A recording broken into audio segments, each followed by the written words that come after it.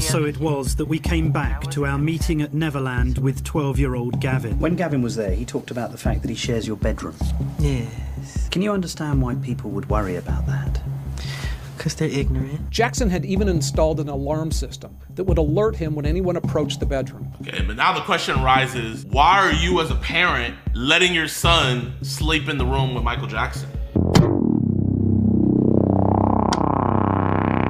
Yo, what's good YouTube, man? Welcome back to another video, and today we are going to be reacting to Michael Jackson, innocent or guilty? Now, we all know about the new Michael Jackson movie that just dropped and everything, so, you know, obviously, anytime Michael Jackson's brought up, you know, you're gonna be talking about him being the king of pop, and you're also gonna be talking about what happened on Neverland Ranch, you feel me?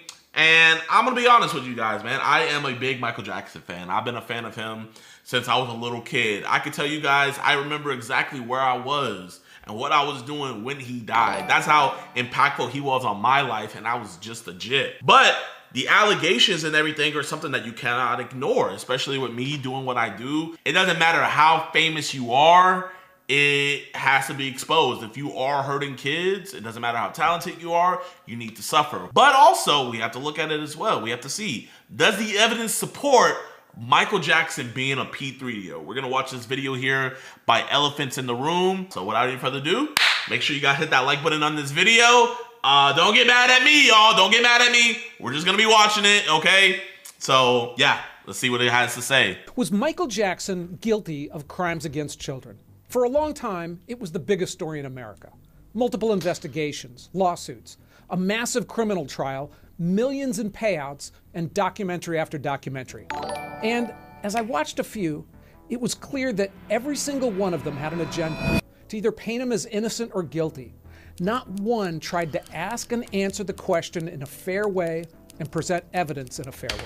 You know what? I agree with that, man. I'll see people point out all the time, hey, the FBI never found anything about Michael Jackson, or the families were trying to get money from him. I've seen people even say, oh, the reason why he had children over at his ranch and stuff like that is because he was trying to protect them from the Illuminati, from being sacrificed and things like that. You know what I mean? And then on the other end, you know, the people who say he's guilty, they ignore the fact that certain evidence doesn't match up, that certain testimony doesn't match up to what the children said happened, and different things like that. And everybody has a bias towards this, but I mean, who wouldn't? And I know, like, you're probably like, what? Bro, this is the second most famous man to ever live in human history besides Jesus, you feel me? You could go to Zimbabwe and a freaking tribe that's never had internet, and one of the dudes there is gonna be able to hit the moonwalk, you feel me? That's how famous Michael Jackson is. It's either you're gonna think he's guilty or you're gonna think he's innocent. You know, if you don't like him, you're gonna say he's guilty. If you do like him, you're gonna say he's innocent. I tried watching videos, I've tried watching people break down, but I've always seen the bias. You feel me? I've always seen bias in this. And when it's a situation about if kids were harmed or not harmed, there cannot be any bias in that. It has to be, did this happen or did this not happen? Was Michael Jackson a pedophile? Today we'll start with a look at Michael himself. There are parts of his fame and persona that give us important context. Then we'll look at the civil case and accusations in the early 1990s, the criminal case a decade later, and finally the post-death claims that arose nearly a decade later.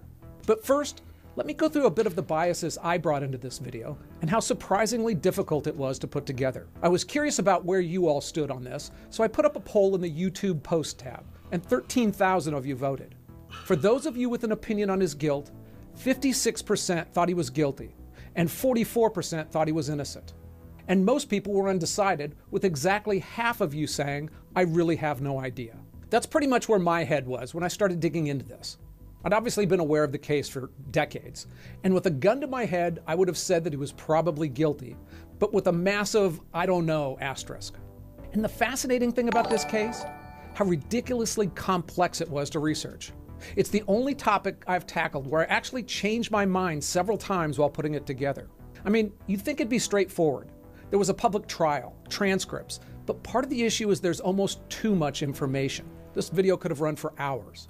But the biggest problem is that virtually every person involved had a motivation to lie. Jackson, to protect his reputation and stay out of prison.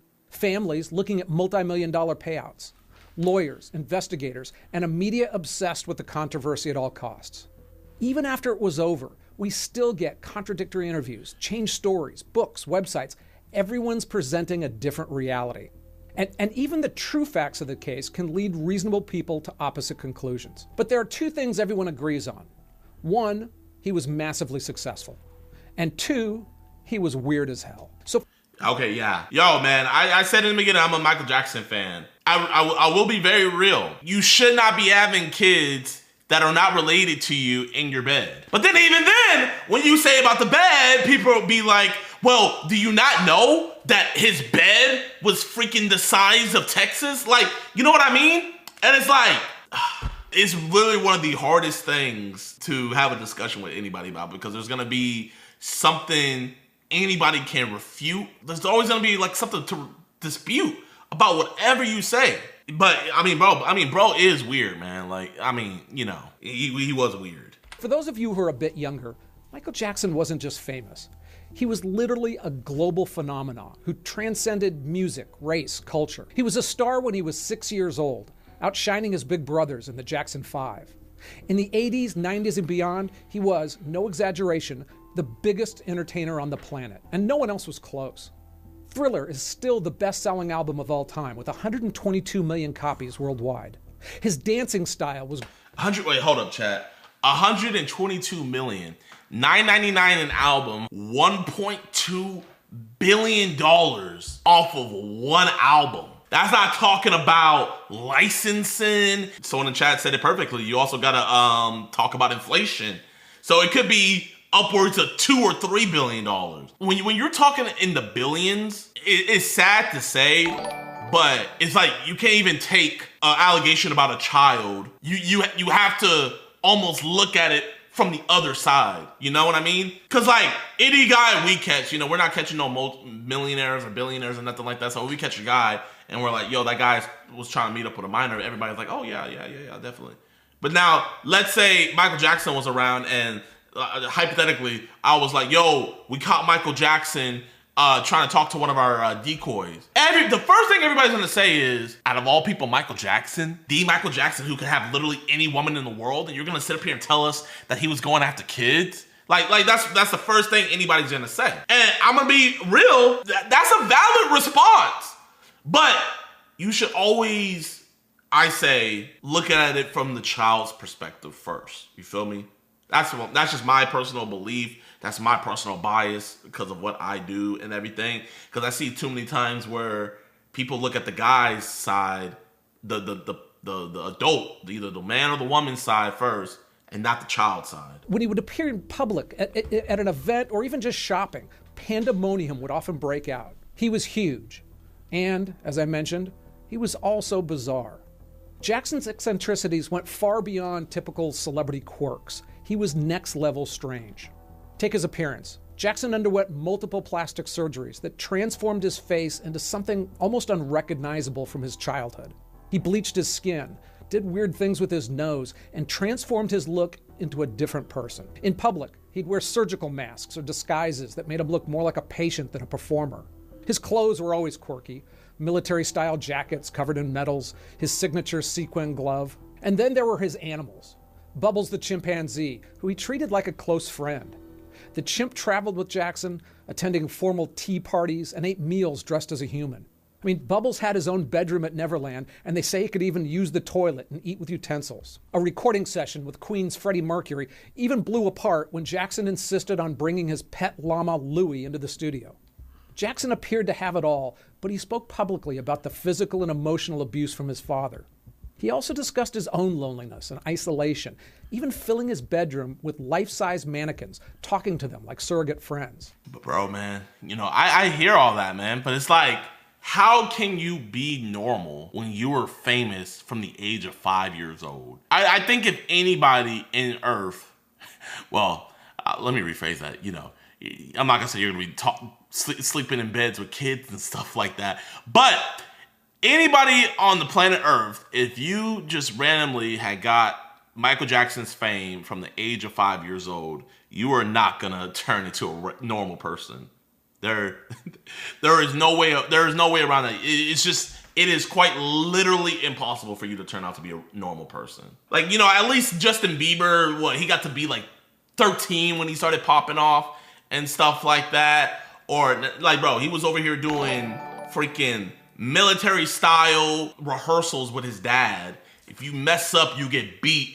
Not only that, but had to deal with the jealousy of his brothers, you know, imagine, you know, you're the youngest brother and you're the most talented brother. So not only do you have to deal with abuse from your father, but you also have to maybe deal with abuse from your older brothers, them maybe voicing their jealousy of you and stuff like that. You know, it's a lot of things. I saw this one thing, Lionel Richie, he was on Joe Rogan's podcast and he was talking about how they told Michael that there was girls.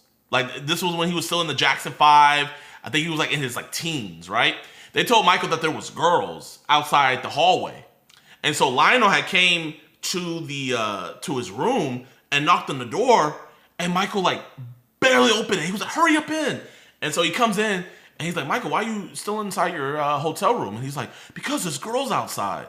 And you know what Lionel Richie said? He said that nobody in the hotel knew that they were there. The management just said that to keep Michael inside. So even from an early age, people around him manipulating and quote unquote protecting him. He was that afraid because it would get that crazy that he had to freaking hide inside his room and stuff like that. You know, it's definitely a crazy situation. You feel me? And this is one of those things where you can't just look at it as a normal person because this is abnormal situations. You feel me? Like, bro, chat, man, even Jesus wasn't this famous when he was alive. You feel me? Like, that happened after the fact. Like, this is actually crazy. But you can see a pattern of somebody needing connection in his life with people who just didn't see him only as a famous person. And deep relationships with adults seem practically non-existent, especially romantic ones. Despite being one of the most famous men on the planet, he had no serious adult romantic partnership that anyone could ever point to. And his brief marriages, well, they raised more questions than they answered. His first marriage to Lisa Marie Presley lasted less than 2 years and was widely viewed as a publicity stunt. She said their relationship was mostly phone-based. His second marriage to Debbie Rowe, his dermatologist nurse, was even stranger. Rowe essentially served as a surrogate mother for his children. She never lived with him, and she gave him full custody of the kids who were raised by his Neverland staff. In court testimony, staff members said they'd never seen him spend the night with an adult in his bedroom. Which brings us to that bedroom in Neverland. A 27... Just to tell you guys, I heard one story. This was like from Michael Jackson. He said like the first time he had like a sexual like encounter, he said that the girl like pushed him on the bed as she was getting ready. He said that he got so shy that he just like covered his eyes. Like, bro said, oh, and like just covered his eyes. And the girl was like, yeah, nah, I don't want to do it anymore. And that, bro, that's from Michael Jackson. Like, it wasn't like from somebody else. He literally said that. He built it as a childlike playground with carnival rides, a railroad, a zoo, even a working fire station. It was his home, and it was also a magnet for young boys. Jackson publicly embraced the Peter Pan fantasy, saying he was the boy who never grew up. He surrounded himself with children, almost exclusively boys, between the ages of 7 and 14. He wrote handwritten notes to them, gave them pet names, and he showered them with gifts and attention. Now, was that generosity, or was it grooming? Because the world would soon learn about Neverland, starting with the sleepovers. Jackson regularly had the boys sleep the night at Neverland in his bedroom, sometimes even sharing his bed. Now, he claimed it was all innocent, just sleeping together like a big slumber party, but it was a big step beyond, having a merry-go-round in his front yard. People saw that he was childlike, but that didn't necessarily mean that he was asexual. Okay, all I'm gonna say is this, chat. If it comes out any celebrity today is letting little boys or little girls sleep in his bedroom, what is the first thing you're gonna say? Be completely honest. Be completely honest, man. Like, bro, I'm an MJ fan. Exactly. That just shows how not only... Like, bro, I think it goes beyond famous, bro. It shows, like, it could be a known fact that you had boys sleep in your bed, and that automatically doesn't make people think, oh, you're a pedo. The point that I'm getting at is, what you have to realize is, if you have boys sleeping in your bed that aren't your family, and that's a known fact, and people are like, we need more evidence. You gotta realize that this is a situation where it's not your average situation. Notre Dame with the 50. JiDion, please get a new video because this dude is outright getting info wrong. What is this guy getting wrong about this video so far? People are saying L video. Let's watch this one and let's see. Because what I was gonna do next is there's this guy. He is a quote unquote Michael Jackson historian. I want to question him. But let's continue. Jackson had even installed an alarm system that would alert him when anyone approached the bedroom. Now, wherever you come down on the criminal allegations, to the average person, his lifestyle was beyond weird. It was troubling. A 35-year-old megastar writing gushy notes to fifth graders, sleeping with them for weeks at a time in a bedroom with an early warning system. In the shadow of that behavior, the allegations that would follow really don't seem all that surprising. And it all started when Jackson's car broke down on Wilshire Boulevard in Los Angeles. In May of 1992, Michael Jackson needed a car, and the owner of the rental shop offered him a deal. He'd give him a car for free if Michael would just call his stepson, who was a big fan. Jackson said yes and got the phone number of a 12-year-old boy, Jordan Chandler. They became phone friends. Again, bizarre. And Michael soon invited Jordy and his mom and sister to Neverland Ranch. By early 1993, they were staying there regularly, as well as traveling the world together. Vegas, Paris, Morocco, all first class. According to the Chandlers, Michael and Jordy would often sleep in the same room together during these trips. And even at the Chandlers' home, with the mom always... Okay, but now the question arises, why are you as a parent, and you're going on these trips, letting your son sleep in the room with Michael Jackson? One person who wasn't present, though, was Evan Chandler, Jordy's father, who didn't have much of a presence in Jordy's life. He was a Beverly Hills dentist with screenwriting ambitions and a bad relationship with his ex-wife. He didn't go to the police, though. He went to lawyers. He floated ideas like filing for full custody or getting a restraining order against Jackson. But soon, it became about money, and he was playing hardball. This man is going to be humiliated beyond belief. He will not believe it. He will not believe what's going to happen to him. Beyond his worst nightmares. Sell one more record. Later in the transcript of that recording, one that I'm reasonably sure is accurate, when Chandler is asked if he thinks Jackson is having sex with his son, Chandler responds, quote, "I don't know. I have no idea." Pressed on that, he gives vague statements like, Okay, when a father, you weren't in your child's life before, but now that you're hearing Michael Jackson is involved, you're instead of going to police, you're going to lawyers and all of this stuff. And I think I heard something about tell me if I'm wrong, chat, but I think I heard something like he went to Michael Jackson and told him if you don't, he wanted to be a producer on a movie or something like that, or he had a movie that he wanted Michael Jackson to produce, and he said if you don't produce this, that he was gonna put out there, you're doing things to my son. I swear I heard about that, or that he would sue. Just focusing on this quote right here, you said, "I don't know, I have no idea." To me, that sounds like a dad that don't even care about his son. He might as well have said, "I don't know, I have no idea, I don't care."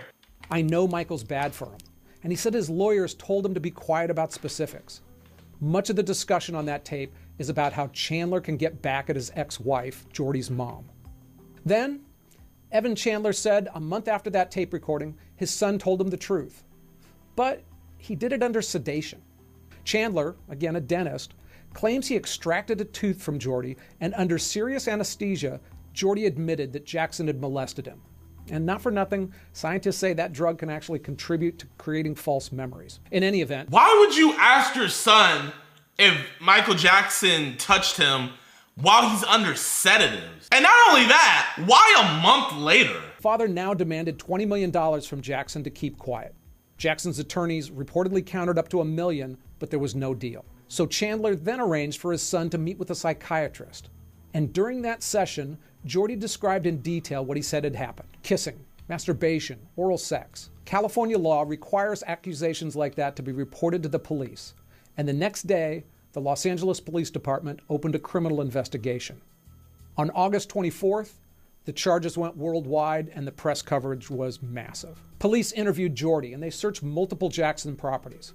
They interviewed dozens of kids as well, some of whom said they had slept in bed with Jackson, but that nothing sexual had ever happened. The next month, the Chandlers filed their $30 million lawsuit. Oh, so they went from 20 to 30. Man, all I'm gonna say is, if you guys are ever going through a case with somebody influential or anybody in general, go criminal first. Do not go criminal first every time, man. Because I'm going to be real, man. If I'm seeing people go civil first before criminal, it automatically just like turns me off of it, man. You feel me? Like, bro, don't give people ammunition to go against what happened to you. So always go criminal first. Then after the criminal side, you know, do what you need to do, and you could do civil. Go criminal first. Other accusations, there really weren't many reasons to believe that Jackson was guilty. Although the whole "my kid started talking under anesthesia" angle wasn't known until later. But two people would quickly change a lot of minds. And the first one was Jackson's own sister, LaToya. I must tell you that this is very difficult for me, that Michael is my brother. I love him a great deal, but I cannot and I will not be a silent collaborator of his crimes against small, innocent children. Now you stop and you think for 1 second and you tell me what 35-year-old man is going to take a little boy and stay with him for 30 days. Some context on this, though. In other interviews shortly before that one, LaToya said that she stood by Michael 1,000% and that there was nothing unusual about his relationships with the children. She also said that she had proof of his behavior and offered to sell it to tabloids for $500,000. But that fell through when she didn't come up with any proof. Years later, LaToya said she made it up because her physically abusive husband forced her to. So, you decide. Oh, man, bro. It's like... oh, my God. It's crazy. The other person who increased belief in Jackson's guilt was Jason Francia, a 13-year-old son of Michael Jackson's former maid. Police had already interviewed Jason, who, like the other boys, said nothing had happened. But in a later interview, he changed his story, saying Jackson had tickled him and touched his genitals multiple times, sometimes for up to a few minutes, and stuffed $100 bills in his pants. He would repeat that allegation under oath 12 years later, where some inconsistencies in his story would come out, though. The next month, police strip-searched Jackson and photographed his genitals because Jordy Chandler had described spots on Jackson's penis. Now, to this day, people argue over whether that description was accurate or not, and to be honest, I just don't know enough to where to come down on that one. The month after that, Jackson bought his way out. He paid $22 million to the Chandlers and an additional $2 million to Jason Francia and his mother. Okay, so I heard that he paid them out, but I also heard that the reason why he paid them out wasn't because he wanted to, but was because his label or the tour people the insurance company forced him to, because he was about to be on tour. Yeah, he was about to go on tour. And I heard that he wanted to fight it. He should have fought it, man. It's like, you can't get forced into paying $22 million. You know what I mean? Nah, that $22 million he had to pay, he definitely made that money back. Alexa, how much was $22 million in 1994 today? $22 million in 1994 is equivalent to about $41.5 million today. F the tour, F the fans. Some shit comes out like that, I gotta fight it, bro. I'm not settling that shit. Especially with the evidence that the Chandlers were pulling up and stuff like that. F that. Oh yeah, we taking it to court. Was that because Jackson was really guilty, or that he wanted to avoid a trial? When I worked in corporate America, I saw payouts for bad behavior, and I've seen big payouts just to avoid bad PR. And similarly, I've seen true victims, and I've seen people lie their rear ends off to get rich quick. So it's just hard to know. The criminal case against Jackson hadn't really progressed, though. 2 grand juries had been convened, one in Los Angeles and the other in Santa Barbara, where Neverland Ranch is located. They looked at the evidence and decided that at that time, they didn't have enough proof to bring an indictment. So yeah, that's what a grand jury means. You just get a bunch of people, kind of like jury duty, but like you get a bunch of people to be like, hey, is there enough evidence to take this to trial, saying like, hey, a crime might have happened. So whatever prosecutors will bring in, but then it goes to show again, man, like these prosecutors are like, bro, prosecutors are some sleaze bags too, man. You know, I'll never forget what they did to Riona Ryder. If you guys don't know who she is, she's the girl from Edward Scissorhands and Stranger Things, Will Byers' mom. They were trying to give her like 5 years for freaking stealing from a store, right? Winona Ryder, my bad. Like, these prosecutors, when they see like a famous person, they want to make a name for themselves. They want to like get big off of that. You feel me? And so, bro, like, imagine you're the prosecutor who got Michael Jackson convicted. Like, hell yeah, you're gonna like try to push to get that shit going. So it's like, I swear, bro, it's one of these things where it's like, I see both sides of this shit. But at the end of the day, they didn't find no evidence. Technically then, the case was still open. But a few months later, Jordy told prosecutors he wouldn't testify in court. So after 19 months of digging, the DAs in both counties had no case. In the years that followed, the Chandler family fractured even further. Jordy legally emancipated himself from both parents. By the time his mom testified in Jackson's 2005 trial, she said she hadn't spoken to Jordy in more than a decade. Jordy later accused his dad of trying to smash him with a doorbell, and his dad, Evan, closed his dental practice after his payout, and a few months after Jackson died, shot himself to death in his New Jersey home. Whoa. Payout. Police father of Michael Jackson accuser has... Wow. So the guy who sued Michael Jackson and got $40 million just himself. I mean, bro, man, it sounds like the guilt got to him, man. I guess it's easy to ignore that guilt when you have $22 million, you know? And a few months after Jackson died, shot himself to death in his New Jersey home. So that's no good. Hey, on a totally unrelated note, some of you have wondered why my thumbnails and headlines sometimes change a few times after I publish these videos. I do A/B testing on every video interesting. If you're a content creator, I have some information in the description box below because there's some things you just have to do to be successful here. Okay, so Michael Jackson was free of legal problems, but it certainly damaged his reputation. He lost Pepsi as a huge sponsor, and while he was still a big star, his spotlight had dimmed. He still debuted #1 albums and could still fill stadiums, but he wasn't impacting the culture like he had been, and he wanted his reputation back. Enter Martin Bashir, a British journalist who'd made his name with big celebrity interviews. Bashir pitched Living with Michael Jackson, an intimate look at the real Michael Jackson that would rehabilitate his image and show the world who he really was behind the tabloid headlines. Jackson agreed and gave Bashir unprecedented access over 8 months. Big mistake. The final documentary showed Jackson as an eccentric, isolated, and deeply, some would say bizarrely, childlike person. It focused heavily on his bond with 13-year-old cancer survivor Gavin Arvizo. And so it was that we came back to our meeting at Neverland with 12-year-old Gavin. I'd found this easily the most disturbing moment of the past 8 months. When Gavin was there, he talked about the fact that he shares your bedroom. Yes. Can you understand why people would worry about that? Because they're ignorant. But is it really appropriate for a 44-year-old man to share a bedroom with a child who is not related to him at all? That's a beautiful thing. That's not a worrying thing? Why should they be worrying? Who's the criminal? Who's Jack the Ripper in the room? This is a guy trying to help heal a child. I'm sleeping in a sleeping bag on the floor. I gave him the bed because he has a brother named Star. So him and Star took the bed, and I'm on the floor in the sleeping bag. Did you ever sleep in the bed with them? No. But I have slept in the bed with many children. I sleep in the bed with all of them. When Macaulay Culkin were little, Kieran Culkin would sleep on this side, Macaulay Culkin's on this side, his sister's in there. We're all just jamming the bed. He looked like a man who couldn't understand appropriate boundaries with children. After a decade since the last album,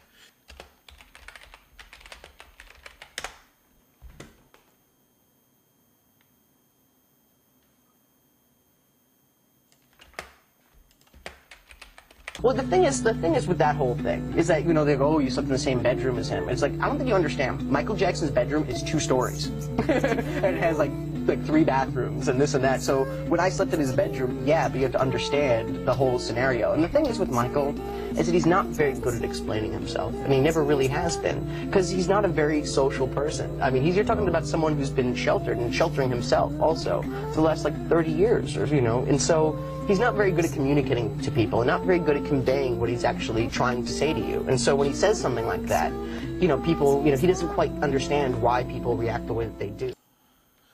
I look at it as like, bro, it's just a really weird situation, but like the Mr. McCulkin, or freaking Kevin, I'm gonna just call him Kevin. Like, you know, he's like a kid, like, I don't know, is there a lot of kids that come out for Michael Jackson's defense saying like nothing ever happened to me? Because the only kid I know of that comes out and says like nothing ever happened to them is just the guy who played Kevin in Home Alone. Yes, there is. Yeah. I feel like what he says goes a long way, man. Like, a bedroom being 2 stories? That's crazy. But like, bro, I look at it like this, man. It's like when he, like, bro, like, I'm just thinking like my interview, right? Like when I'm interviewing a pred, I look at facial structure. Like, when you say something in their face, how does it move? And listen to what the interviewer says and look at Michael Jackson's face. I'd found this easily the most disturbing moment of the past 8 months. When Gavin was there, he talked about the fact that he shares your bedroom. Yes. It's like, there's no fidgeting, there's no like, man, like, you know, it's just like, but then again, like, bro, Chad, can we agree that this is like just a weird situation? It's like, bro, there's a counter for everything. Bag on the floor. I gave him the bed because he has a brother named Star. So him and Star took the bed, and I'm on the floor in the sleeping bag. Did you ever sleep in the bed with them? No. But I have slept in the bed with many children. I sleep in the bed with all of them. When Macaulay Culkin were little, Kieran Culkin would sleep on this side, Macaulay Culkin's on this side, his sister's in there. We're all just jamming the bed. He looked like a man who couldn't understand appropriate boundaries with children. After a decade since the last allegations, people were asking serious questions again. And some of those people worked for the county where Neverland was located, the Santa Barbara Sheriff's Department, child welfare officials, and the same district attorney who had dropped the charges when Jordy Chandler wouldn't testify. Hey, now's a good time to remind you, if I made a significant error anywhere, let me know in the comments and I'll pin a correction below. I also have all my sourcing down in the description box. Okay, so police quickly interviewed Gavin Arvizo, who said nothing inappropriate happened.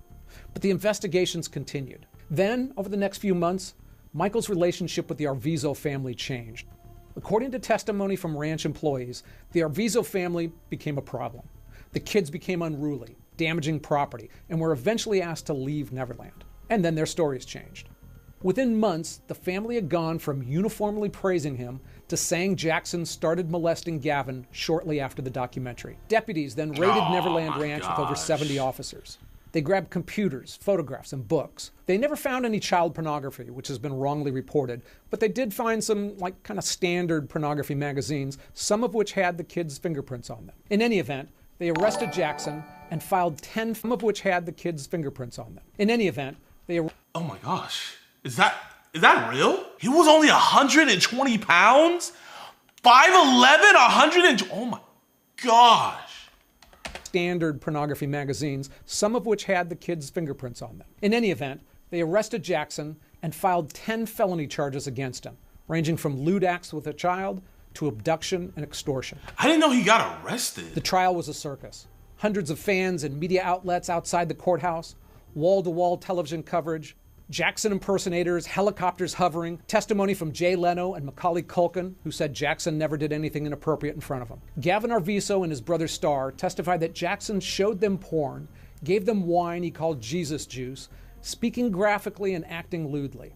There were 140 witnesses, mostly for the defense. Now, there were some staff members who corroborated somewhat creepy Jackson behavior, but no independent witness directly corroborated the Arvizo family's allegations. Instead, the defense did a good job of portraying the Arvizo family as essentially grifters.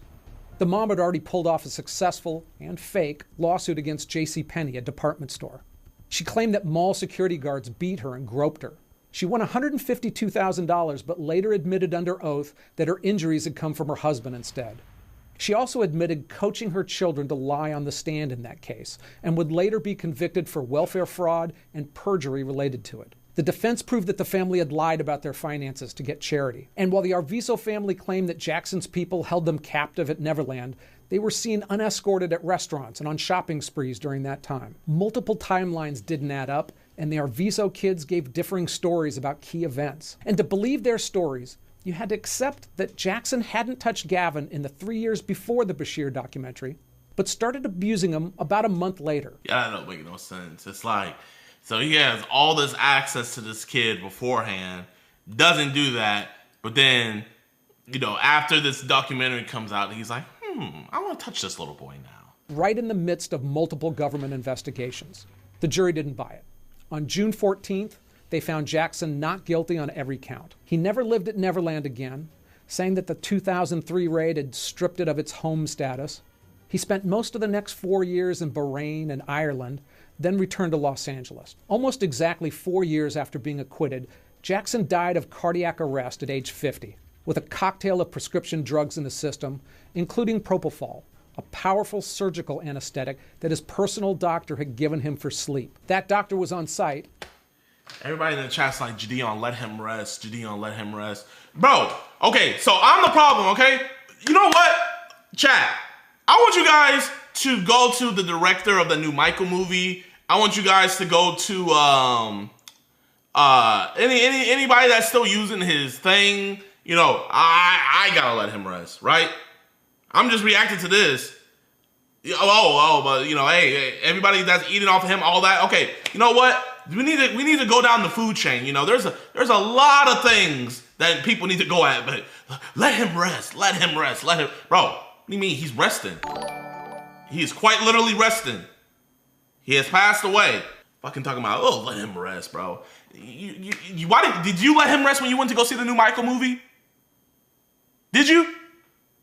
Did you? No, I'm asking you. People that are saying let him rest. Did you let him rest when you go see the new Michael movie? Exactly. And later served 2 years in prison for malpractice. Then, even in death, Jackson got no peace. I'm not going to spend a whole lot of time on the post-death accusations against Michael Jackson, because while they're easily the most horrific, they're also the very hardest to judge. In 2019, the HBO documentary Leaving Neverland reignited the whole thing. It featured 4 hours of two men, Wade Robson and James Safechuck, detailing graphic sexual abuse. The film was well made, super emotional, and it convinced a whole lot of people that Jackson molested these men. It got a standing ovation at the Sundance Festival, and critics loved it. It aired during the height of the Me Too movement, when believe all survivors was the prevailing attitude. Anyone who questioned the accusers were labeled Jackson fanboys. Oprah gave them a full hour of softball questions and emotional support. But over my life, I've learned that documentaries are the easiest way to manipulate people. You essentially own a person's brain for hours, controlling what they see and hear, and if you do it right, their emotions. Leaving Neverland did just that. And whether it was true or false, it was completely one-sided. I mean, no one questioned their claims or presented any contradictory evidence. No one cross-examined their stories at all. Wade Robson had been one of Jackson's most loyal defenders for over 2 decades. As a 22-year-old man, he testified under oath at Jackson's criminal trial, swearing that Jackson had never touched him inappropriately. Then life changed.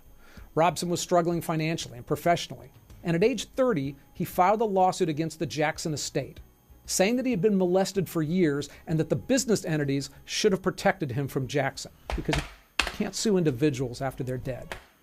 Bro, man, this is so, nah, man.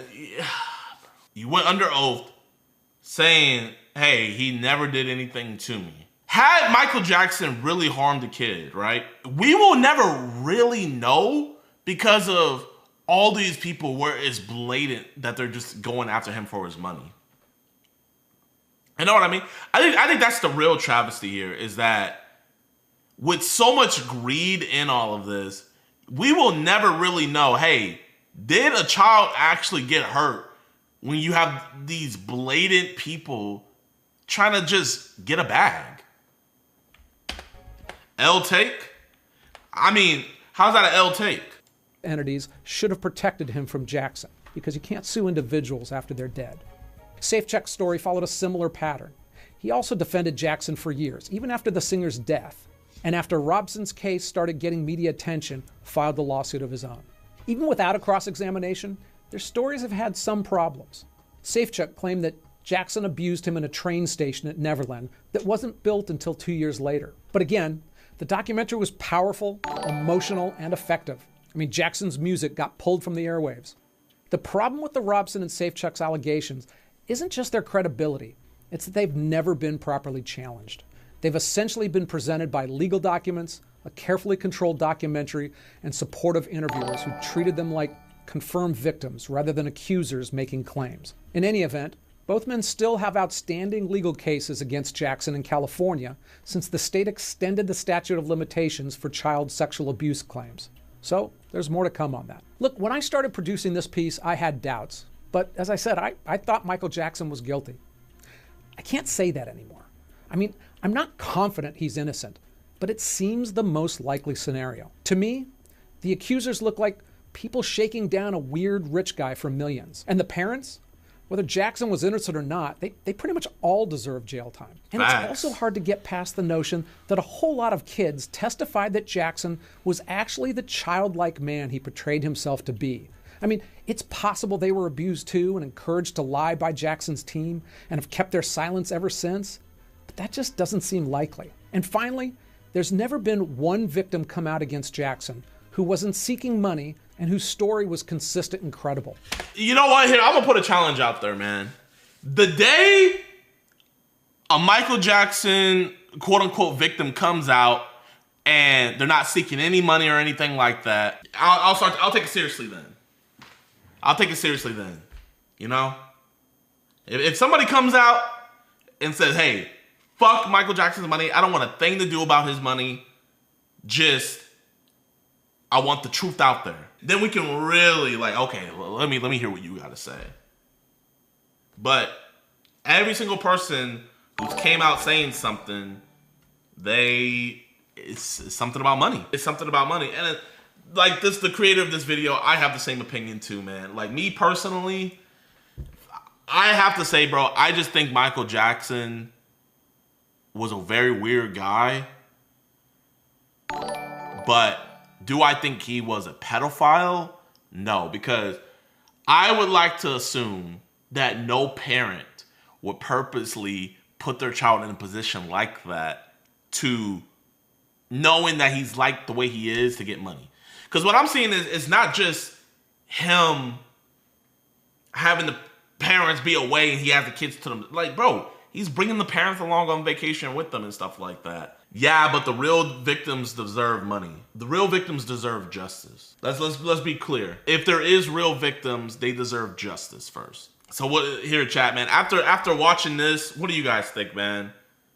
Is he innocent or is he guilty? You can say what you want, but I haven't seen, me personally, there's 2 criminal cases brought against him. Both fell through. If there's no evidence, you have to presume innocence. JiDion moving the goalposts. How am I moving the goalposts? Now, what I will say is, Michael Jackson is the reason why Michael Jackson was in all of these situations. I see people saying it's the government, da da da da da. Nope. No. Michael Jackson decided to have those kids in his bed. Michael Jackson decided to have those kids around him. Michael Jackson decided to all these things. So at what point you have to have a point of accountability, right? And the accountability is, bro, he made these decisions. This is the quote unquote MJ historian. I'm gonna try to reach out to him. I wanna get him on. I said, yo, would you be willing to come on stream and ask you questions? I don't do streams. I'm an anti-social. The fact I'm seeing this botted in real time. Bro, I'm on live! That are basically saying it is the equivalent of actual real people. Most of the time, from what I have seen, they turn out to be some form of, like, a problem or a criminal themselves, or they have skeletons in the closet. It's about making a profit. What a fraud! It's not that he's just anti-social. He's just anti-social around black people. He is running from me! Lolicons are weird and need to be jailed. Let's see what he has to say. A lot of heat for this video and probably receive hundreds of thousands of death threats for even making a video discussing lollies and even trying to defend lollies, but... Bro, listen, man. I don't think, as much as we don't respect you and what you and this subculture get into, I don't think any of us would want to touch you, bro. Like, genuinely, I think let's just keep a 10,000 mile radius, distance away from you, man, We're gonna do ultimate COVID. Even if there was a sniper position, I think that would just be too close within your airfield, and they could catch something, It could be a 1 in a million chance that the blood splatter falls on them and they get infected. So, You know, I promise you, my G, man. You know, I hope no one makes death threats on you. But if I were you, man, I wouldn't take them seriously. Nobody's pulling up to that layer. Trust me, bro. I promise you, man. You are safe. I'm gonna catch a lot of heat for this video and probably receive hundreds of thousands of death threats for even making a video and take that Dragon Ball Z shirt off right now. Akira Toriyama. You think Akira Toriyama would be happy with this? Discussing lollies and even trying to defend lollies, but we're gonna get right into it because I've already faced death threats, I've already faced slander, false accusations, people doxing me, sending me stuff in the mail, all sorts of horrific stuff for my stances on fictional content. So, you know what? Screw it. I'm not gonna bow down and bend the knee. I'm gonna just straight up get into what needs to be said. And so this is This needs to be said. A post that crossed my feed today by Real Schlep. Now, you might not know who this is, but there is a very high chance you do. This individual is someone that is very well known for being a pred catcher. They are someone that makes their entire channel around catching predators on Roblox and different forms of the internet, as you can see here, and they have 2.4 million followers. So, this is a pretty large channel that gets very decent views, as you can see here, 7.7 million views, 8 million views. Obviously, they are very successful as a content creator, someone that is way beyond my success. I am just a drop in the bucket in comparison to this individual that is making YouTube content. Bro, man, like, I don't know if that was glaze or was that envy? Like, what was that? Like, I am nothing compared to this content creator. I am just but a drop. Like, bro, man, stop. However, hop off his meat. What really shocks me is that an individual that has their entire career based around being a predator catcher is someone that cannot separate fiction from reality. That is... You see, this is what the lolly community likes to do. They think we're delusional. They think when they post their disgusting drawings, we're like, oh my gosh, that's a real kid! That's a real... Bro, come on, man. You see, they like to play this fallacy. You know, they like to, I don't know what the fallacy is called. I don't think it's called moving the goalpost, but bro, they like to, a red herring, right? They like to do a red herring, whatever those fallacies are called, right? And they'll just look at one little thing and say that that's our argument when that's not our argument at all. Straw man. They like to straw man our argument. That's what it is. Bro, nobody is saying that we can't tell the difference between fiction and reality. We can tell that your guys' shitty drawings are fiction.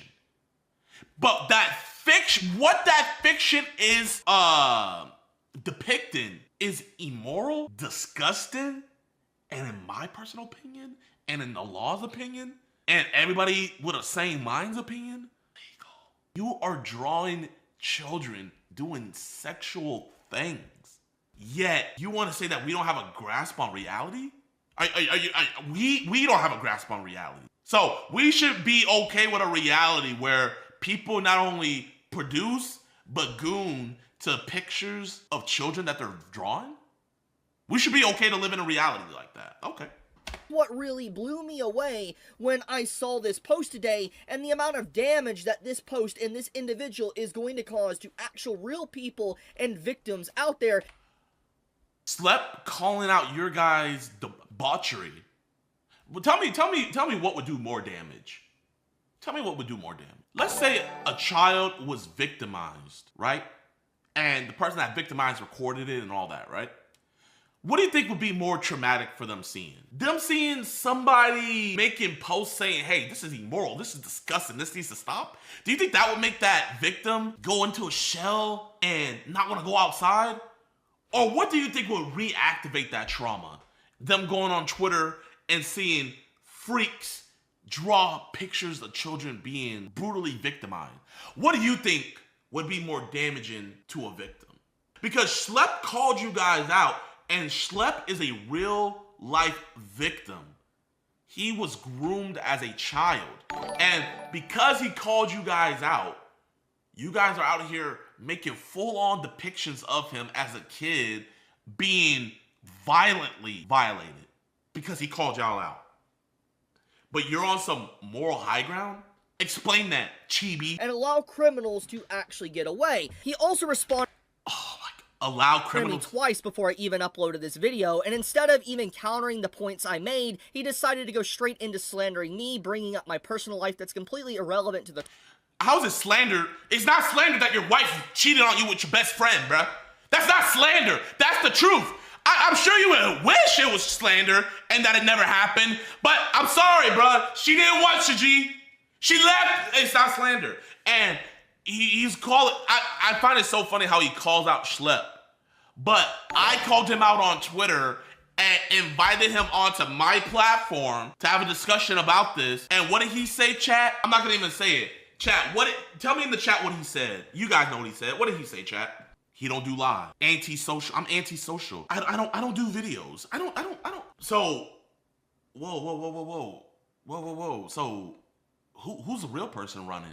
Topic at hand, and basically shifting the subject matter away from the topic to kind of muddy the waters and basically try to make my points seem kind of invalid when he's not even addressing my points to begin with. So I think more or less the case is closed, that this man right here actually doesn't care about victims and people. He's more or less just wanting brownie points, making a profit off of people. Bro, Schlep called you out too to come on my stream. Schlep called you out to come on my stream. And you, oh, no. Chat, hold up. I gotta show you guys, man. I can't let people run laps like this, man. I can't. I just can't. No. You see, it's people like this. This is why I like Twitter, because whatever you say on here, it stays. So here, I'm gonna show you guys. Hold up. So this is me. He made a whole post about me. I said, yo, would you be willing to come on stream and ask you questions? I don't do streams. I'm an antisocial and like stick it to myself, right? That's just me. Now look what he said to Schlep. Oh, I can't find that tweet. Oh man. Anyway, Schlep said the exact same thing, and he ducked Schlep too. He ducked both of us, but yet he's gonna come on this video lying to his audience, making it like, oh no, Schlep is ducking me. About it. So this is pretty, it says a lot about his character, honestly, just seeing these type of posts from him. And so let's just get right into this. So first off, let's address the elephant in the room, which is what Schlep is talking about. He's talking about how lollies are basically, if you like lollies, you defend lollies, you're a PDF. That's what he is pretty much saying in this post. And what's very interesting about this post, by the way, with him trying to compare the two of fictional... So the definition of being a pedophile is being attracted to prepubescent girls or children, right? Prepubescent children. Doesn't have to just be girls, okay? So, chat. Here, let me just give you this hypothetical. If I like dogs, right? I like dogs. And I see a picture of a dog. What would you say? Hey, I like that dog. That's a cute dog, right? Now, if I draw a child and I said, oh, wow, that's hot. I like that. How are you not attracted to children? How? How, Sway? How? That's a drawing on a piece of paper or an animated pixel. He actually edited his post here, which Packer Girl showcases a screenshot, and I'll showcase this as legit in a second. But basically, you can see his original post here. You know, he actually has anime in front of it, showcasing what he's actually talking about. Then he quickly edited his post to remove it to make it seem more extreme than it actually is. And I don't think I need to really explain why this is bad, but it obviously is very disingenuous in trying to basically make a molehill into a mountain, or trying to make something look worse than it actually is, pretty much saying that basically nobody would care if it was a drawing. But the fact that he removed that wording of anime from it, it makes people tune in more to what he's saying and believe what he's saying is actually talking about real victims and real people that are actually getting harmed. And to showcase that this tweet actually has been edited, by the way, here it is, the actual post here, as you can see, getting community noted, by the way. And if you go here to last edit, you click on this right here, you will see his original post at the bottom here. This is a legitimate post he made that he edited out anime. He changed nothing else with it besides removing anime from the actual wording to basically make the post look way worse than it actually is. So this is actually insane. And this gets into the topic of what I just talked about, that it's really horrible that someone that dedicates their entire career and like presence online to actually go after criminals would actually compare a drawing to actually real victims. That's what's so disrespectful. Bro, nobody's comparing the drawing to real victims. There's tiers to this, but those drawings are part of the same problem. I don't think anybody would compare scamming to armed burglary, right? But they are still the same problem of theft. So what actually, like, oh my gosh. And let me explain why this is a problem. So, why is this a problem? First off, you are a police officer in, you know, the office at the county sheriff office or whatever, okay. And you only have a certain amount of officers. Let's say there's 30 or 50 officers. 30 or 50 officers, office. okay. You receive a call that apparently someone is harming someone, and you take this call, you take it very seriously because it's your job. So you go and investigate, and when you go and investigate whatever's going on, you come to find out it's actually just a drawing. It's a pixel. Straw man from hell! Oh! Oh my God! He did not just say what I think he said. Oh my, bro! I actually think, bro. You know how people say your brain dead? I think your brain is non-existent. You do not have a brain in whatever that head cavity on your freaking shoulders is. There's no brain.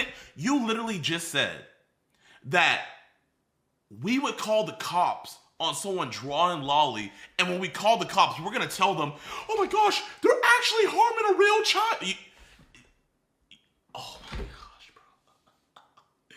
Oh, straw man from hell, bro. Straw man from hell. And you know what's the crazy thing about it is we'll respond to it, and he'll see us calling him out, but he won't ever make a response video back because he'll just say, I already made my response. Yeah, this dog shit response, bro. Get out of here. But you know the funny thing about it? I promise you, if cops went to go check up on a lolly call, I promise you they're gonna find way more than lolly. I promise you they're gonna find way more than lolly. I promise you they're gonna be able to hit them with something else. Yeah. I promise, hey, if someone made a call on you about lolly, hey, allegedly, they might find something else. Allegedly. On the screen, it's nothing. There's nobody being hurt, no victims, nothing. It is just entirely a drawing on the screen. And I don't think I really need to outline why this is a problem, but all this does is it stalls police from being able to actually catch real criminals and help victims be able to recover. It really just actually overloads the system, and it causes a limited amount of resources to be used for false calls. So us calling out you guys for drawing kids being sexually assaulted and telling you guys to stop is somehow ruining police work to go investigate and catch criminals. Make it make sense, bro.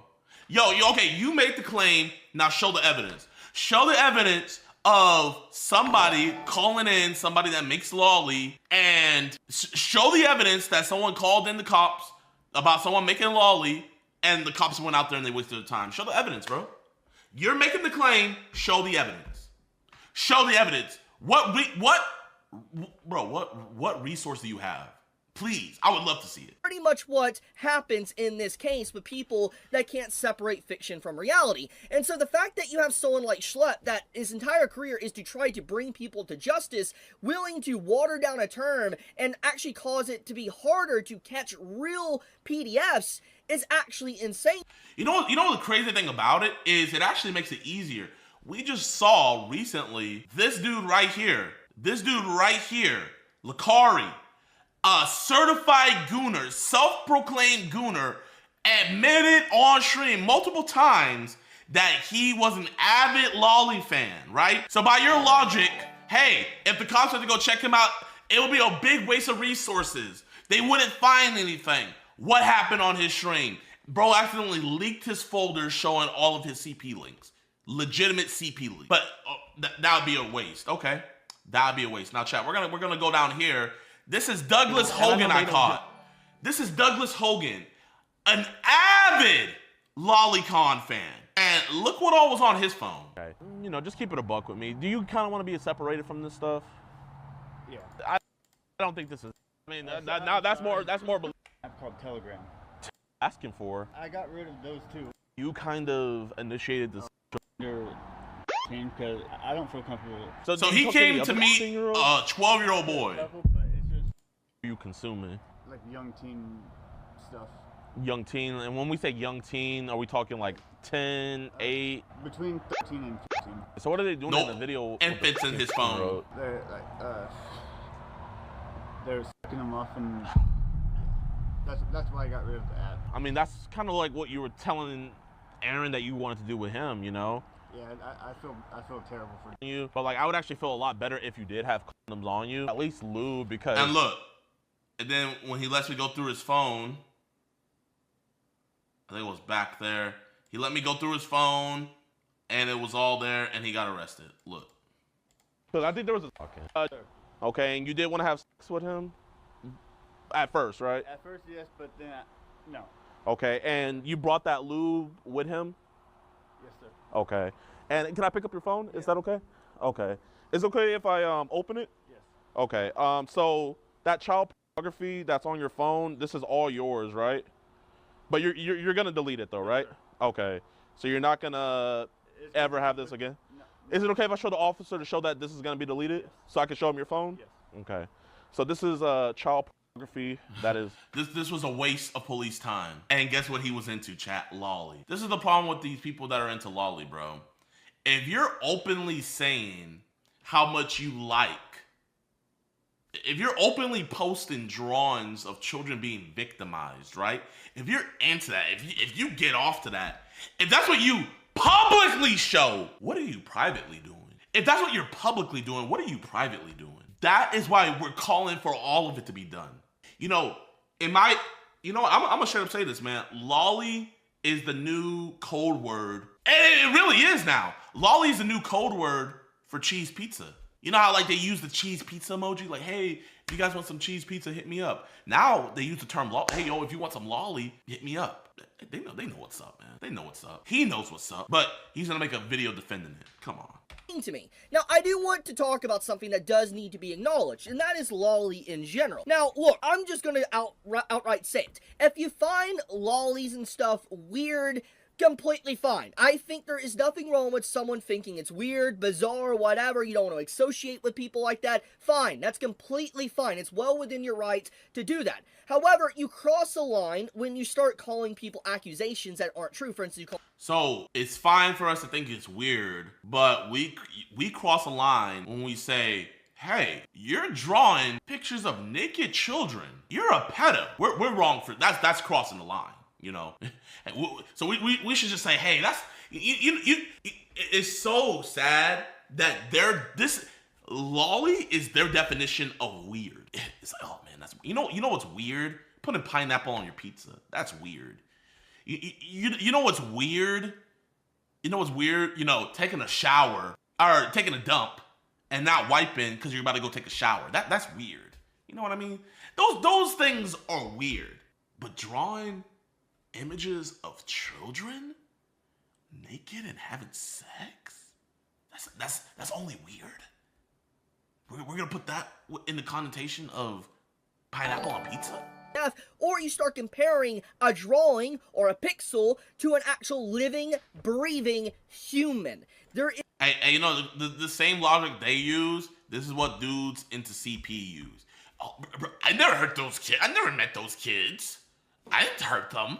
That's why I watch it, because I don't want to hurt any. Oh my gosh, man! They use the whole. They use the same playbook, bro. You guys use the same playbook, but you don't play for the same team. Make it make sense. So you're running Kansas City's offense. You're running Kansas City's defense. You're running Kansas City's special team, but you're not on.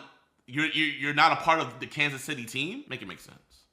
Is a very hard line there that is crossed when someone does that. And all it does is water things down and makes the entire conversation very muddy, to where now when you have a conversation around stuff like this, like if someone's a PDF or not, what it comes down to is like, are they talking about a real person or are they talking about a drawing? And when you have something like this brought up into a conversation, it's already bad. And it's happening. It is something that has... So bringing up someone making drawings of naked kids and saying they're a PDF is bad, right? But making the drawings or animating the drawings of the naked kids and them doing sexual things, that's not bad. Genuinely, how can you even have a conversation with something like this, bro? How, Sway? Definitely grown exponentially in the last like 5 to 6 years, to where the conversation around this entire topic has been muddied and just tampered with to the point to where people don't take it as seriously anymore because people cannot separate fiction from reality.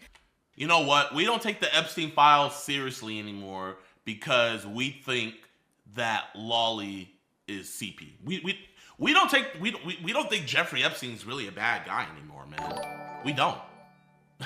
Our mindset is so skewed. We don't think that at all. All the dudes I've caught, they actually are not bad guys, man. Because I think Lolly is CP. They're not bad dudes. All they have done is actually help criminals get away with stuff. And in fact, most of the time when people are this... Show me how we let a criminal get away with something, please. You're saying so much BS, but you got nothing to show for it, man. You're saying so much BS, but you have nothing to show for it. That's bro, and you guys wonder why he ran. You guys wonder why he ran and he didn't want to talk. Adamant about lolly content that are basically saying it is the equivalent of actual real people. Most of the time, from what I have seen, they turn out to be some form of like a problem or a criminal themselves, or they have skeletons in the closet.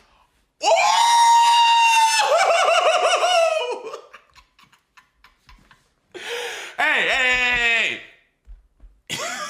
Let me run that back one more time. It is the equivalent of actual real people.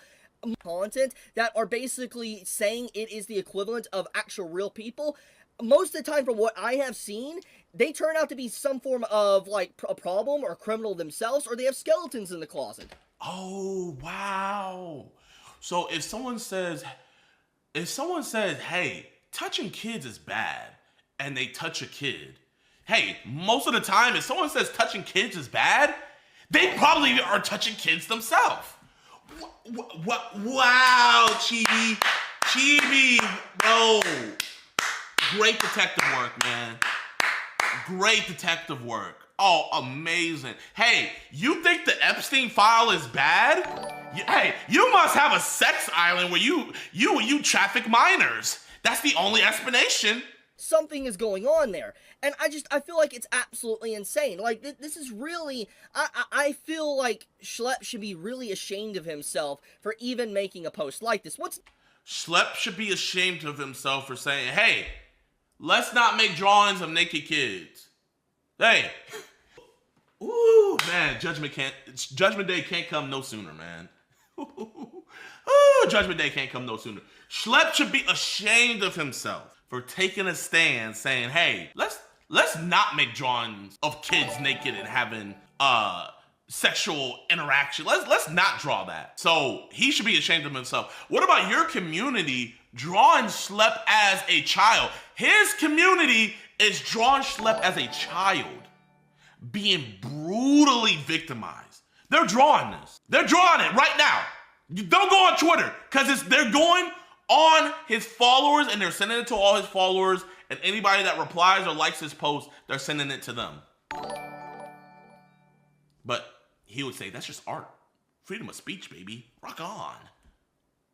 Rock on. Again, if he wanted to call lollies and stuff weird, that's fine. Nothing wrong with that. That is completely fine.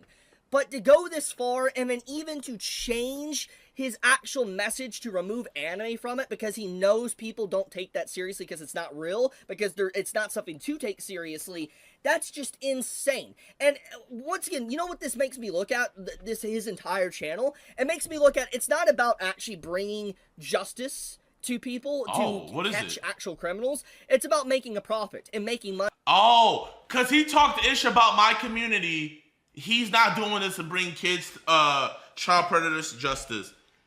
Hey. You saying what I'm doing is weird and I should go to jail for it? You know what? You're not trying to protect kids. You're trying to just make money. You see, I'm not making any money defending my depravity. I'm not making any money. I'm losing all my sponsorships. Everybody's calling me a PDF file. Like, I'm making no money from this. So that's why I have the moral high ground. Because everybody dislikes me. Jeffrey Epstein would have the moral high ground right now. Hey, why are we hating on Jeff? Free my boy Jeff. I'm moving to Tel Aviv. Money off of it. And look, how can you not view it like that? Like, this person clearly doesn't potentially care about children if he's willing to water down terms to this degree. That's what it looks like. It's not a good look. It's not. And I feel like this is just such a shameful thing to do. I cannot believe he actually did this. Now, with that being said, I will say, I will always have the stance to protect fictional content. I have been very adamant about this for a very long time, and no amount of death threats, doxings, people trying to scare me off the internet, slandering my name, false accusations, whatever, nothing along that lines is going to make me stop talking about what I believe in and how people have a right to express themselves. Hey, you know what, man? You know what? Hey, man, I respect the hell out of that. Genuinely, I respect the hell out of that. You are not a pushover. You're not gonna bend the knee to anybody. Hey, I like jacking it to little kids. I don't care what you think. I like it. And if you go at any of my boys that like jacking it to drawings of little kids, I'm gonna make a video about you. I respect the hell out of it. Hey man, Chibi, my bad, gang, man. I don't think you're a bad dude. I don't think you're a bad dude at all. Hey man, yo man, let's just have a conversation, bro, man. I don't want to get anybody else involved. You know what I mean? Like, listen, if this got on anybody else's desk, they would just look at it for how it is. They wouldn't want to have a conversation. They wouldn't want to see your side of the story on it. You know, I'm different though, man. You know, I can tell you're a good guy. You're the backbone of the lolly community. You know, 490,000 subscribers, man. You know. Actually, I have an uncle who is also deeply into lolly. You know, I have an uncle, man. So I resonate. You know, I resonate with this, man. So I totally understand, bro. Let's have a conversation. You know, I know you also don't want to be associated with this stuff. We have a laptop outside. Well, you know, we can get a, you know, whenever you download Lolly, do they ever accidentally, like, you know, get some images of some real kids on your device? Does that ever happen? I know you're not looking for that stuff. You know, you're just saying, oh, Lolly, and then it's like, whoa, where did this come from? You know what I mean? Yo, man, we can get that all sorted out for you, man. Just give me your devices, man. Put it in the airplane mode, and we could get that taken care of for sure. In art and also within literature, and basically if people are going this hard after, let's say, lolly content, why aren't they going hard after Game of Thrones? There is some very crazy stuff within Game of Thrones' books, by the way, that have actual characters. Bro, you know, one thing, genuinely, like, no troll stuff, I didn't know this, but in Stephen King's book, what was that, there was something like, at the end of the book, the kids all got together and did bro, man, Stephen King needs to be put on a list too. And like, it was no reason at all. So you know what? Hey, you know what? Any fiction depicting weird stuff, I'm of the belief shows like Euphoria and stuff is weird too, man. You're showing a bunch of high schoolers, like bro, like all that stuff is debauchery, bro. All of it. That are technically not 18 plus within it. But for some reason, that is completely fine, because you want to know why? It's popular. It's a big series. People accept it. But obviously now with anime reaching a new norm and people kind of encountering anime for the first time, and the main go-to voice now is to say anything that isn't mainstream shonen, like for instance Chainsaw Man or JJK, everything's icky or weird and needs to be gone, censored, and it's problematic. We could see this. There's a big shift. And there's a lot of hypocrisy. There's a lot of people only playing one side and not understanding, and they're picking and choosing what's a problem or not because they just don't like it. And at the end of the day, they don't really care about actual victims or people getting harmed. We're 9 minutes into this video, and this is me being genuine. At what point did he give any rational opinion why lolly isn't bad? Like, what point in this entire video? Genuinely. All in it for a profit, or he's being just able crying to get brownie points and clout and everything about that. That's basically what they're doing. And I'm just gonna say it like it is, guys. I would make a lot more money, and I would have a lot more sponsorships if I straight up just said lolly is bad. Let me. I would make a lot more money. I would have a lot more sponsorships. I would be a lot bigger. I would be an actual beneficial person to society if I had a moral compass. If I had some limits of a moral compass, my life would be totally better. My fiance wouldn't have cheated on me. My voice wouldn't be so high. I would be able to actually walk by a playground without feeling funny downstairs. My life would be better. I would. I'm just gonna be blunt. I would make so much more money, and I would be I would be deemed less problematic to work with or anyone to talk with me if I just straight up went against it. But I won't, because I'm willing to separate, and I see the difference between fiction and reality. I know there's a big difference, and trying to say they're the same hurts real people, and I feel like that is so horrible to do. Who is chat? Can someone tell me? Can someone show me anywhere where someone said that lolly is the same as someone being hurt? Can someone show me that? Do any, okay, just for a second, chat. Do any of y'all think lolly is the same as a real child being hurt? Do any of y'all in the chat really believe that? Do any of y'all? No, exactly. So I don't know why he keeps on trying to die on this hill. Now, do you think being into lolly, creating lolly, all that stuff is part of the same problem and the same family tree of children getting hurt? I would say we all say yes. You see, what he wants us to do is just cut one branch off of the tree, No, we want to cut the whole damn tree down. If the whole tree is something about children being hurt, just cutting off these branches, we're cutting the whole tree down. We're even uprooting the stump. So we're not giving that whole even a chance to regrow. Actual people that have went through stuff. So, long story short, I'm probably going to get mass hate for this video. Oh, I know I'm going to get mass hate. But it is what it is. It's something I've already dealt with before. Dog shit video, genuinely, not even just the take. The take was obviously dog shit, but this is just, oh man, this is bad. Officer, that's him. That's the man that touched the pixels. Oh my gosh. Yes, predator found with bread in their fridge. Therefore, all bread eaters are. Oh man. You know what's crazy? This is like saying, hey, if a guy tweets, I like little kids every day. I like little kids. I like little kids. I like little kids. And you say, hey, that dude's a predator. Wait, no! How is he a predator? What? The pixels are determined that he's a predator? Oh, come on. Hey, man, Chibi, literally, we should have just kept this in the vote. We should have just kept this in your hidden files, my man. We should have just kept this in your hidden file. I'm still, bro, you know what, Chibi? Let's have a discussion about this. Prove me wrong. Do streams again. I know you say you're antisocial. Chat, did you guys get any antisocial vibes? An antisocial person wouldn't go on stream talking about how much they love lolly. So you can't be that antisocial. So, Chibi, come on my stream, and let's have a discussion.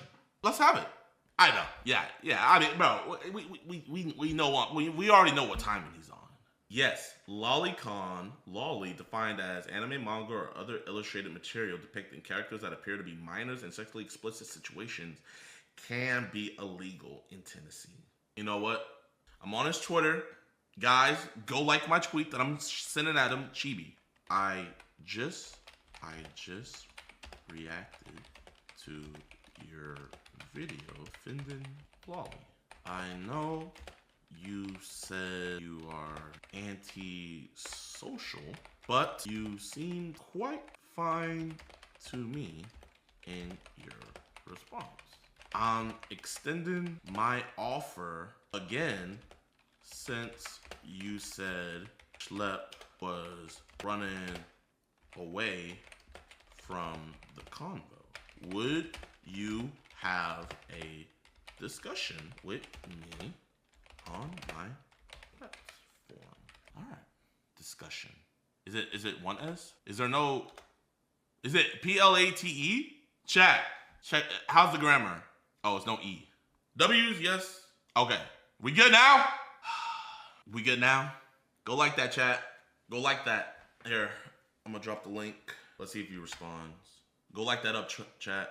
A ratio would be cool as well. But, you know, I'm not putting pressure on you guys. But, like, you know, that would be cool as well. Oh, my gosh, man. What have we come to as a society? Indubitably. Bro lives on Twitter, so there should be a response here soon. He responded, the fact I'm seeing this botted in real time. What? Bro, I'm on live! What do you mean botted in real? What the fuck? Oh my, I'm literally live. The fact I'm seeing this botted in real time. Nah, I'm good. The point of debates or discussion has passed after personal attacks. And bro lied on me saying bought it. What do you mean bought it?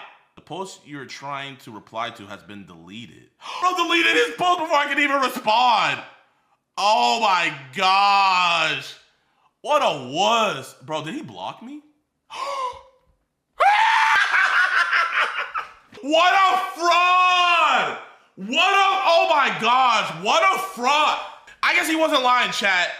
You know what? It's not that he's just anti-social. He's just anti-social around black people. You know, bro, man, did a black dude steal your fiance? Like, what do you got? What beef do you got with me? Bro, I would have gave bro a fair shake and everything. And chat, he's running from me. He is running from me. I gave him the opportunity. No one can say, oh, JiDion, you were bullying him. Oh, JiDion, you didn't give him a fair shake. Oh, JiDon this. Oh. Yo, lolly community, your top man ran. That boy hit the dash. Oh my gosh, bro. Literally, there is no testosterone in this man whatsoever. I am going to fight for the freedom of expression. What happened to that dog?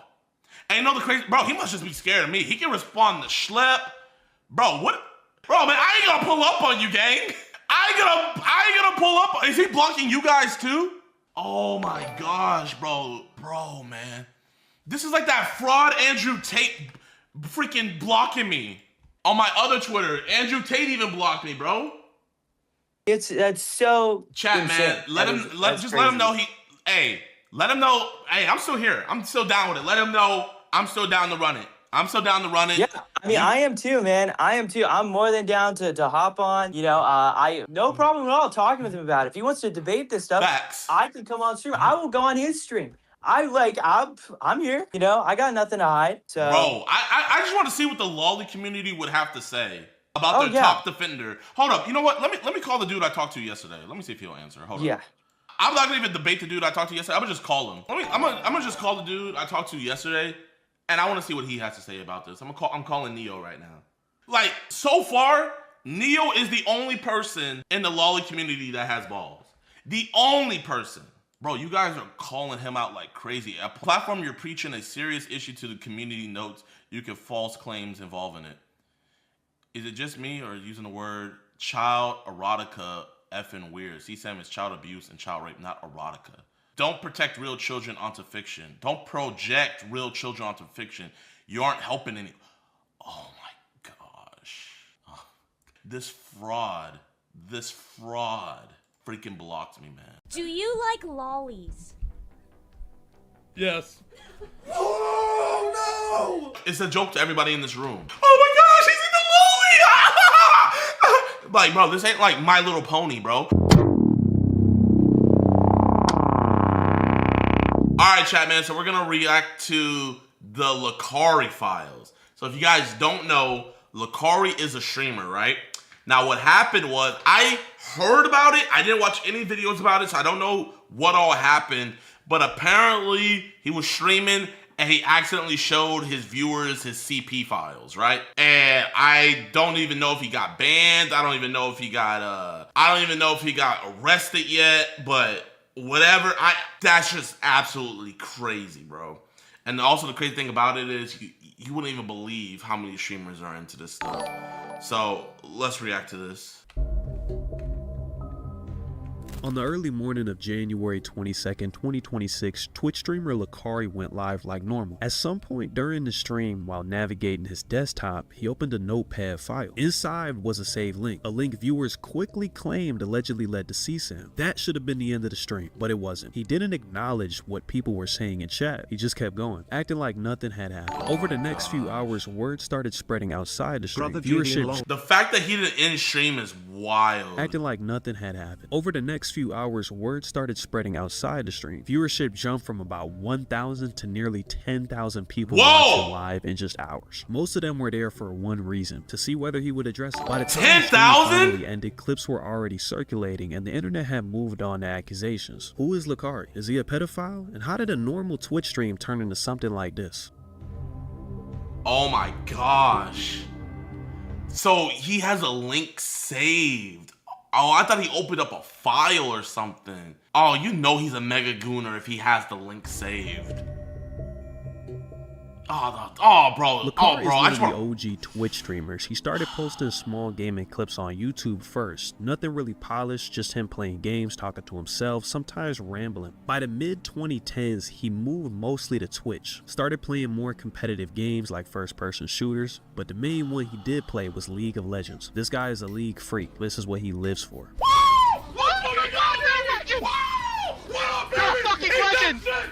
He was also friends with figures like Miskiff, Asmongold, Emaru, only to name a few. They usually appeared in each other's streams, did events, crossovers, and occasional collaborations. That exposure also helped him reach even more viewers without having to change his style. You're here because you want to be here, right, Sure? No, Lakari said he would let me see the lolly folder. Behind every joke is a little bit of truth. For you guys that don't know what lolly is, Alexa, what is lolly? A lolly is a sweet treat, usually a hard candy. Alexa, stop. Lolly is a Japanese term for a young or young-looking female anime/manga character, often used to describe characters with juvenile physical traits. Is an abbreviation for lolly. Okay, so pretty much what it is a character that looks like an 8-year-old girl, but they'll say that, oh, she's actually 3,000 years old. So she's actually like beyond the age of consent. But it'll be an 8-year-old character and they'll draw them doing sexual stuff. That's what it is. And I'm gonna show you guys this. I'm gonna be putting it on a list to show you guys how bad this stuff is. Watch. All I'm gonna do is just type in lolly. All I'm gonna do is type in lolicon, right? That's the whole thing. Look what pops up. Caution. Child sexual abuse content is illegal and harmful. Get confidential help. All I typed in is lolicon and you get this. So if you're getting this from Google, that should let you know in and of itself, it is wrong, it is horrible, it is disgusting. And I actually had some lolicon people on Twitter get mad at me for catching one of their own. I might make a video about it. But yes, that stuff is disgusting. So let's go back real quick. You're right, Sure? No, Lakari said he would let me see the lolly folder. All I'm gonna say, man, is there's always some truth in jokes. I have to mention that Lakari also built a rather distinct online persona. He was a self-proclaimed god-tier gooner, who by his own admission was interested in lolicon content. Do you like lollies? Yes. Oh no! Bro. Chat, did we not just look up and we got this notification? Everybody in this room is just cool with it? It's a joke. It's a joke to everybody in this room. Oh my gosh, he's in the lolly! Like, bro, this ain't like My Little Pony, bro. Oh my gosh, he's a brony! This isn't no brony stuff where it's just a joke. I don't care what anybody says. If you're into lolly, you are no different than one of the CP guys I catch. In my eyes, you're no different. Because why are you wanting to consume that content? For them to think that this is a joke and this is all funny? But not like Wait, ain't that the cat abuser? that. For those unaware, lolicon is a term that comes from Japan in the 1980s. Short for Lolita complex, it refers to media, mostly manga and anime, that depicts sexualized portrayals of fictional underage characters. It became a recognized subgenre in Japanese comics and animations in the late 1980s and early 1990s. Often controversial even in Japan. I mean, it's about kids, so why would it not be controversial? Over time, it spread internationally through fan communities and online distribution. Legally and culturally, it exists in a gray area. Some countries ban possession of it entirely, while others restrict only real abuse. Unbeknownst to Lucari, lolicon is actually banned in Texas as of September 1st, 2025. Texas is CP, bro. There's no other way around it. It is CP. And they think it's funny. Are you with the... Wait, who freaking said all that? Let me go back. Who asked? It was a self-proclaimed god-tier goner, who by his own admission was interested in lolicon content. Do you like lollies? Do you like lollies? Yes. Oh my gosh, I can't believe that. Chat, did you see that, chat? Somebody clip that. Oh no. But not like that. For those not what other way can you like it, bro? What do you mean not like that? Are you addicted to OnlyFans? Are you addicted to Bonnie Blue videos? Yes, but not like that. Like what do you mean not like that? He still has illegal material on his computer as of September 1st. I guess this never raised any real suspicion from those around him or his chat. I mean, people in these communities are known to be freaks. Not everyone, of course, but people in these communities are known to be freaks. A whole folder, bro. A whole folder had to be, bro, man. Bro, you know what? I think for my next decoys, we just need to be in the Twitch streamers chat with a profile pic and just see how soon. It'll only be a matter of time. Not everyone, of course, but yeah, I mean, a lot of these guys, man. By 2020, his audience had grown a lot. Streams that used to pull a few hundred viewers were actually pulling a few thousand now. All of that sets the stage for the fateful day of January 20. Bro, like, in groups like this, man, it's just always just one black dude, and he's always like the weird black guy, man. I just never see a normal black dude in groups like this. You know what I mean, chat? It's always that black guy where, you know, and then when it's like, what do you mean I'm racist? I have black friends. Token? No. Well, at least Token from South Park, he's cool though. Token's cool. Second, where Lucari would go live for the last time. Hey, feeds. Let me at least add way to the list of champions that I like.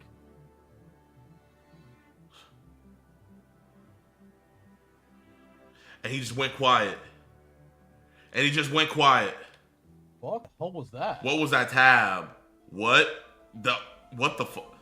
Everybody knows. Leaked goon list. Teens. Oh, there we go.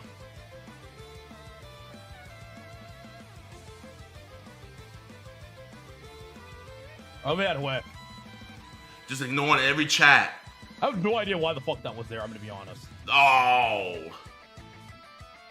Viewers of the stream would immediately clip and go back to check what they had just seen. Some people took it among themselves to actually visit the link. What it contained was seemingly 1,700 files worth of, but not limited to, family nudism, JBT, bestiality, of course, lolicon material. Instead of ending, Lucari. Wait. What is JBT? Hold up.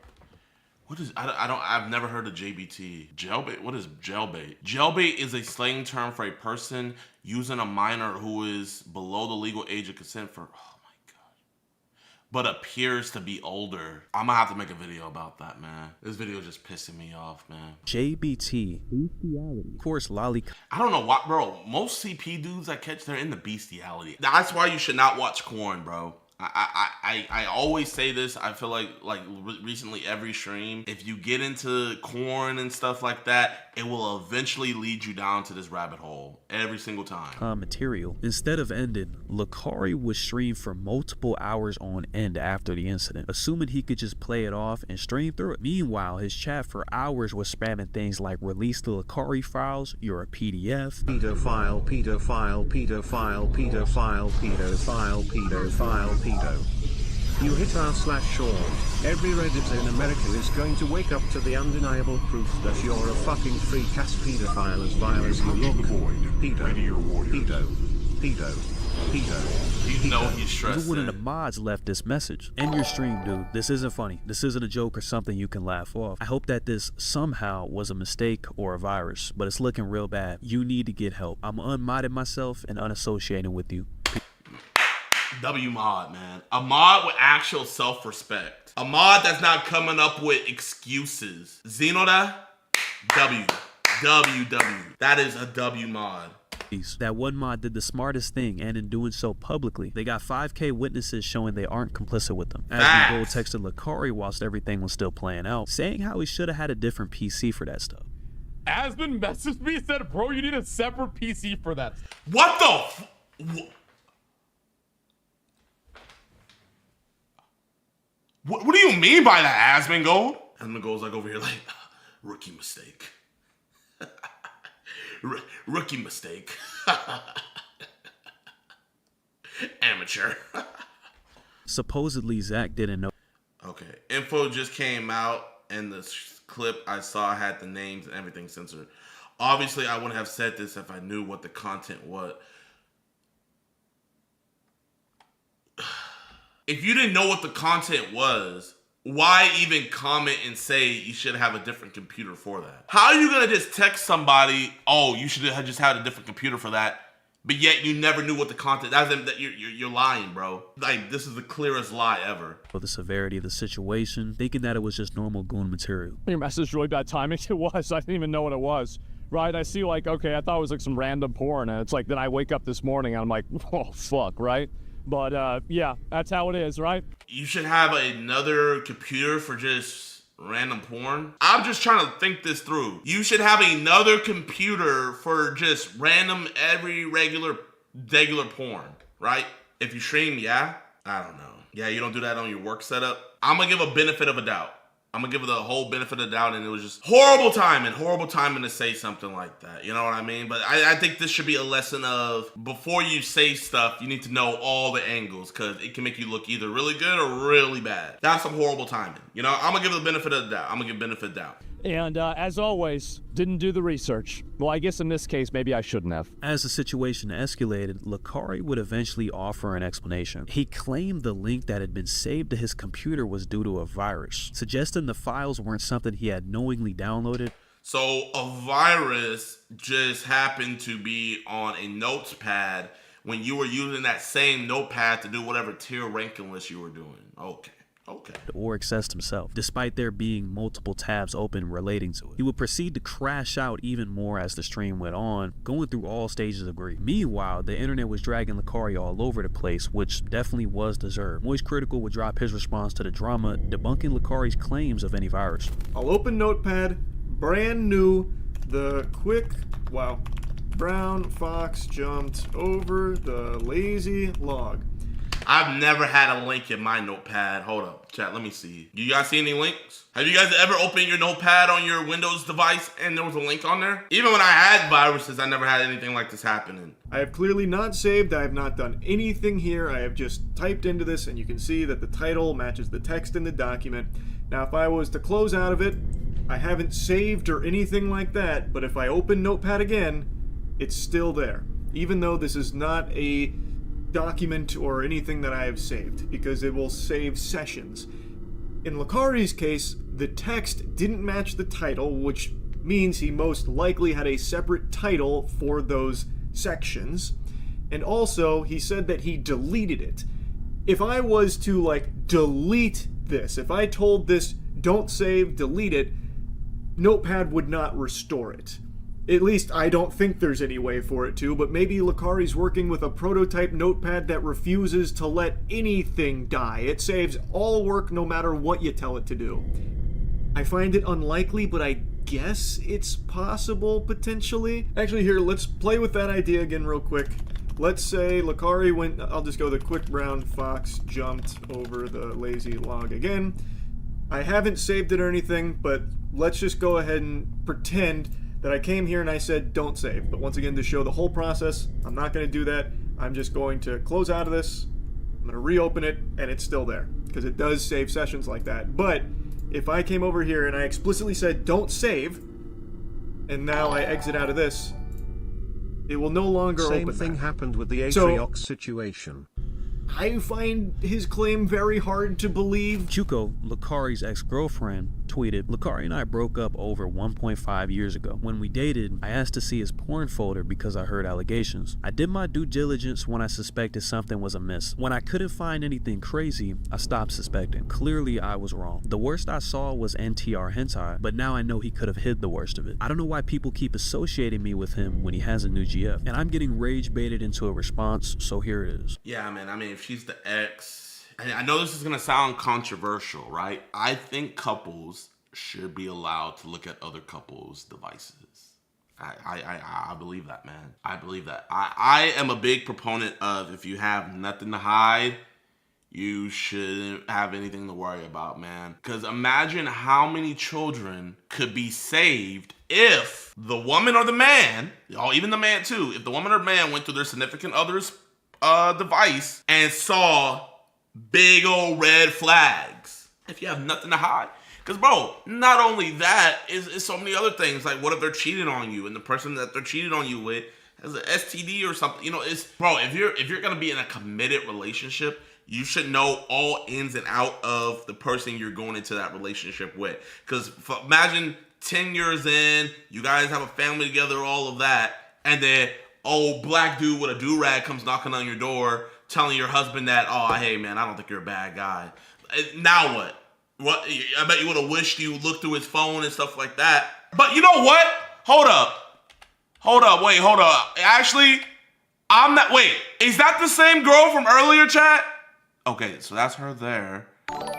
Was that the same girl here? You asked him right here if he liked Lolly, and he said yes.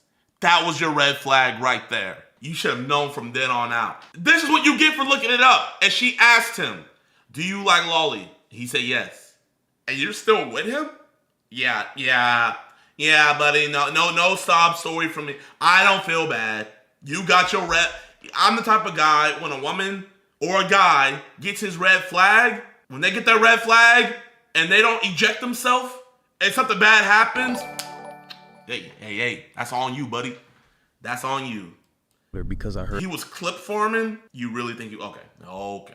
Allegations. I did my due diligence when I suspected something was amiss. When I couldn't find anything crazy, I stopped suspecting. Clearly, I was wrong. The worst I saw was NTR hentai, but now I know he could have hid the worst of it. I don't know why people keep associating me with him when he has a new GF, and I'm getting rage baited into a response, so here it is, with the video attached of her explaining said event. You're not gonna tell them everything, are you? So, yesterday, I asked Lucari how much of a degen he truly is. Because I don't think he's actually. What is this voice, bro? Like, this is not a real, genuine person's voice. Actually, that degenerate. I think he's like faking it. And he was like, "No, I'm definitely a degen." And I was like, "Okay, prove it. Screen share me your folder." And he was like, "Are you?" Lucari, you're getting cucked, bro. Like, I want to see it. Another day in the office for you, though. Show me the folder. And he spent like 20 minutes compiling, and it turns out he's got like 10 different folders, because what happens is after a certain while he abandons a folder and starts a new one. Women and men, do not marry somebody if they have a corn condition or a corn addiction and they're not making steps to remedy it or get off of it. leave them. You have a partner in of yourself that you can have for yourself, and you still need to watch other people. Like, there's actually something wrong with you, man. Like, genuinely. And that's okay. But if you're not making steps to remedy that and fix yourself, then your significant other needs to leave and find somebody else. They have to. So he has pictures from like 6 years ago that he doesn't even remember he has. And so I'll deal with we this. spent like an hour or two going through 6 years of pictures. Asmongold revealed that he had just recorded an episode of his podcast, Allcraft, with Lakari just the night before. And we're gonna go through everything, man. We are. And yeah, what's this here? Sorry, look alike? Yeah, Lakari, I know. I just, bro, we just did a podcast with him. Oh my God. I remember last night, like, I didn't know really what was going on, right? But so we literally did a podcast with Akari. I'm not even kidding you. It was not yesterday. It was the day before. It was literally the day before yesterday. We did a podcast with them. And like last night, I was like, oh, we need to for sure upload this. But now I'm looking at what happened. I'm like, oh, maybe not, right? And this is what I mean by, like, people don't really, it's like, people just look at this like, oh, big streamer got it. It's like they care more about it being a streamer caught up with this stuff, man. No, I just look at this as like a dude caught up with this. It's sick. That's disgusting that you want to watch children being hurt. What's wrong with you, bro?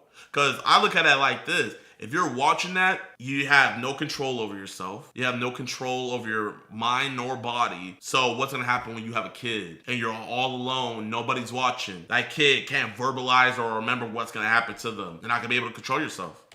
And so, yeah, wow, holy shit. Well, I mean, if he gets investigated, they're going to find out all of his links. And so I say, you know what? I welcome that. You know, I have nothing to do with it. So why would I be worried? So that's my outlook on it. It's not a big deal to me. Obviously, I'm not involved, and so I had nothing to do with it. So, yeah. Bro, what are you yapping about? Like, obviously, I'm not involved. So I have nothing to do with it. Like, no one's saying you're involved. Yeah, sure. They talk whatever shit they want. But anyway, yeah, you gotta farm it like a crop. Well, maybe someone's saying he's involved. You know, I know a lot of people on Twitter don't like him. I'm not gonna really farm this one a lot. I mean, I've known Lakari 8 years, right? And it's just like, I'm gonna be real, like, the shit just really,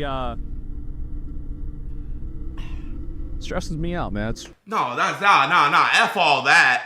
F all that. Now, Asmon, if Hassan got caught up with some shit, if some links popped up for Hassan, we're gonna see on Asmongold clips, video after video after video.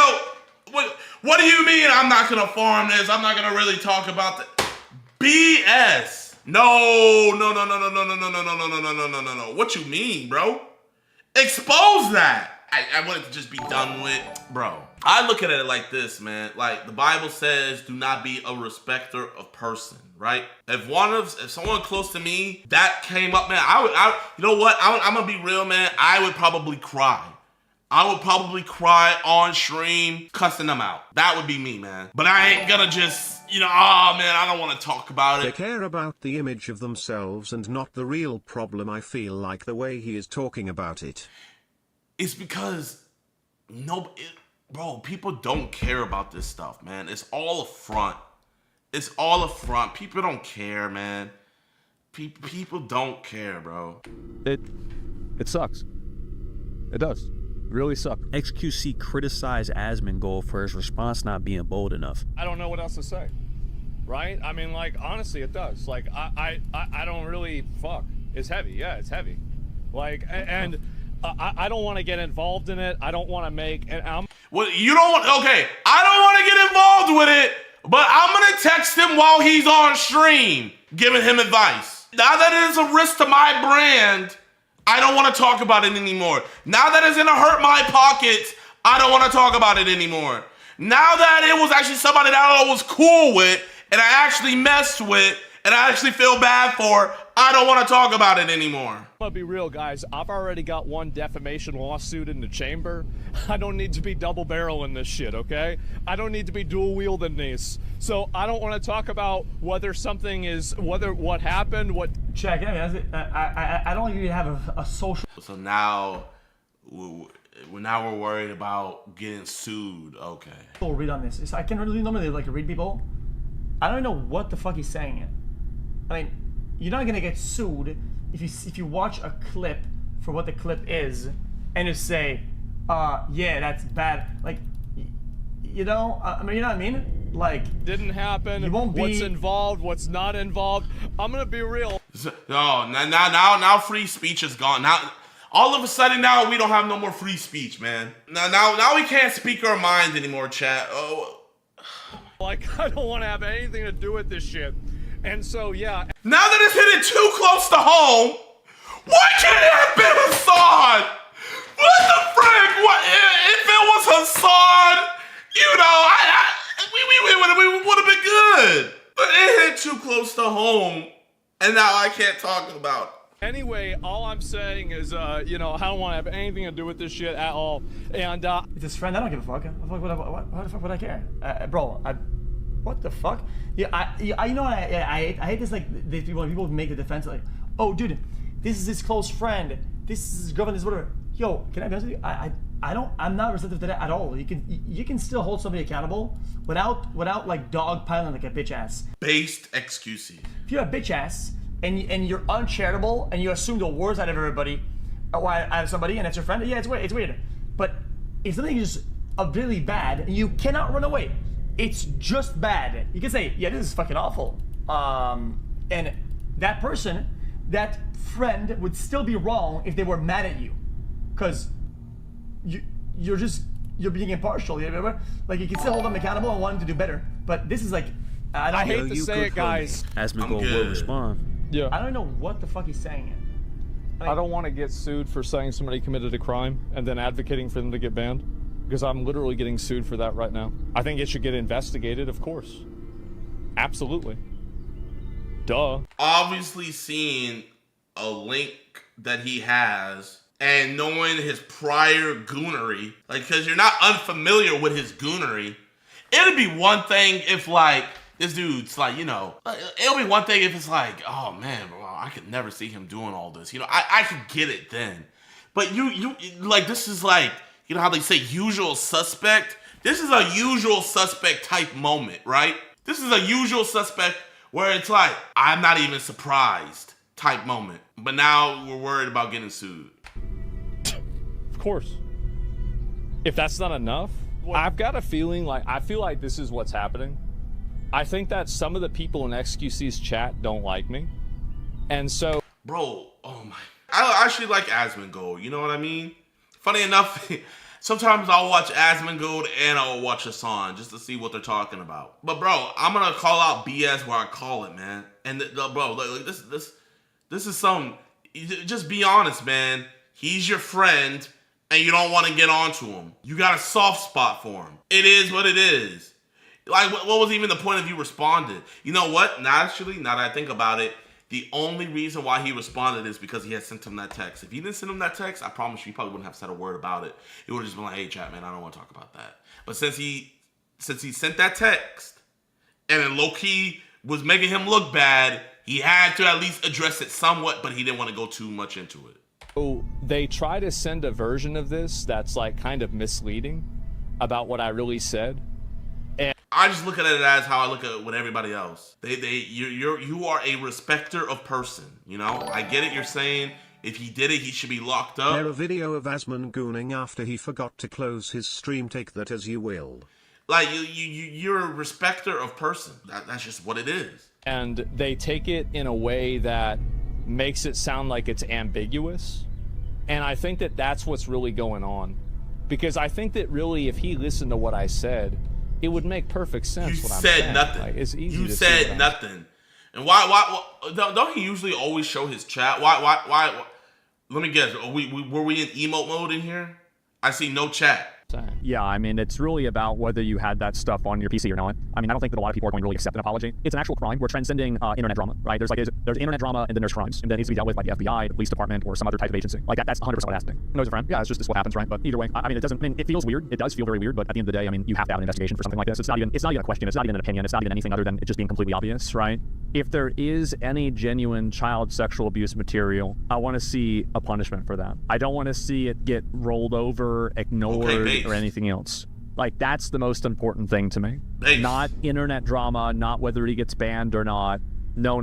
Like, well, I think just disavowing, would suffice. But I mean, would disavowing be I watched this a crime? You are looking at homie. Would disavowing him be subject for you getting sued? That's what I'm trying to figure out. This could be a potential crime. Like, crimes need to be dealt with not on Twitter, not on LSF. On January 23rd, 2026, Lakari would give his official response to the situation, quote, "During my last stream, I opened Notepad, which revealed a link. The list in the link included titles that suggested child abuse material further down. I have never consumed this type of content, nor do I think it's acceptable. I decided to keep streaming in an effort to downplay the severity of the situation, which was deceptive. This was a mistake that I deeply regret and apologize for. The link gave access to abuse material for anyone to see. This is serious and harmful. I recognize that trivializing abuse material on stream is not okay and can lead to real harm. It's my responsibility to provide a safe place for my community and peers, in which I failed to do. I am taking real steps to change my ways. I've admitted myself into a porn addiction recovery program that will last 30 days. During this time, I'll be able to work out there while..." You know what? You know what would have been a really good apology for me, man? Hey,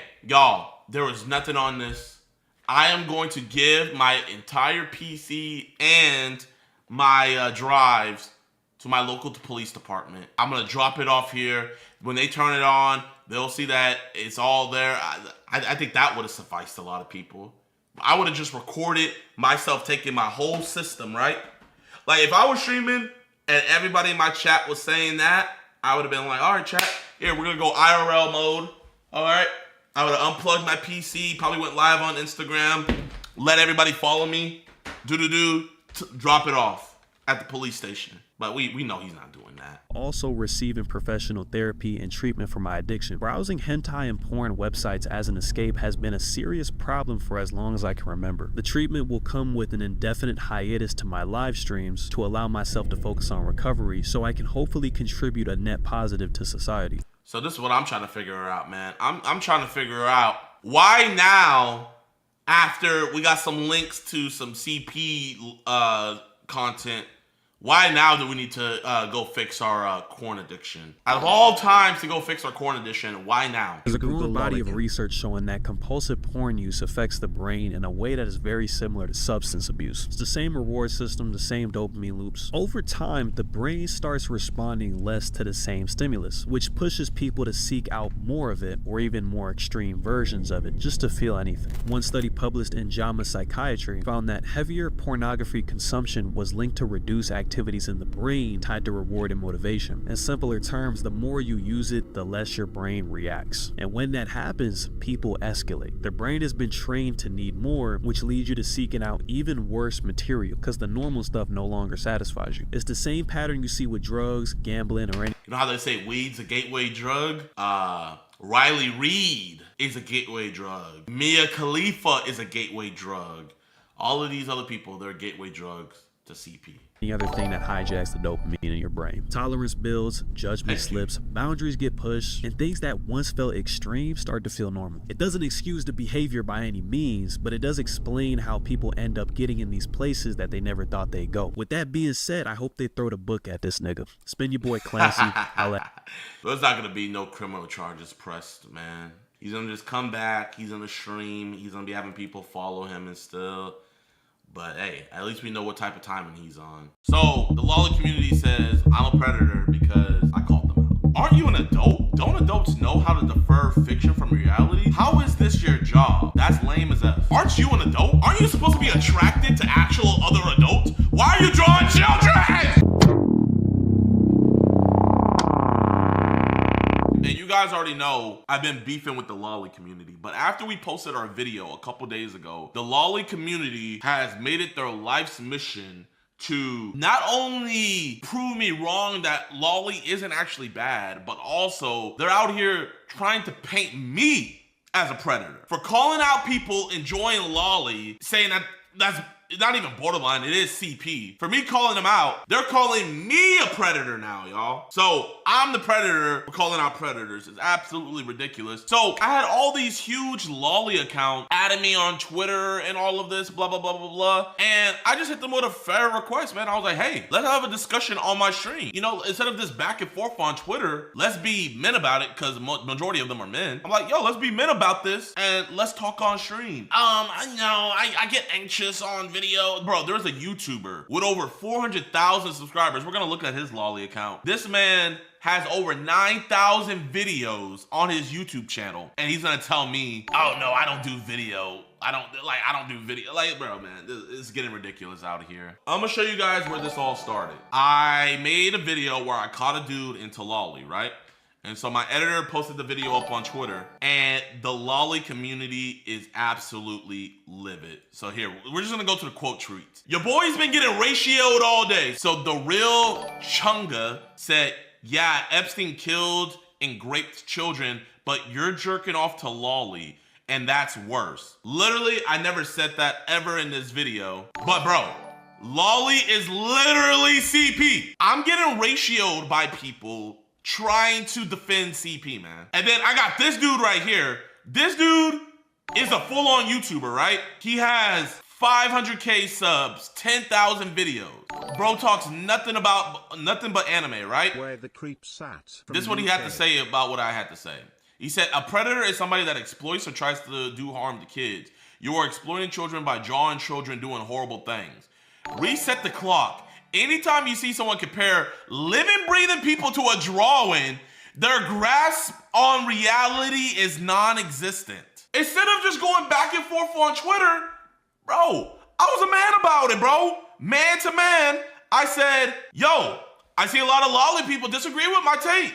Would you be willing to come on my stream and I ask you questions? I do not do streams. I am anti-social and like sticking to myself when it comes to talking about stuff through videos. Sorry. So, hey, I'm anti-social. I'll go at you if I can text it, but when it comes to actually defending my weird beliefs, yeah, no, I can't do that, man. I can't do that, bro. I get anti-social when I have to get on camera to try to defend lolly. Bro has 10,000 videos, but he can't defend his belief on lolly. Let me know what you guys think, man. Do you guys think it's borderline predatory for people to draw images of children doing sexual things?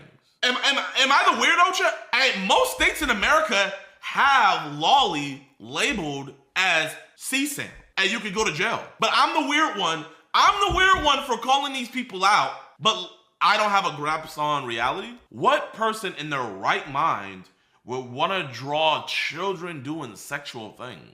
Do people forget that this is the same dude who was selling sexual roleplay chats and audio calls that involve someone role-playing as a child to both minors and pedos? It doesn't matter how many predators he got arrested.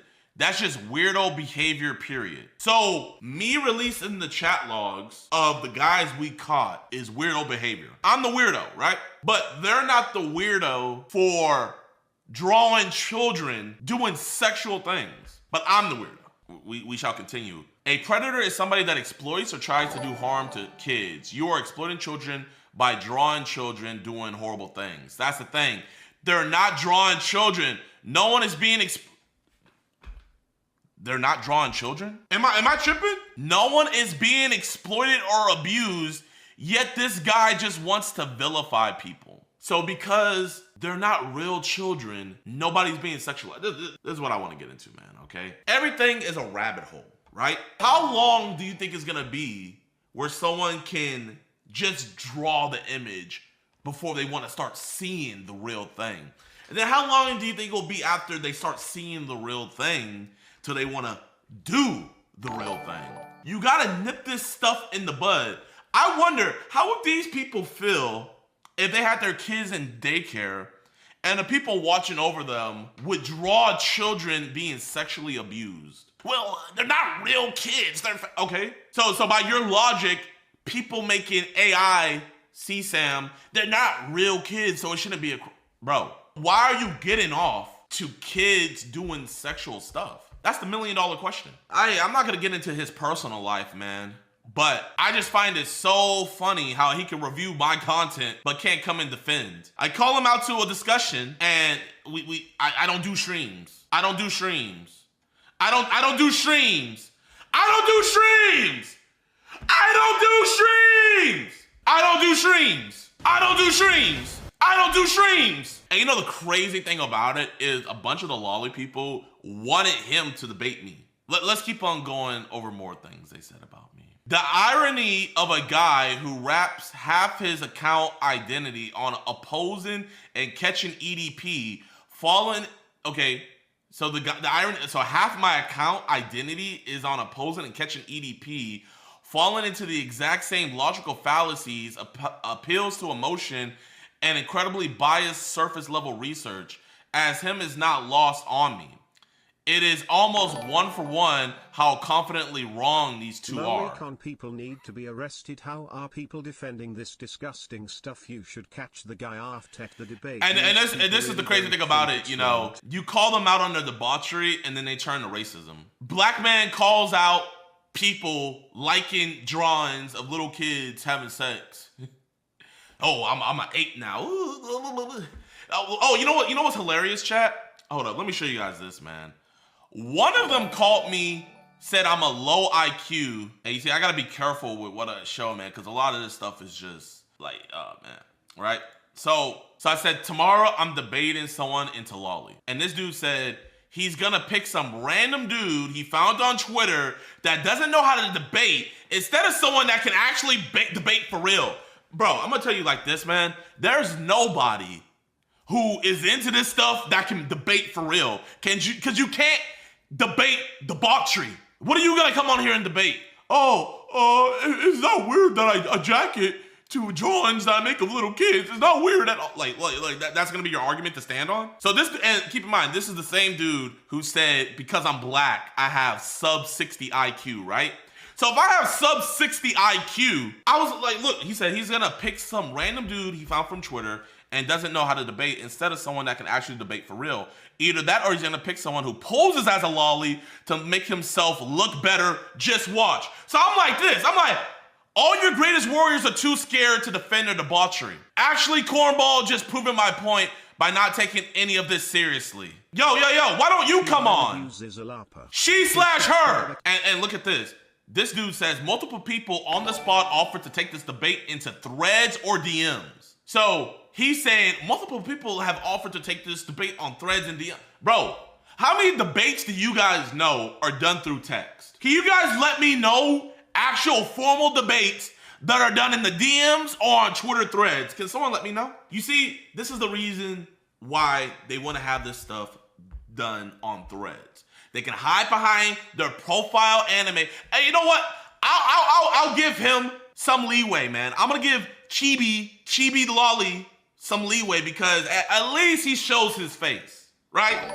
At least I can see who's into this crap. I can't say the rest for everybody else, but I can say that for him. But all these other people, they want to just keep it on threads and DMs, but they don't want to actually have a discussion back and forth.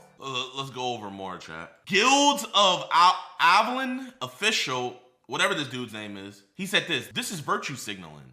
I am 100% certain this guy has skeletons in his closet. So because I called out this debauchery, this disgustingness, I must have skeletons in my closet. So chat, man, if you call out, hey, you shouldn't hurt kids, you must have hurt a kid in your past.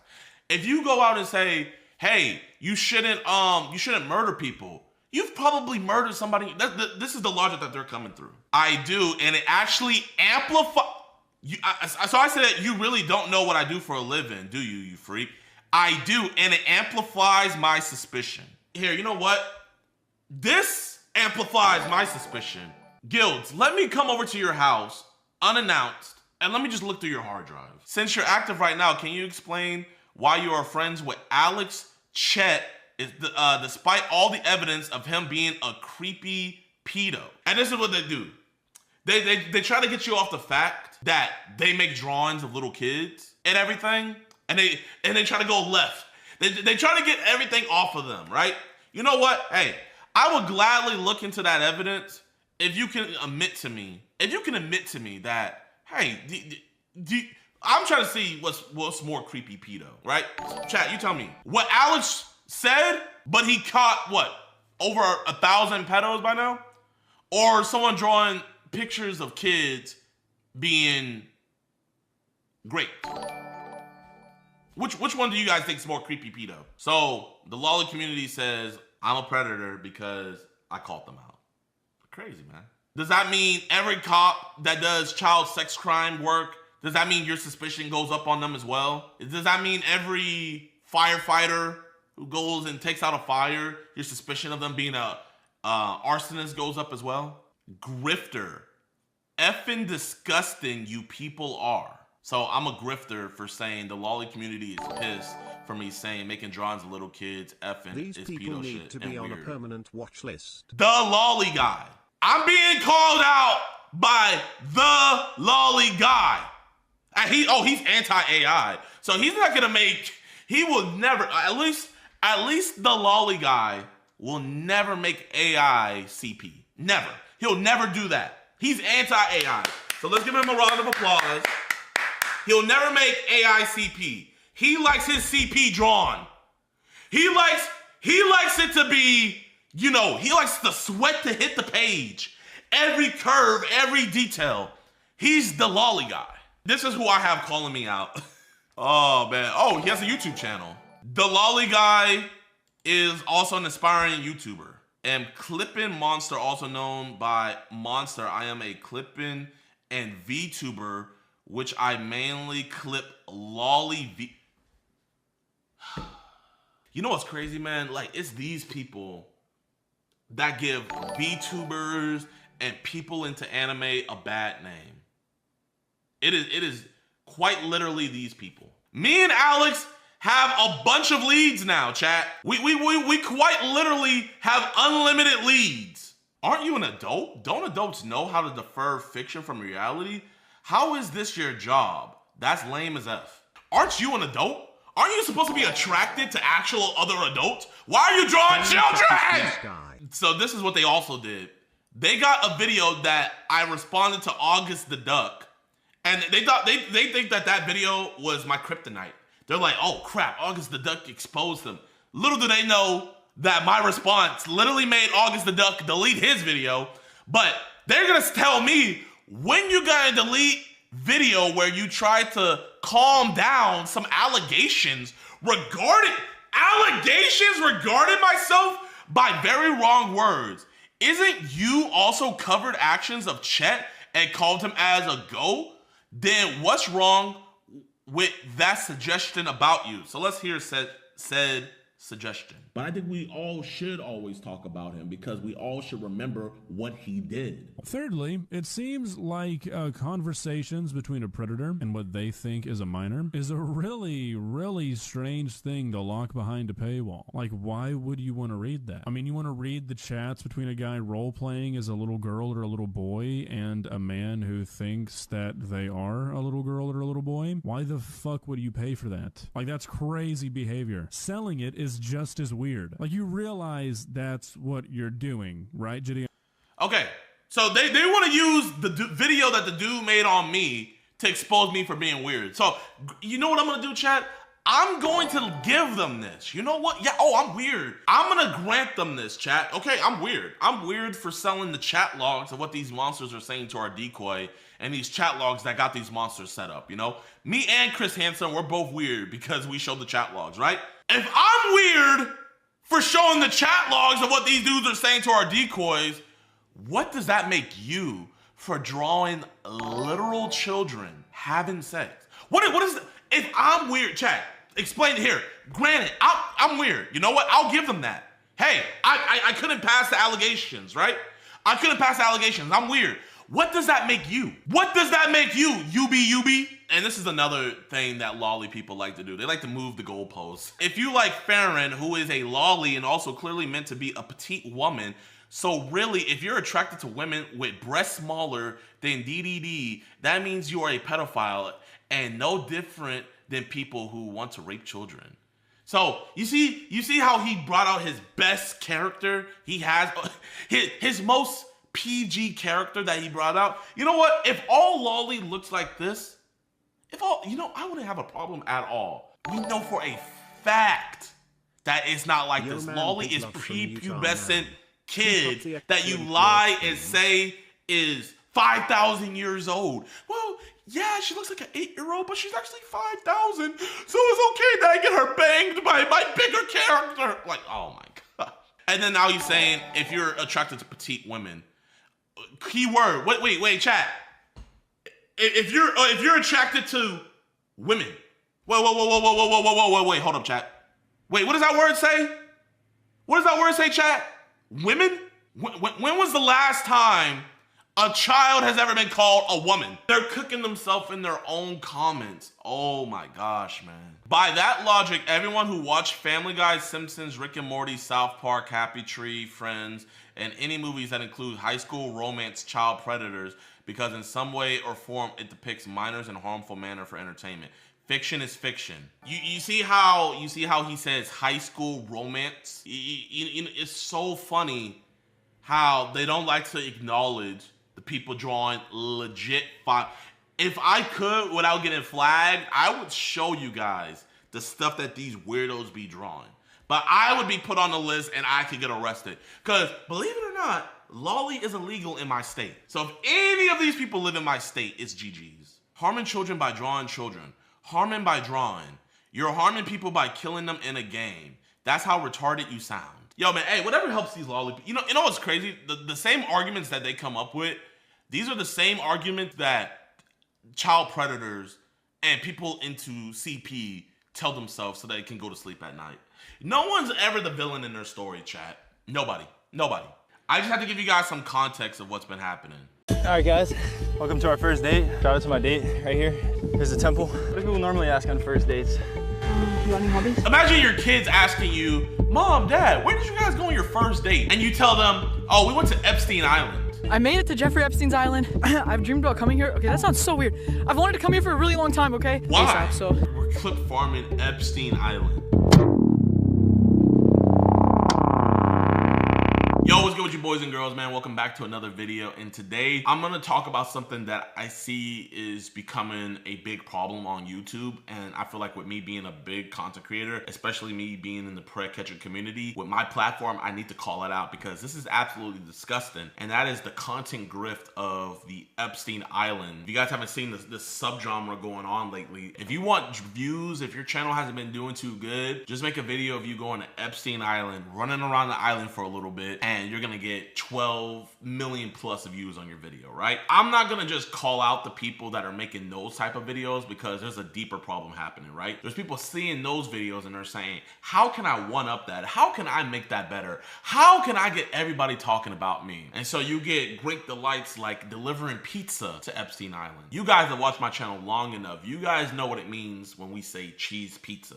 So we're delivering pizza to Epstein Island where this stuff was literally produced and where literal children were hurt. If you guys thought that was disgusting, here's the subject of today's video. This is why you guys clicked on today's video and thumbnail. This dude named Blake Backhart made a video titled, Going on a Date on Epstein Island. We're going on a first date to Epstein Island. We're going on a date on Epstein Island where nothing consensual and nothing good has ever happened on that island. That is children's literal worst nightmare that happened on there, but we're gonna make it a joke. So I just had to expose that. I had to call it out. We were on stream earlier today and me and my chat watched it and it was just absolutely disgusting. So before we get into our reaction to this, man, make sure you guys hit that like button, subscribe, and share. And it really supports us, man. If you support what we do over here at EDP Watch, where we're exposing everybody and trying to get all these monsters arrested, and you want to keep on supporting our mission, just hitting that like button just helps out so much. Greatly appreciate it. Let's try to get this video to 40,000 likes. And without any further ado, Let's get into the video. This YouTuber here, no hate to him, man. I don't want to send any hate his way, but I seen this title and thumbnail and I was like, I gotta talk about this. He's a mic'd up cult member. I've known him for a couple years now, and he just dropped a video going on a date on Epstein Island. It's one thing to just go there to show people like what it's like, what's going on there. Yo, man, this is maybe where bad stuff happened. But we're going on a first date. I don't want to sound like a Karen. I don't want to sound like I'm all high and mighty, but I think this is disgusting. I'm gonna be real. And so I was like, you know what? Let's watch this because I think this is gonna be a great driving point to a point that I'm wanting to get at where Epstein is a joke now. Like, we don't really care about the victims. We don't really care what happened. Each political party just want to see their opposition get caught up in the Epstein files so that way they can dog on the other political party. But it's like people aren't really wanting everybody to just be locked up. You know what I mean? That's me on my first date to Jeffrey Epstein's private island, Little St. James. One of the most heavily... Oh my God. This shit is crazy. We took a first date to an island where kids were literally had their innocence taken away and we feel comfortable. Imagine your kids asking you, Mom, Dad, where did you guys go on your first date? And you tell them, oh, we went to Epstein Island. And your kids are like, wait, isn't that the place where like all the mega rich pedophiles? Well, yeah, actually, that's actually where we created you. That's me on my first date to Jeffrey Epstein's private island, Little St. James. One of the most heavily guarded places in the world. Will I find love on the island or will I have to go home with a broken heart?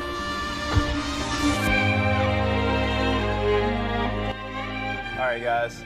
I want to introduce you to my date for the Epstein Island adventure. This is Olivia. We met and I was like, yo, it'd be sick if we just went to Epstein Island. She was like, yeah, let's do it. First people to go on a date on Epstein Island. I know, I'm excited. Making It's gonna be incredible. I'm excited to go to Epstein Island to go on a date. You think those kids were excited to go to Epstein Island? You know what's crazy, man? When people say I make a mockery out of preg catching and stuff like that, it just makes me laugh because I never see them talking about videos like this. You know what I mean, chat? They always want to point the finger at me, but then you got videos like this that exist. We're gonna go rent the jet skis right now. I'm Blake, nice to meet you. Captain Isaac. Captain Isaac, nice to meet you. They were freestyle, right? Okay, so we can go anywhere, like kind of just drive around? Except for St. John's. I noticed nothing on here is redacted, so you gotta read it carefully, okay? Nothing's redacted? Yeah, you gotta read it carefully. Okay, yeah. Any other files that you got for us? No, that's all I got. Okay, all right, cool. You went on, bro? Oh, we went on. Was there security? Oh yeah, you gotta be careful. It's a good date spot or what? I don't know about that. It's definitely one you won't forget. Oh, it's gonna be so great. I'm stoked. What did you say? It's gonna be fun. I'm stoked. Oh, I thought you said you were soaked. No. Oh my God. Stoked to go to Epstein Island. Oh, okay. What makes this video even more difficult to pull off, since it's still private property, you can't just legally go explore this place. Yeah, let's get it straight. I have all the footage of some guys that went there last week. It took us 8 hours to get them released from the cops over there. Wait, you had, hold on. You had every agency your tax dollars pay for over there. FBI, Coast Guard enforcement. You know, there's a rescue and enforcement, right? You know that, right? There's 2 skis missing right now. That's because it's being held for investigation. 2 guys try to go over there and get on the island. Oh yeah, the island. Don't go on the island. So now this dude's business is getting affected because clout chasing YouTubers are trying to go on a sex island where kids were traumatized, and now this innocent man's freaking business model is getting freaking destroyed because his vehicles are getting impounded because of some stupid YouTubers. And these coastal Caribbean island people, they don't make a lot of money. So for him to lose 2 jet skis, that's detrimental. Yeah, I definitely seen something driving up there, 100%. It looked like a golf cart. I think maybe we just gotta go here and run up and go real quick and get the fuck out of here. It's gonna have to be the plan. You get arrested?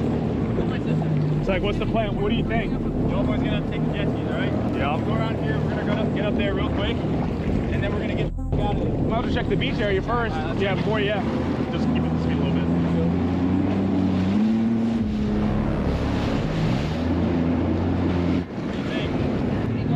I just seen the one. Imagine I did this. I did too. Yeah, I definitely seen it. Bro, if I would have done something like this, man, the amount of freaking, oh my gosh, bro. Like sometimes the amount of hate that I get, I'm just like, do you guys not realize that there's actually people more deserving of this hate. We're on the island right now, guys. We're on Epstein's Island. We're gonna go up to the temple. First date vibes, first date vibes.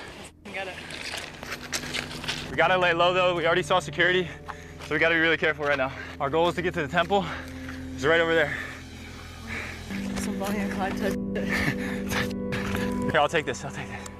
This is our picnic basket for the date. I think there's cameras right there. You all right? Let's get to the road and we start jogging, okay? Because once we're on the road, they might be able to see us. We got boats out there. I don't know what they're for. Here's the road. There's the temple. All right, let's go. This is so dumb. Like, we're on the island, we're heading. Man, what could possess you to want to go on an island where kids were being, like what could make you want to go somewhere like this and hang out and have a first date? All right, guys, we're at Jeffrey Epstein's temple right now on our first date. Thumbnail, thumbnail. You get a PlayStation Platinum trophy for unlocking Epstein's Island. First date at Epstein Island. There's the wall. Dude, that fucking boat's staring at us. We got 2 boats. All right, guys, welcome to our first date. Have you been here before? I have not. Shout out to my date right here. Absolute dime, 10 out of 10. Here's the view. Here's the temple. All right, well, what do people normally ask on first dates? You got any hobbies? Yeah, you know, I like to stay diced, of course. Nice, I like to gamble. I like to go on adventures, you know, go to Epstein Island. Could be adventure. You know what I don't like? Bro, this is so cringe. Yeah. Even though it'd be very, like I said, Bonnie and Clyde. I'm trying to get back home. Yeah, true. We should probably get going. This is wild. Dude, we made it, bro. Holy. That was a crazy first date. Boats? Yeah, we got a ton of boats coming, guys. I think we should probably get out of here. Well, W first date. Right here, we got the view. We're at Epstein's temple. I'm on a date right now. Can you do a selfie view real quick? Hey-o. Now my date's gonna clip farm as well. All right, guys. I made it to Jeffrey Epstein's Island. We're clip farming Epstein Island. Now, how would you feel if your sister or your little brother got victimized at a certain place, right? And people went there to go clip farm and go have their first day there where someone you loved was brutally victimized. How would you feel? You know, is it a lost art that we don't put ourselves into other people's shoes? I'm not mic'd up fully because, well, we have to get out of here before we actually get caught. But this is fucking crazy. I've dreamed about coming here. Okay, that sounds so weird. I've wanted to come here for a really long time, okay? And it feels really unreal, but yeah, we should definitely get out of here. Why? ASAP, so let's go. Big accomplishments, 2026. First kiss at the ranch. We're here. There's a temple, we're going. So now they just basically alluded to they're doing a part 2. They're gonna go to his ranch next. Okay, first date at the temple, first kiss at the ranch, and I don't know, you know what? I'm not gonna even say what I was gonna say. Saw security earlier. Sketchy. 10 out of 10 first date. 10 out of 10. Can we scale this? 2022 JiDion. 2022 JiDion would not have done this. Chat, if y'all ever come here, watch out for fucking thorn bushes. Ow! Ow! I'm in a lot of thorns right now. Ow! Epstein. Ow! Epstein! Epstein, bro! I have thorns in my asshole. No joke, it was right between my cheeks. How many likes on 24 hours this vid for overnight? 20K. 20K likes for overnight challenge, guys? Yeah. Let's go, like the video. Out of here, Blake. Let's go. I just climbed Epstein's Island with a white monster. All right, let's go. We got our getaway drivers right here. And they just littered. Holy shit, covered in blood. Bro. Can you test the mic? Testing the mic. Just straight up littered. Don't put it in my mouth. Guys, drop a like right now in the video if you want to see us to go back to Epstein Island. We just got back from Epstein Island. You did? Yeah. Do you guys want to go? You should come with us on the next one. Double date action? Well, it's my daughter. Oh, I'm sorry. They went back? They went back? Yeah, now we're on Epstein Island. Y'all ready? Let's do it. Let's go. How many? I'm at Epstein Island. You know what? I'm ready to get. I'm so sorry. Can I get a picture real quick? Yeah.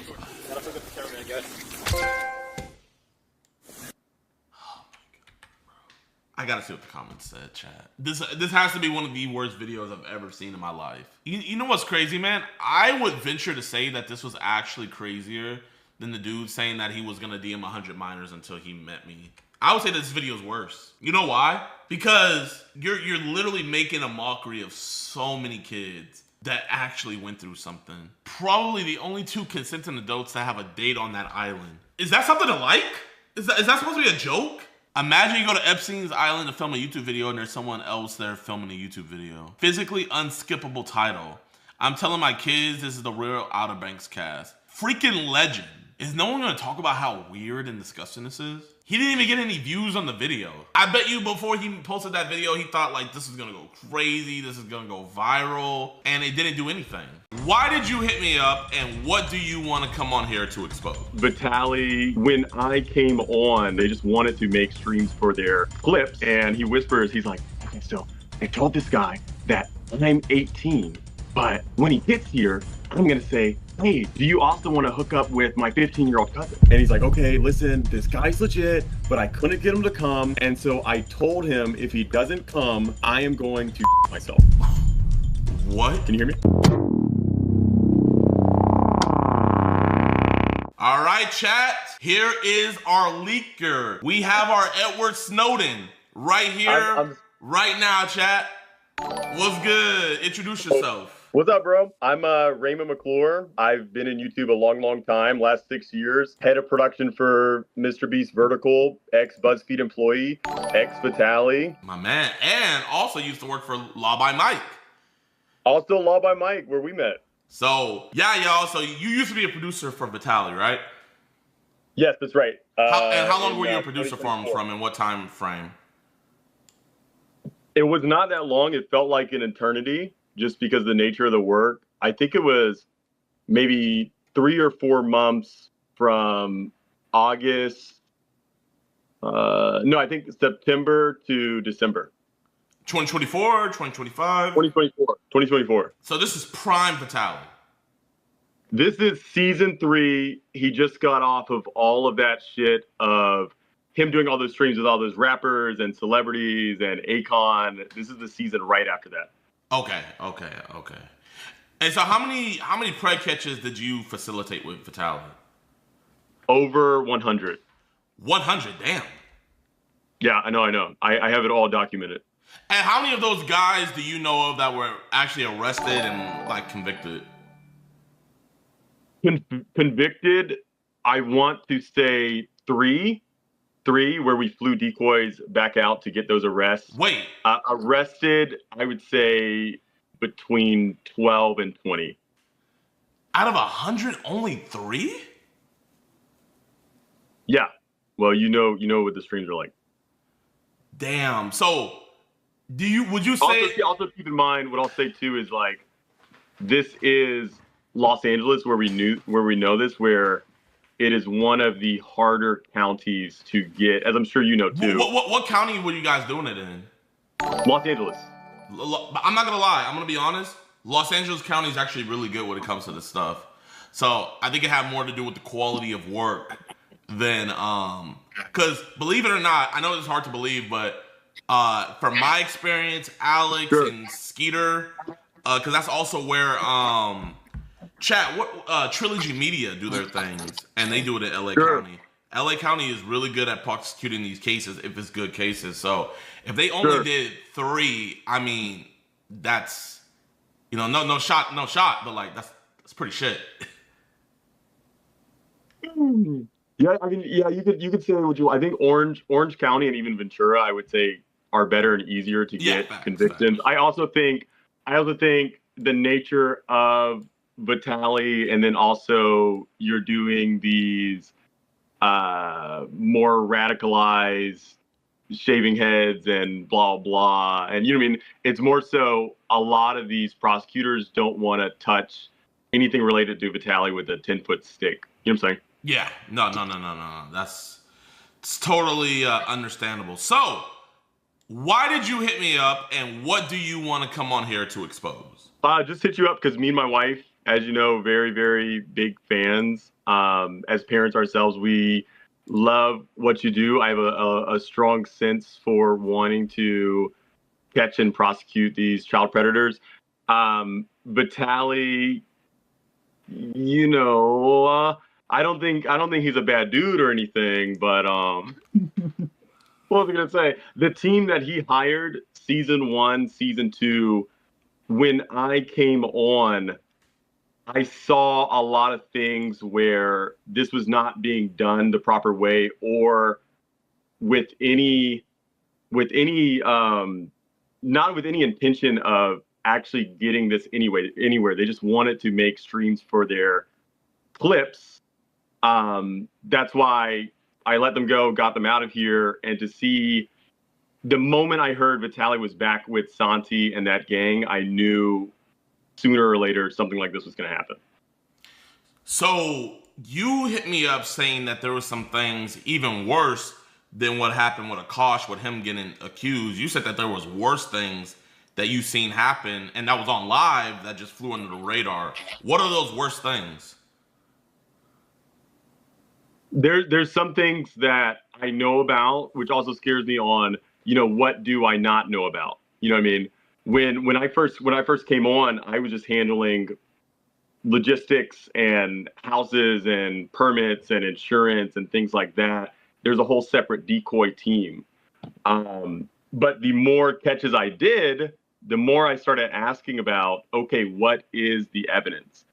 And 8 out of 10 times they have something really, really good, but those 2 out of 10 times it was very, very shady. And there's a couple instances that I wanted to talk about. One of which, this was not captured on stream. This may have been the 3rd stream I was on with them. We were in this like high-rise apartment. If you look at the stream, and I can link it to you, there was like no pedophiles or predators. Sorry, I don't know what I should say. There's no predators almost the entire stream, and that's because I stopped one midway through. Santi said he had a guy. I said, okay, great. He said he's on his way. Great. What's the evidence? And so Santi's the decoy for Vitaly, right? Santi, for people that don't know, Santi is kind of like the lead decoy. He runs the decoy team at that time, and also currently when this whole thing happened. There are 2 Santis.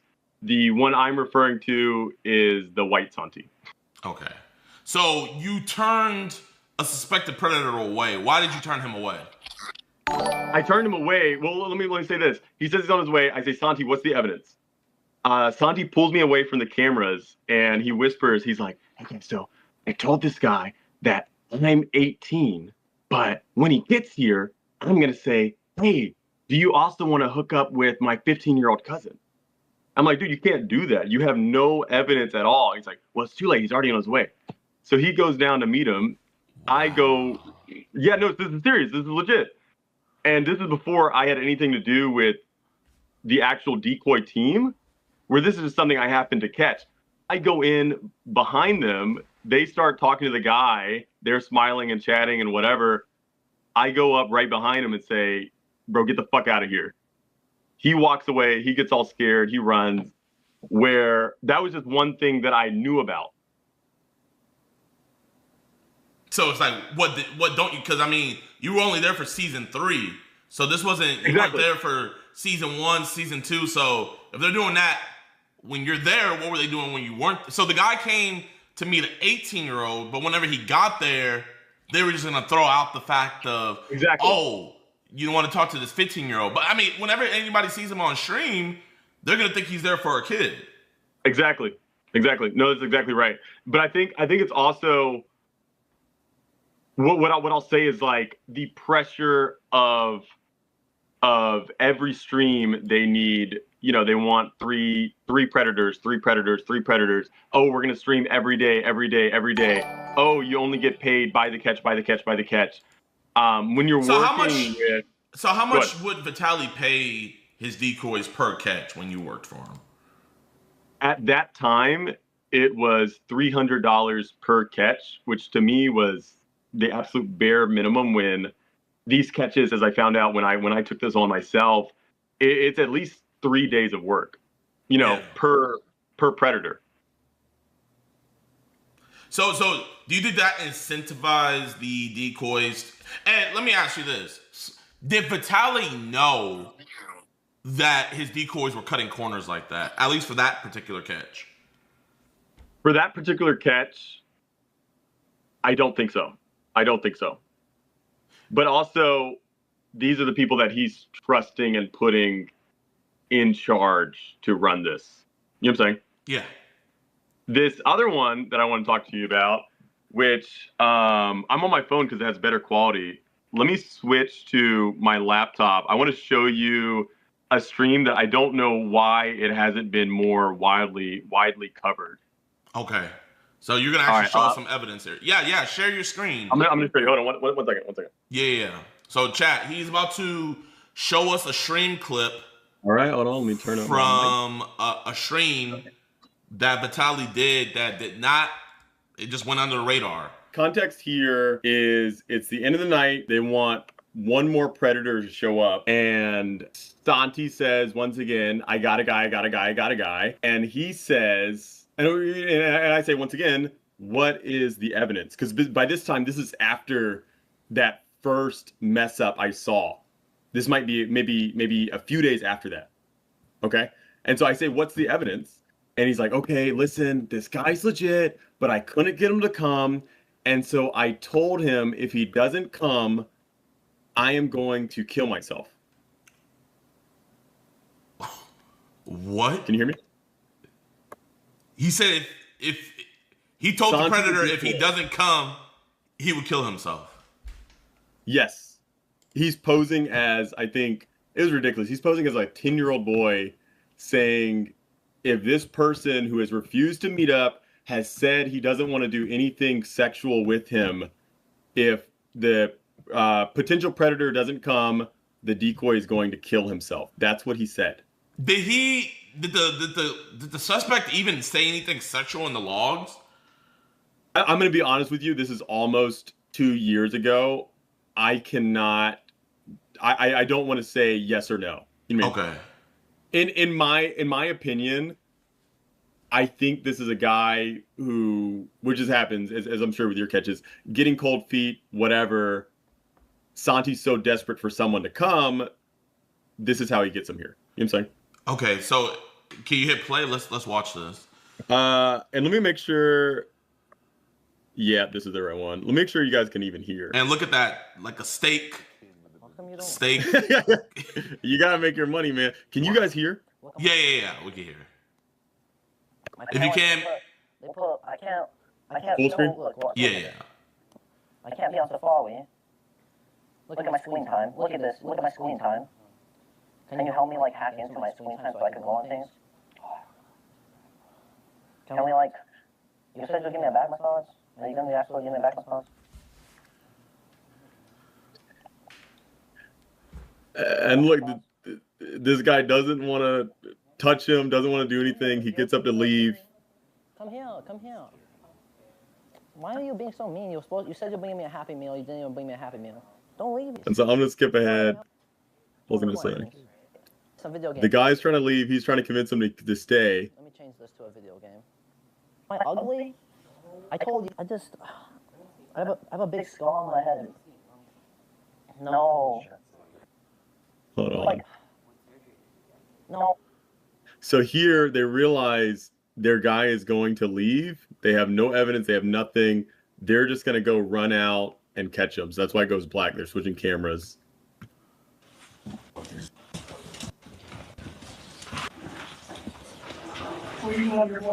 Oh, what? Yeah. No. Hey, don't shoot me, boy. I'm not even doing anything. What? No, this is my friend. Dude, I literally just checked in on him if he was okay. Yeah, because he told me. He was gonna kill himself. Yeah, so that's the only thing. You're good, bro. You're good. That was the only thing. You're not a pedophile, right? Yeah, he's not a pedophile. How old are you? You're good. I'm 22. I just want to make sure he's good. Yeah. But I'm not. Can I have your number? But I'm not into that. No. Are you promised?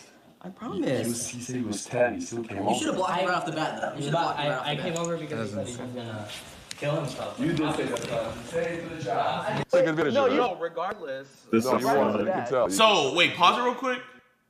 So they're mad at him for coming over, but they freaking were anxious for him to come over. So they said that if you don't come over, I'm gonna kill myself. Chat. Yeah, and see, Vitali admits it. You know what I mean? Like, I don't know if you guys realize this, but like, literally any case for this to go any further or for this to be prosecuted, like, and the thing is, like, they all know that this case isn't gonna go anywhere. They just wanted to get another guy. Yes. That's that's pretty much it. It's just weird energy. And what are some other things you've seen like while you worked for them? To be honest, these are the two that let me oh my god. Let me just show you this. Let me show you something else. Okay. What was I gonna say? Did you see where after we let them go? Because kind of I'll say. Well, here, let me ask you this. What? Was any catch ever faked? No. Not in the fake on how people try to play it out to be. You know what I mean? Now, how they would go about getting these guys here before I took over the decoy team, I cannot say. Okay. You know what I'm saying? Yeah, fair. But I don't think anything, I will never say this, like, I don't think anything is ever faked or intended to be. It's more just a lack of care on what kind of evidence or what kind of person we're actually getting there. Exactly. Okay. Fair. Does that make sense? Yeah. I think, and let me show you this. Let me show you this. This is after. Is it this one? I'm losing it now. Nope, not that one. Oh shoot, maybe I lost it. And can you tell the audience like why the gambling thing is like covering half the screen? Because this is his main source of income, right? Like streaming, catching predators. I mean, even here you see the product placement. This is how he gets his money. You know what I mean? And so he needs these things to work out each stream, or else he's not getting his paycheck. Does that answer things? Yeah. I just want you to explain it for just the people in stream, just in case they might be a little confused. I think because what I really want to get into is kind of like, even though Vitaly might not be the person messaging them, even though Vitaly might not, why can't I think? Might not be the one saying these things over the text messages, he knows what this team is capable of that he's hired. And I really just want to show you, shoot, I think it's somewhere here. Oh, you saw me in the background right there. Chat, what do you guys think about all this, man? I want to hear your guys' opinion. I'm trying to look. One second. Yeah. It's here. Yep. I really want to show you. To me, this is just the epitome of like, these are the people he's hiring. So for context, this decoy here, you can still see my screen, still hear me, right? Yeah. Yeah. Oh. JiDion? Yeah. I can hear you. All right. Cool. For context, this decoy here, she was brought on and trained by Santi. This is after I took things over. We still kept a couple of his decoys around. Okay. In some kind of way, she had really good evidence. She showed me everything, blah, blah. But what I didn't know and what she left out was, this is after we fired both the Santis. They had, quote unquote, given her this predator. What do you mean, given her this predator? I don't know. Like, they gave her the contact or whatever. I think just super gullible. I shake my head just thinking about it. The Santi guy said, hey, here's a guy for you to message. She messages, get the evidence, whatever. This is that person coming over. Okay. Are you ready? Yeah, I'm ready.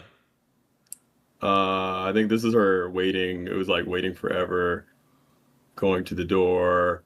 He comes in with a mask like this. I've seen this clip, okay? You've seen this. I've seen that. Like, dude came in with a hoodie and so this is the predator. This is the predator, supposedly, right? He's walking around.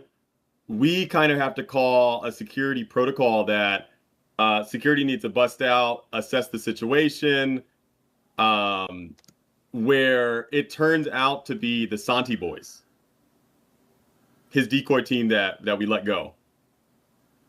Turns out to be the Santi boys playing a prank. And let me switch back. Let me switch back to my other thing so you can see my face. Hold on, sorry for these technicals. So his decoy team pretended to be his old decoy team, got in touch with his new decoy team to pretend to be a predator so that way they could prank him on stream. Yes.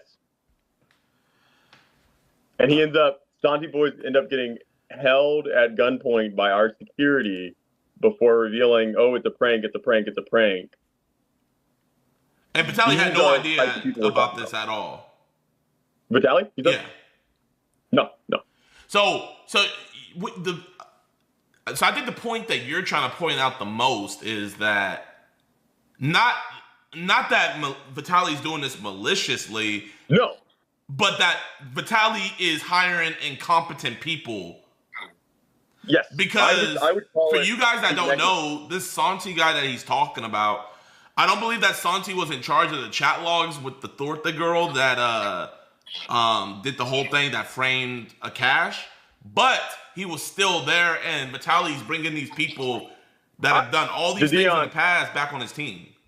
JiDion, I'm going to completely disagree with you. What do you mean? I believe Santi is in charge of these new decoys. I know he is. Really? How do you know he's in charge of the new decoys? Because that's kind of what Santi will get all of his buddies and friends, train them on how to catch predators, and then he leads that team. Like, that's how they pay him. Like, he's the lead decoy person. So you think Santi had a part to do with Akash getting framed the other day? There's no doubt in my mind. Like, just knowing how things operate, because Vitaly came to Los Angeles, no cash, no money. Well, no, Santi will do it for cheap. Find people who do it for cheap. These new decoys are just people that Santi found. So how much does Vitaly pay his new decoys now, post being out of jail? He called me right after prison and asked me if I was ready to run it up, whatever. I said, yeah, let's do it. What's the budget? And he pitches me. He's not giving me any solid numbers. All I can get out of him is he wants to pay $100 per catch. So you're telling me Miss Thortha got $100 to frame an innocent man? Yeah. And what I told him is, like, me and none of my decoys, like, we can't catch for that little of it's just not worth the price. And anyone you find for that low of a price, they're either in it for clout, like Santi and this new gang that I think, or they're gonna do a very sloppy job and not care about what they're doing because they're not getting paid for it. Because I was calling Santi yesterday, and the reason I didn't really get onto him is because, like, all I saw was, like, he was in the background, and I didn't know, like, his role. But I mean, obviously, you would know his role better than me. So Santi's the person who facilitates all of these decoys. Yes, and a lot of times, which this can also get you, as I'm sure you know, in a lot of trouble, is a lot of times Santi, because they'll all be in the same Airbnb, whatever, Santi will be the one also doing a lot of the texting and messaging and saying, oh, you need to reply this. Oh, you need to say this. Oh, do this. So you think, since she's new, because I haven't never seen her before. No, yeah. Do you know who that Gabe dude is? Have you ever seen him before, or is he new? These guys are both new. And you can also tell by how they're coming across where they're getting a high. They want to scream and yell and chant. This, they're getting, they want a lot of screen time. Like that's why they're doing this. You can tell they're very, very new. So while Vitaly should get the blame because he platformed this, the real people who are the people that are the cause is the decoy team. Like this isn't really Vitaly's part because Vitaly doesn't train them. It's the decoy team and their incompetency. Yes, but what I will say is, if I have a nurse taking care of my baby JiDion, right? If I have a nurse taking care of my baby, my wife's taking me. If I have a nurse taking care of my baby and she goes over to the medicine cabinet and grabs poison instead of medicine for my baby and kills my baby, she is still liable. She is still negligent because she knew that was in the cabinet. You know what I mean? Yeah. You follow me? And so what I'm saying is Vitaly knew this poison was here. Everyone warned him about this. This is why we let them go. Like, I don't think anyone's intention is ever to, ruin an innocent man's reputation. I don't think any of us believe that.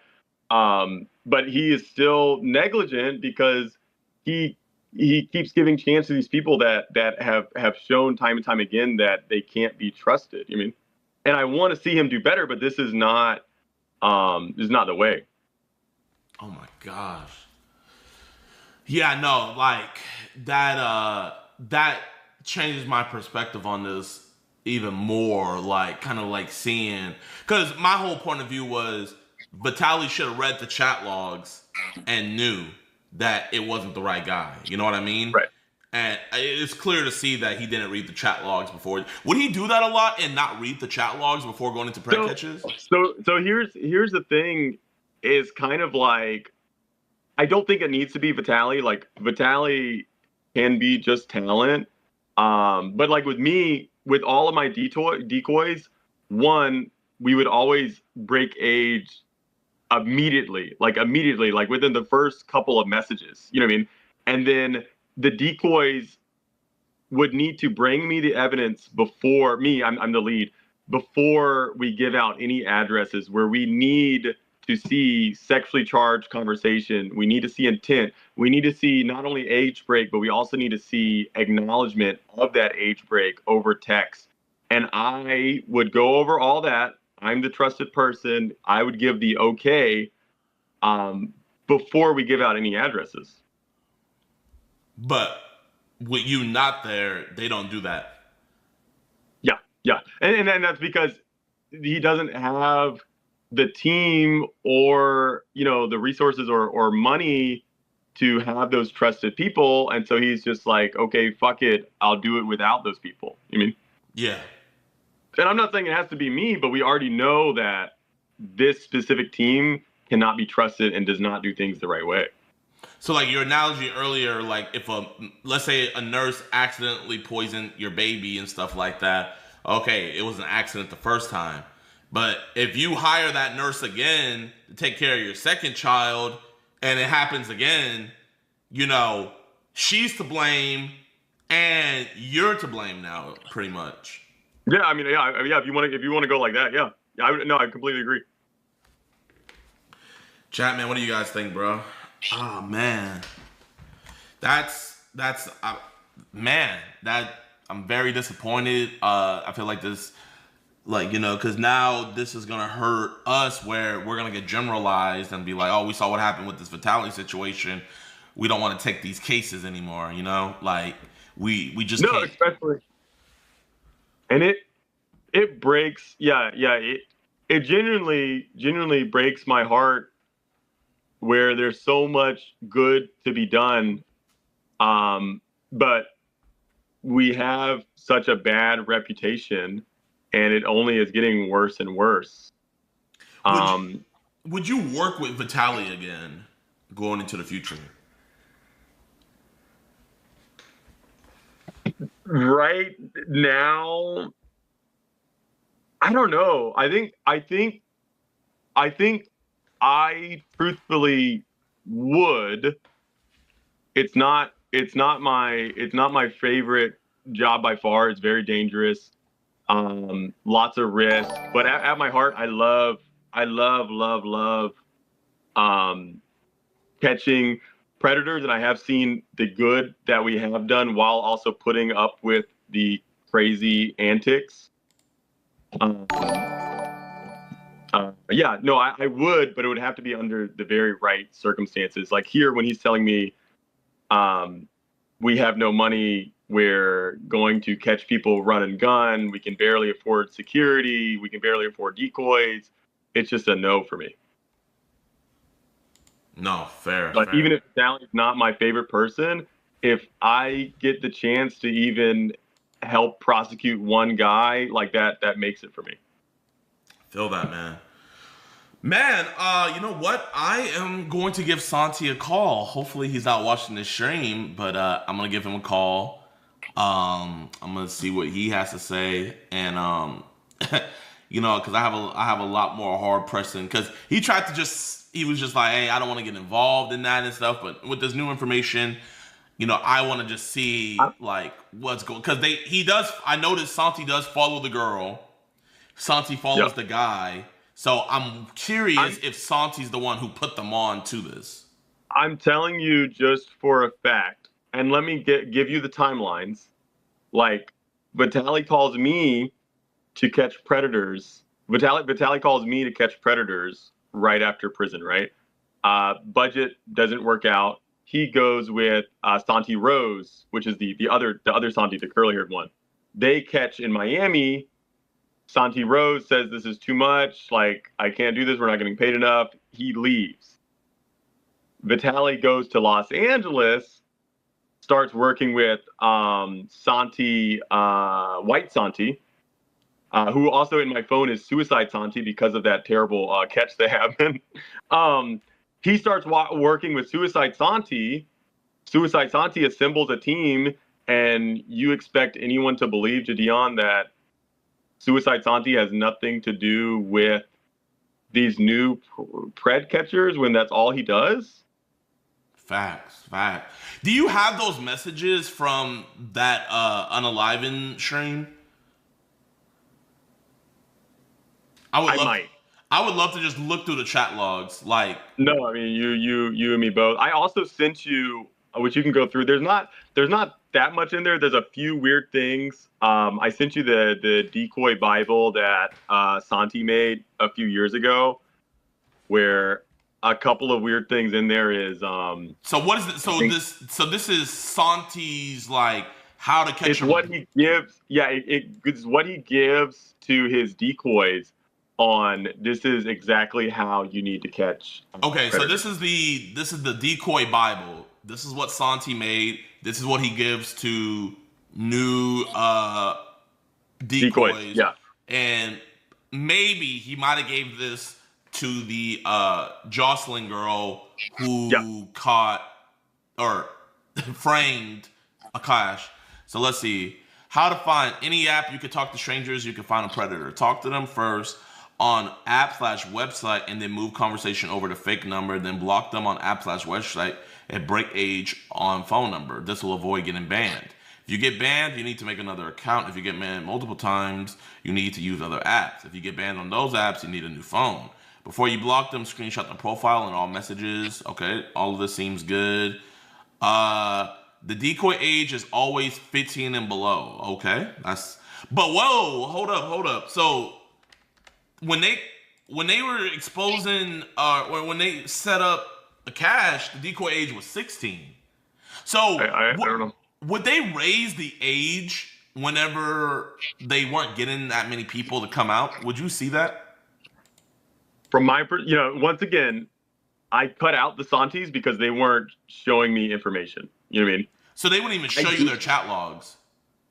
No. And in fact, I have on my Google Drive like all of my decoys messages. Suicide Santi, I think his is the only one that's empty. Would he even give the chat logs to the cops? From my understanding, he'd give it to security, which W security. I love the security. Vitaly security is amazing. He'd give it to the security. They would always turn it over to the police. Would he keep that organized or have every little piece of evidence? I don't really think so. One thing that's interesting in that Bible that I thought was funny, if you scroll, I think it's on the second page. Okay, it says something like, if they say no, they can always be convinced. Let me see.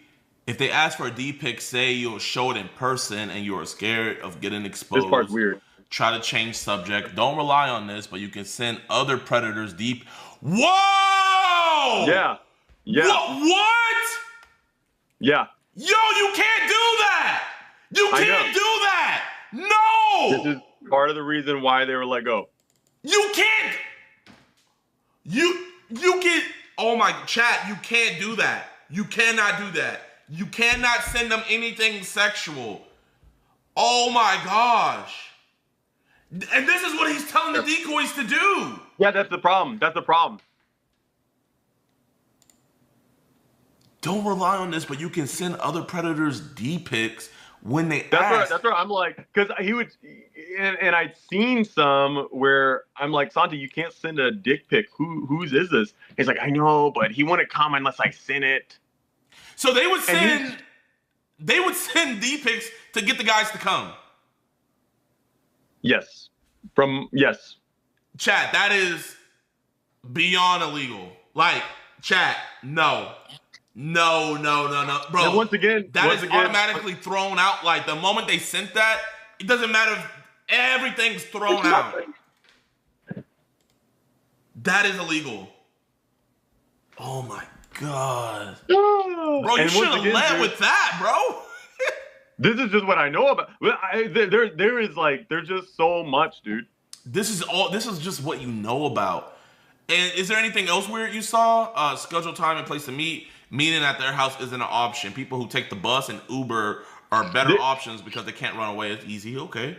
Offer to buy an Uber for them if needed. We do the same thing. I think, to be honest with you, I worded it differently. I think one of the weird things for me that I added, I changed a lot when I started my own decoy team of like, hey, how about what is the actual list of like evidence and how to get it? You know what I mean? For turning it over to the police. Like, there's none of that. It's just how to catch for a stream. You know what I'm saying? Terms the no, top the one effing, bottom the one. Oh my gosh. I was just reading. Look at let me show you this, dude. Let me show you this. I cut out I sent this to you too. I cut out the names and stuff, but this was like just an example of a quote unquote catch. Yeah. That I think this is like nothing. So the gray's the predator and the blue's the decoy, correct? Yeah. Okay. Pred says, hey, decoy, hey. Oh shit, I think it's out of order. I don't know what the hell I cut off, but with the other guy, what's the address again? How far are you? 20. Oh crap, did I cut it? Okay, sorry. I cut out some of this. No, you're good, man. Let me find it. Let me find the actual SSB thing. Man. Vitaly damaged the community with his actions, further wrecked his rep after all the harassment in other countries. Bro's grown, content-brained. Everybody got a pass, but grow up and be a better you. No facts. Chat, no, for sure. And I want him to be better. And you know, Vitaly says he wants to be better, but I think just getting priorities aligned. You know. I am so disappointed. Like, 1 second. Let's see. Okay. And JiDion, I sent this to you. I just don't want to leak this person's phone number. I sent it to your. I believe I sent it to your email. I sent these screenshots to your email What time? Dude, last night. Okay, was it hold up. I think, let me see. Was it the doc? Is what you want to show me in the doc or no? No. Let me just, I have it. here where basically they said, hey, hey, the decoy says, Kevy here. This guy, the potential Pred says, Elio. Decoy says, nice. Pred says, sorry, I'm driving. Decoy says, how old? I love your hair. Pred says, 23. How about you? Decoy says, 14. I love your hair. You know, sounds good. Starting off good, right? Yeah. Pred says, you don't look 14. OMG. Decoy says, LOL, it's okay. What you into? You like kissing? Pred says, you might be too young for me. Sorry. Decoy, it's okay, bro. Pred says, I do though. How about you? What you doing? Want to hang out? Hey, just saw the message. You want me to come? Decoy, yeah, let's hang. They send the address. That's all the evidence they have. Yeah, like because chat, this guy didn't say, like, all he said was he's probably a predator. Don't get me wrong, chat. Like, yeah, no, 100%. But that is not enough at all. Like exactly. That is you. That's them rushing it. You know, nothing sexual was said. That happens all the time, but it's fine though because we just be patient because eventually they're gonna break. They're gonna slip up. Yeah, no, 100%, 100%. And JiDion, I wanna tell you that it's sad where the reputation that we've gotten has led to a lot of dangerous people that keeps me up at night slipping through the cracks. And one guy in particular that I want to tell you about, it's just on my heart. We caught this guy, lots of evidence. He wanted to make this girl his wife. He said she was 15. He wanted to marry her, take her away from her parents. Let's live together. As long as you've hit puberty, you're a woman. You're great for me, right? It gets worse. That's not bad, right? Yeah. He gets to the house. We're talking to him. He gives me permission to look through his phone. I'm looking through his phone. I see a woman in a cage. And I say, who's this woman in the cage? And the predator says, which one? Wow. And I immediately step outside. I call the police, and I'm on the phone, and I'm trying to explain, like, hey, can we just send an officer out here? Like, this woman said he has multiple women in cages at his address. And as soon as they hear, like, Batali and Pred catching and whatever, they say, we want nothing to do with it. And I had the guy sitting there for maybe 2 hours, constantly trying to call and get the police to come. I got his license plate. We gave all the evidence over to the police, and nothing happened. And shit like that just keeps me up at night, where because of this reputation that's being created, there's so many sick people just getting slipped through the cracks. And I believe the intentions are there, but their priority is so much content that we're letting so many weirdos just slip through the crack. And I just wanted to share that. Did they just do a humiliation ritual to that dude who came over? No, that one, no. We just tried to sit there. We were trying to play it good, like by the book, so we could actually get this guy. But it's kind of like the Batali reputation in Los Angeles. The sheriff that I talked to, like, she was more concerned about, just not supporting us or, these individuals more than just coming out and checking out what's going on.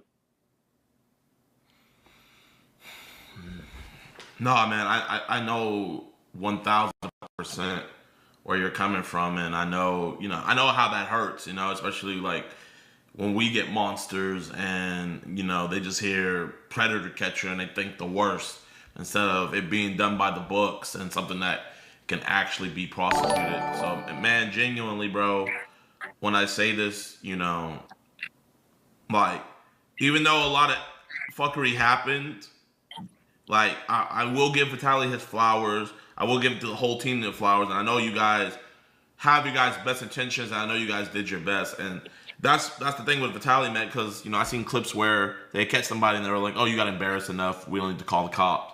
And it's like... No, yeah, it's ridiculous. How often would he, when you worked with him, just not even call the cops and be like, don't worry about it, just let them go?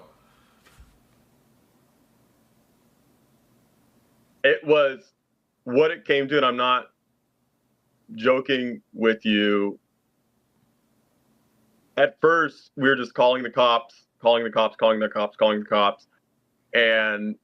Vitaly, I don't want to put any words in anyone's mouth because I can't remember if it was Vitaly or his previous manager. They said, we need to stop calling the cops because it's wasting too much stream time and we're not getting enough predators.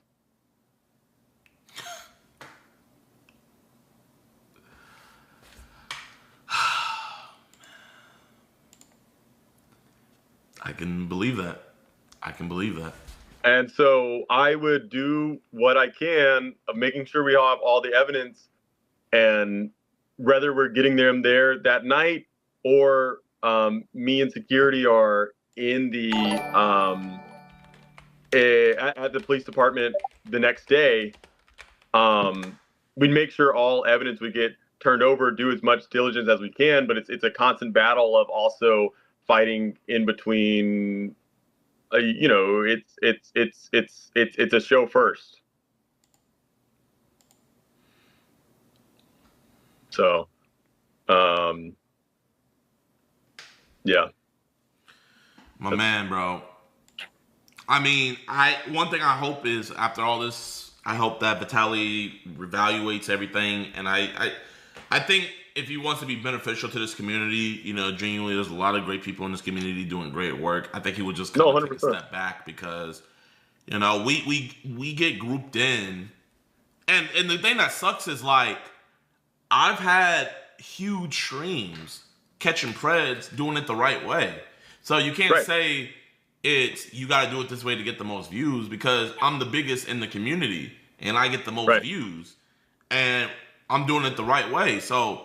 There's no excuse why Vitaly can't do it that way either. You know, I don't know if it's just the kick community or what.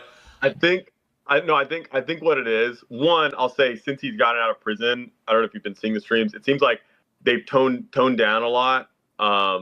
There are cop calls every catch from what I can see, but I think it's that he doesn't know where to go for help. He doesn't know anyone to go to but Santi. He knows he doesn't have any budget. You know what I mean?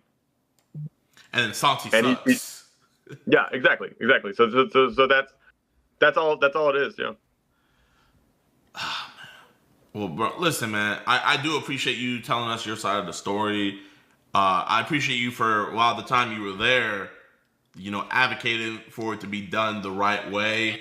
You know, obviously, I know the budget isn't there for him to have you again, but if he does get back into this, man, I hope he either gets you or somebody like you, if he's going to continue doing this, to keep because we can do it. And I know, to me, Vitaly in his heart, like he wants to see these guys put away. He wants to do it, but I think there's a constant battle of clip farming, and we got to do this, that, and the third, and then justice is kind of like secondary. You know what I mean? And that's why, like I said, I think that's why they moved. You know, I'm trying not to just be shit talking. I think that's why they moved to Orange County as well, because they're a lot more friendly with, I know you said a better experience, but at least for Vitaly, a lot more friendly with actually taking them seriously. They are, yeah. Orange County is amazing. Take a while to get out there, but they're good. Yep. Well, that's everyone, dude. We've had a held.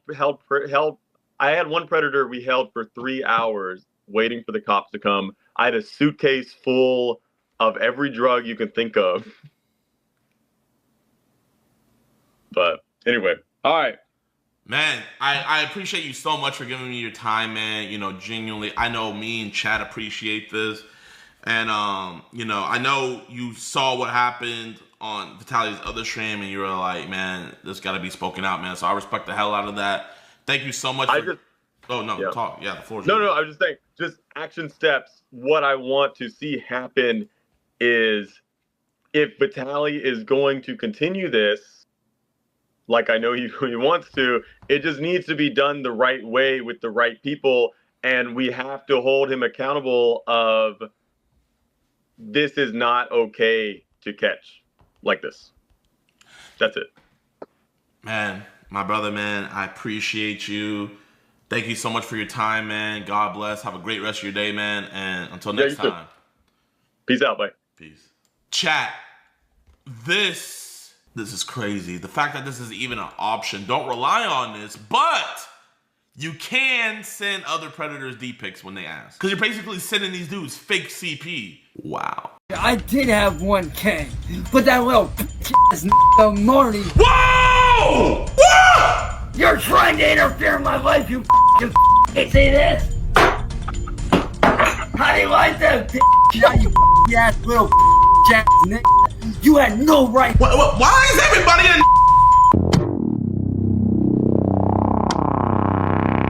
The most unhinged man on the internet. Who is he? What did he do? Is this video broken up? You talk about something, man. You have gone too far, and I mean too far. It's one thing to attack me. It's one thing to troll me. It's one thing to make a haha joke very funny about a lot of funny shit. This isn't a game, Marty. You're fucking with people's lives here, you sick fuck. Some people get the short end of the stick when it comes to genetics, and not all of them deal with it gracefully. Sure, congenital issues can account for some shortcomings, but how many? When does someone cross the line, and despite their defects, when can they be held accountable for their actions? A case study of this gray area is Ohio's very own Cyrax, often referred to as always in Ohio, or Asmongold's long-lost twin. Over the course of a decade, Cyrax has gone from an aspiring musician to trying to stay out of jail for things like abusing his grandmother and sending some very unfortunate messages to people who definitely shouldn't have received them. So in today's video, I aim to answer the question, who the hell is Cyrax? Ooh. Okay. I don't know what that means. All right, go. Oh, hey!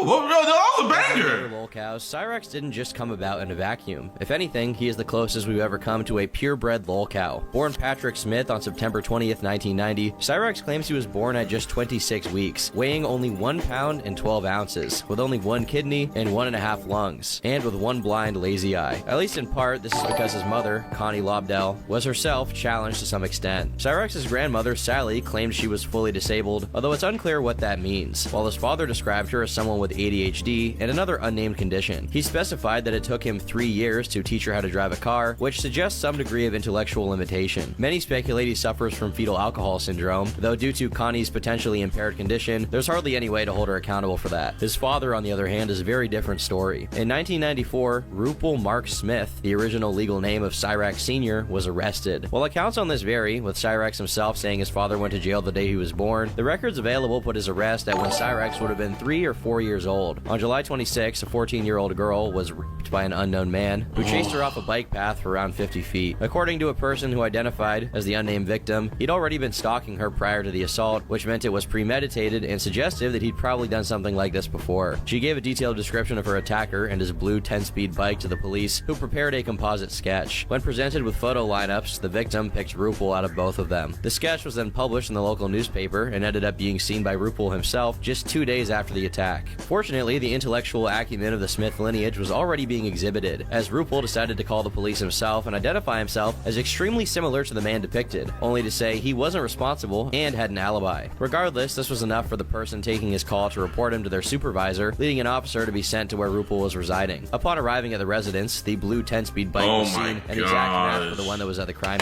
So, you called the police to tell them, hey, This dude looks like me, but it's not me. Gave them your address. Once the officer became more accusatory toward Rupel, his responses were incriminating. Apparently, while he didn't outright confess to the assault, he said something tantamount to an admission of kidnapping, dragging the victim across the road against her will. After that, Rupel asked for an attorney, but what he said at that point was enough for an arrest and trial, during which a jury convicted him of kidnapping, sexual assault, and sexual abuse of a minor. He attempted to appeal his convictions, but ultimately failed and had to serve a total of 20 years in prison. This is relevant because it meant that, with Rupel out of the picture due to his arrest, and Connie being unfit to care for a child due to her disability, someone else would have to raise Cyrax. That someone ended up being his grandmother, Sally, who moved Patrick out of Alaska and into her humble home in Akron, Ohio. Oddly enough, Sally had been in a strangely similar situation to that of Rupel's, only on the receiving end. As we can learn from an article in a local Alaskan newspaper, Rupel's father, and Sally's first husband, is a man named William Bill Smith, born in 1941. According to public records, Sally was born in 1952, and Rupel was born in 1969, meaning she was 17 when she had him and just 14 when she got married to Bill, who was 25 years old. The exact same age Rupel had been when he committed his crime. What's worse is that Rupel had older siblings, though records on how many are difficult to find. We know that at least one of them was also named Bill, who ended up simultaneously suffering from AIDS and cancer until he passed away in 2015. Just so you know, when I say Cyrax is a purebred lolcow, I mean generations of extremely unfortunate circumstances have coalesced to bring him. Bro, man, there's some families that are just cursed, bro, I swear. Via newspaper clippings of one of Sally's brother's obituary, we can determine her maiden name is Arntzen, but when she took Cyrax in to raise him, she was married to another man named Gordon Wilkins and took his last name, so she decided to rename Cyrax accordingly, calling him by the name he went on to use for the entirety of his life. This is Chance Finley Wilkins talking to Nicholas Beagler. What you fail to realize, Nick, is that I made you. From Patrick Smith to Chance Wilkins, from Alaska to Ohio, Cyrax wasn't even 5 and was already undergoing some radical transformations. In his recollection, he had a very rough time at school, with people bullying him and giving him swirlies due to his appearance. I was supposed to die the day that I was born. And when I was born with 1 kidney and 1.5 lungs. And, growing up through school, I did get picked on. I got bullied way more than most. I got judged. I got beat up every day. I was that kid that was an outcast in high school. But, as we will learn in full detail, Chance isn't an entirely reliable narrator, since contrary to his claims, it seems he did indeed have friends during his school years. In an interview with Elspeth, a friend of Cyrax's from high school, she said, "We met quite literally in high school. We had a mutual friend in common, and that's how we met." According to Elspeth, Chance and his group of friends bonded over their interest in dancing, so much so that she herself is a trained ballet dancer. She recalls an instance where they both performed a piece called The Dueling Dancers at the school's talent show, but unfortunately there's no footage of this event. When they weren't at school, they usually met up and hung out at the house of their aforementioned friend, Billy Seiler. Billy was a short, legally blind African-American student, and Cyrax described him as a closer friend than the rest of the group. After all, Billy was the one who introduced him to Linkin Park, one of Cyrax's favorite bands. Months before any of his followers investigated Cyrax's story with Billy, Cyrax spontaneously brought it up, saying, "Unfortunately, when I was 16 to 17 years old around that time period, I was actually by one of my best friends from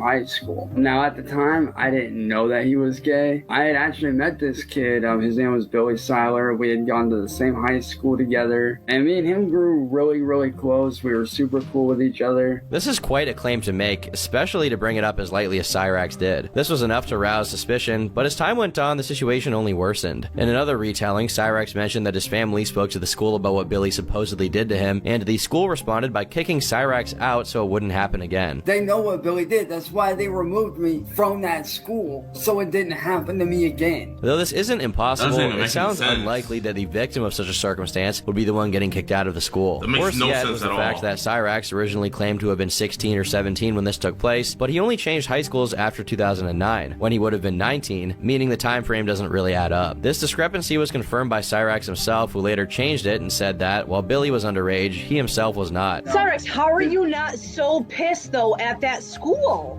I think it's insane. You should have never been expelled. We tried, and that's the thing. We tried to fight. Wait, that sounds like my decoy. One of my decoys. and I was over Oh my it. god, dude. I don't understand that. That's fucking bullshit. People became suspicious, and since Cyrax had already given this person's name out, they decided to look further into it. The information was enough to find Billy's Facebook and contact him, informing him of what Cyrax claimed happened during high school. Once contact was established, what Cyrax allegedly did to Billy became a matter of public knowledge. You know, so we were up in my room, you know, it was late at night, probably 12, 1 o'clock on a weekday. When it gets hot, you know, guys tend to take off their shirts and everything. I was either on my belly on the floor, or I think I was searching for something, and the next thing It wasn't her, Chad.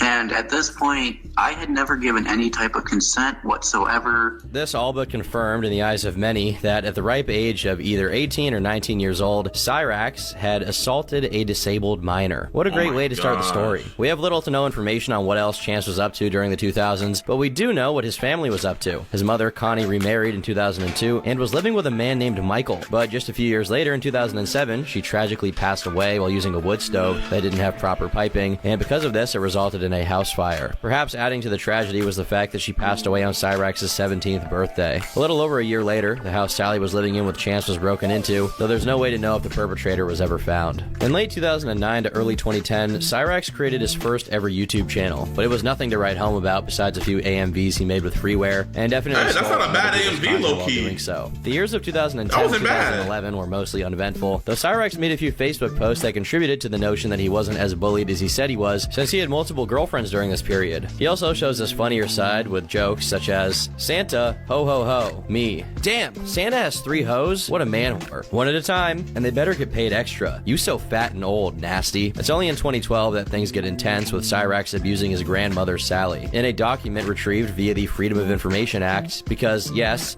his followers are that dedicated. We have information on every time the police have been called in relation to Cyrax's house, and on the 14th of February, a domestic fight was reported by Sally's brother, William Arnson. Chance is described as out of control and fighting with his mom before leaving the house and walking toward the freeway. It appears he attempted to choke or strangle his grandmother, but fortunately, the report cites no injuries and no weapons. To this Okay, chat, what is the youngest victim he has? Let me see, let's go down here. Below adjacent communities that Cyrax has spent the better part of a decade sharing his music to, and that flipped a major switch. What kicked it off was when Cyrax was invited to appear on a show called The Juggalo Drama Alert, where he was asked by the host, Fred the Boy Blue, 14, to explain his situation 12. with Candle. Noticing how much of an absolute character Cyrax was, Fred had him appear in multiple episodes right after, and this grew Chance's popularity exponentially. Whereas he had 1 or 2 trolls who intermittently impersonated him before, he was now attracting a group of troll followers who were dedicated. While still in their developmental stages, they would eventually become the co-stars of the reality show Cyrax's life is about to be. Around the same time, though we don't have the exact date, he began dating Heather, but not the same Heather as before. With new Heather, at some point during 2019, he made a video about how cyberbullying and other kinds of abuse may lead to doing something drastic. While we don't know the date this video went up, if it came out before Candle began role-playing as if she had passed away, there's a very good chance her faking her death was to make it seem like Cyrax had done exactly the thing he denounced and cyberbullied someone to the grave. For a while, the trolls did little besides sending outlandish threats of all sorts to Cyrax, even going as far as calling his home phone to inform him that they had planted a bomb in Sally's car, which Cyrax reported to the police, and once the car was checked out and no device was found in it, he made a video on his Facebook page mocking his trolls. Eventually, they evolved and realized that if they were going to get any quality lolcow content out of him, they would have to be working on the inside. One of the first to do it was by the name of Pokimane, who began interacting directly with Cyrax and even received a voice message from him explaining the Candle situation. Around the same time, bro, I'm not gonna lie, bro. These people who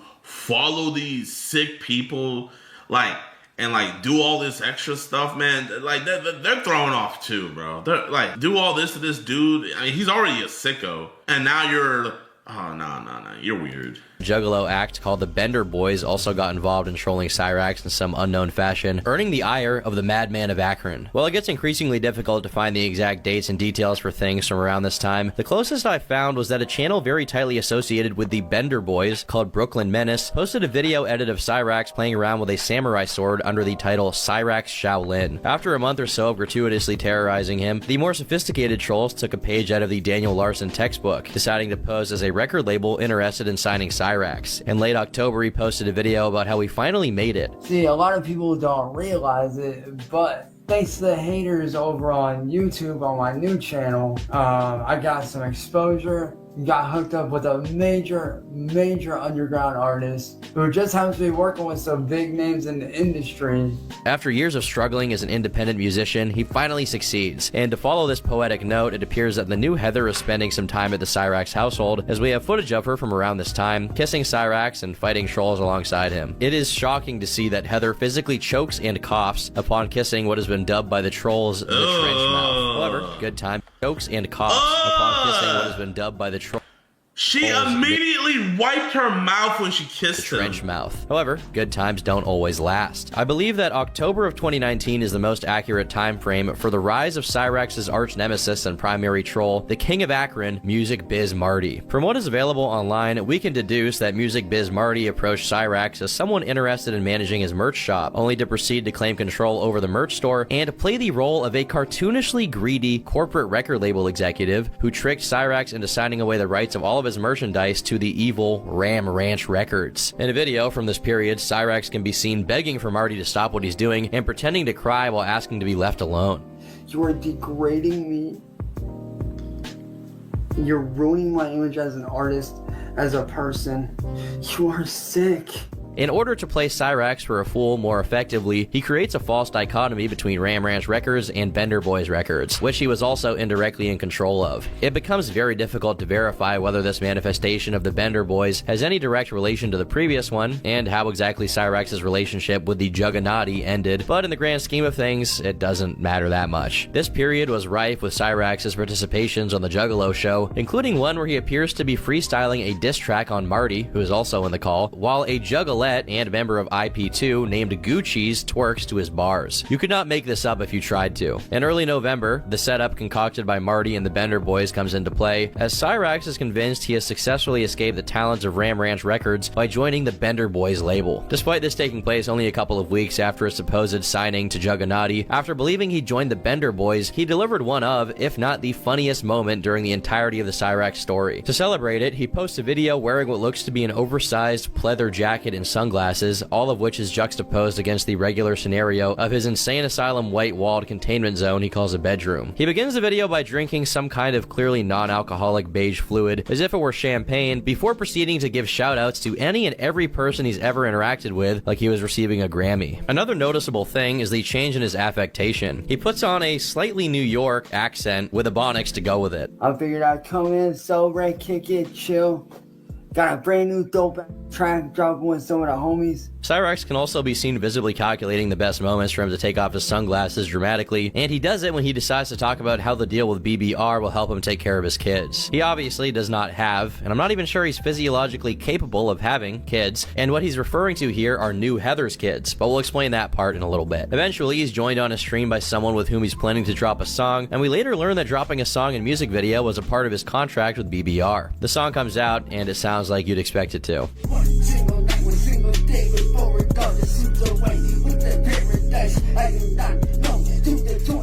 And now, the other shoe dropped. Bro, why do you guys send me these people, bro? It's like, bro, man, I look forward to hanging out with you guys, but I end my days and my streams just like, why?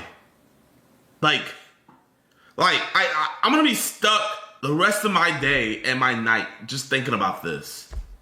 Alleging that his single underperformed terribly, Bender Boys Records called Cyrax up to deliver some bad news. Hey. Yo, Cyrax, I got an announcement to make. The video's not doing as well as we thought it was going to. Speaking with the team here at Bender Boys Records, they deemed you unmanageable. How? We had to sell your contract, man. Wait, what the fuck? Are you serious right now? We sold it this morning.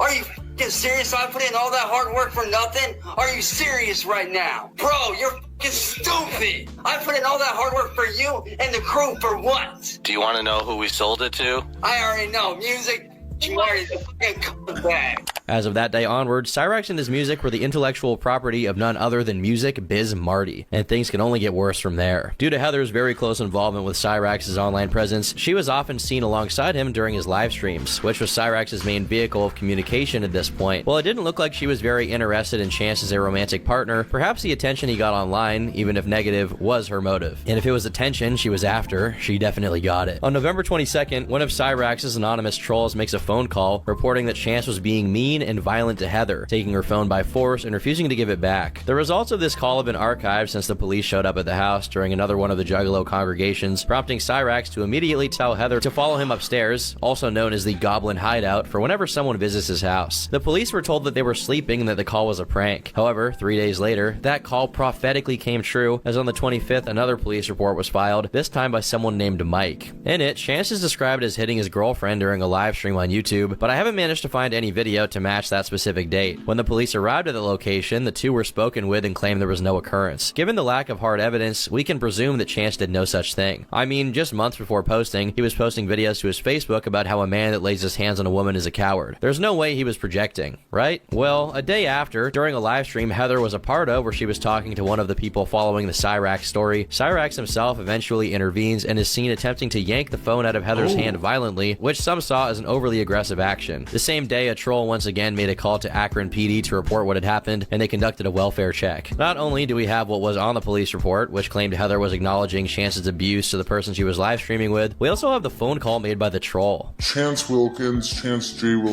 he's a 28 or 29-year-old man. He had struck his girlfriend, Heather Porter, who is currently pregnant. Just 2 days later, Bro, man, like, how invested in these people do you have to be to where you're calling the cops for them? Like, oh my, bro, everybody in this situation is losers, bro. Oh, he did it! 911, Chaz Wilkins is a 29-year-old man. He just struck his girlfriend, Heather, and she's also pregnant. Like, bro, oh my god! The person Heather was talking to on the live stream Where's was the investigating further allegations? into her lore and ended up interviewing Jessica, Heather's former wife. Where's And the things just get more and allegations more with the complicated, minors? Don't they? It turns out that Heather left her wife with their 2 kids in order to link up with DJ Shadowblade, this 2020 impartial third party who happens to defend Cyrax and Heather against the trolls. On another video from I lost my edge. Hey Marty, why don't you go take that? January is relatively uneventful, with February bearing some concerning news. Not only are rats sighted in Cyrax's humble abode, but apparently his basement bed is suffering from a bed bug infestation, and it's severely affecting his health. This may be karma for the fact that, in his never-ending struggle against music biz Marty, Cyrax turned to the dark side and decided to invoke the power of a very malignant political party in order to defeat him. You're gonna do some ram stuff. Oh my god! After being catfished by a troll and confessing to his fantasy of eating a Snickers out of somebody's defecation station, he enters into a relationship with someone by the handle of Tangerine Cat, a long-term covert troll of Marty's. In the middle of February, he threatens to Bro, whoever this dude is, you're gay, bro. You went undercover to get this dude to fall in love with you. Just, oh my, you are gay. Tangerine Cat, a long-term covert troll of Marty's. In the middle of February, he threatens to shoot Marty and another infamous troll of his, Schmeckel Cat, with his stepfather Ed's rifle, who definitely did not give permission for Cyrax to use his gun to carry out a hit. Seeing that Cyrax was approaching the 1,000 subs mark on his YouTube channel, he started a campaign for people to subscribe en masse. Then, when Cyrax started celebrating, the next move was to unsubscribe en masse to see how he'd react. This was the result. I did have 100. I did have 1K, but that little bitch ass nigga Marty. Whoa! What?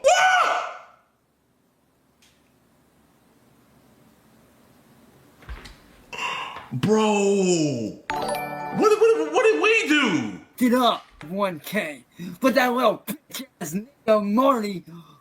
Get up. Notwithstanding, also in February, Cyrax gets Sally to call the cops to tell them he's being cyberbullied online, as if the cops could do anything. They can't. It's at this point that even the police, being familiar with the situation from the plethora of times they've already gone to their house for no good reason, start to show signs of being sick of dealing with Cyrax. The report reads as follows. Cyberbullying on internet by Marty. Today they received a package with rope in it, and he has been telling caller's 30-year-old son to take his own life. There were no threats and nothing to report. He was advised that if he does not want comments on his internet live stream, to block or ignore them. Nothing I was told today was a crime, and he had no information about the other guy involved. On the 5th of March, during a live streamed call with Marty, Tangerine Cat, and a fellow troll, Lava, Cyrax is pushed to his breaking point and decides to destroy one of the gifts he received from Lava to upset her. You're trying to interfere in my life, you Hey, Lava, I swear to God, if you don't stop, I swear to God, I will hunt you down and beat your fucking ass within an inch of your life. And that's not a joke. Hey, Lava. We all know Hey, that. Lava. You better be lucky I don't know where you live. Otherwise, you're have to be 6 feet under. And same with you, Marty. I know where you live. I know where you live, Marty. So don't test me. You need to go. And now I've had it.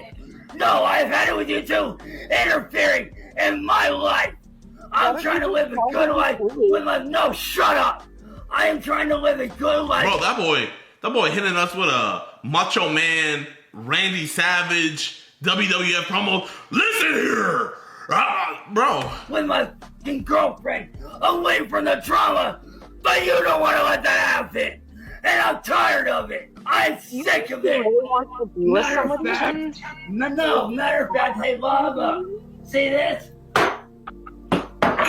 No. How do you like that, bitch? How do you like that? Apparently, during his tirade with the ocarina, he made holes in his walls that indefinitely continued to be visible whenever he recorded videos. But the bad news simply refused to stop coming. Marty breaks the story that Cyrax has been taken to the hospital, and the doctors discovered he developed a fungal infection on his private parts. The cause of this might be the fact that he not only neglects to wash himself after he does the deed, but also does it multiple times a day, which results in chafing due to excess friction. I'm glad I can explain this to however many people are watching this right now. Later.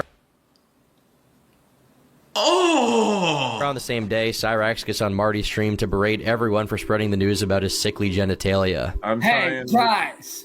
What the fuck is your deal? Whoa! No, shut the fuck up, motherfucker. Hey, Marty, let me tell you right now, you ass little bitch ass nigga. You had no right. Why is everybody a nigga? I don't see no nigga profiles! Marty, let me tell you right now, you ass little bitch ass nigga. You had no right doing what you did. None! During the conversation about his medical issue, it's revealed that Cyrax is unable to put the cream on and requires Sally to do it for him. This period is marked by some interesting police reports. After a welfare check, which informed the police that Cyrax was threatening people online, he was advised to stay out of chat rooms. Then, the police were told about Cyrax confessing to what he did to Billy, but no one answered when they showed up to his door. After a mostly redacted welfare check, Sally herself calls the police as Cyrax and Ed are fighting due to Cyrax being uncooperative. After this call is made, Cyrax randomly shows up during another Marty stream, this time with his mouth visibly bleeding as he screams at everybody. Let me tell all three. Bro, who the hell is this Marty? Yo, chat, man, can someone help me get in touch with Marty? Chat, do I need to do an interview with Cyrax? Does Marty have a YouTube channel? You motherfuckers right now. Marty, oh, he passed? Ah, dang. Because of you three, I almost took my fucking life a few minutes ago because of your bullshit bullying. As it turns out, he'd recently gotten into a fight with his stepfather Ed, and unlike when he's online, being aggressive and acting tough had very dire consequences. Soon after, Ed leaves due to Cyrax's antics, which he blames on the trolls. After Tangerine Cat breaks up with him over him sending pictures of his wiener to multiple different fake girls, a new faux girlfriend comes forth by the name of Strawberry Sunshine. Yo, chat, remember that episode of Family Guy when Brian was dating the blind girl? And she broke up with him, and he just put on a mustache. I don't even know why he had a mustache. And you're like, hey, how you doing? And she was like, oh my gosh, hey. That's literally what this is, bro. Multiple different fake girls. A new faux girlfriend comes forth by the name of Strawberry Sunshine, and Strawberry is taking no prisoners. Within a month of her work, she convinces Cyrax to insert a stylus into himself. You'll have to take my word for this, since I obviously can't show it on Stylus? screen. Or you can look for it yourself and be eternally cursed. What is it? Wait, chat, what is a stylus? A pin? Oh! Oh! No! He put one of those pins in... Chat, he put one of these inside of him. The decision to leak the stylus incident was made based on the fact that, concomitantly with his relationship with Strawberry, Cyrax had recently sent nudes to a catfish who pretended to be a mentally challenged transgender person by the name of Cindy Lou. In classic Cyrax... Into his... He put it in the front...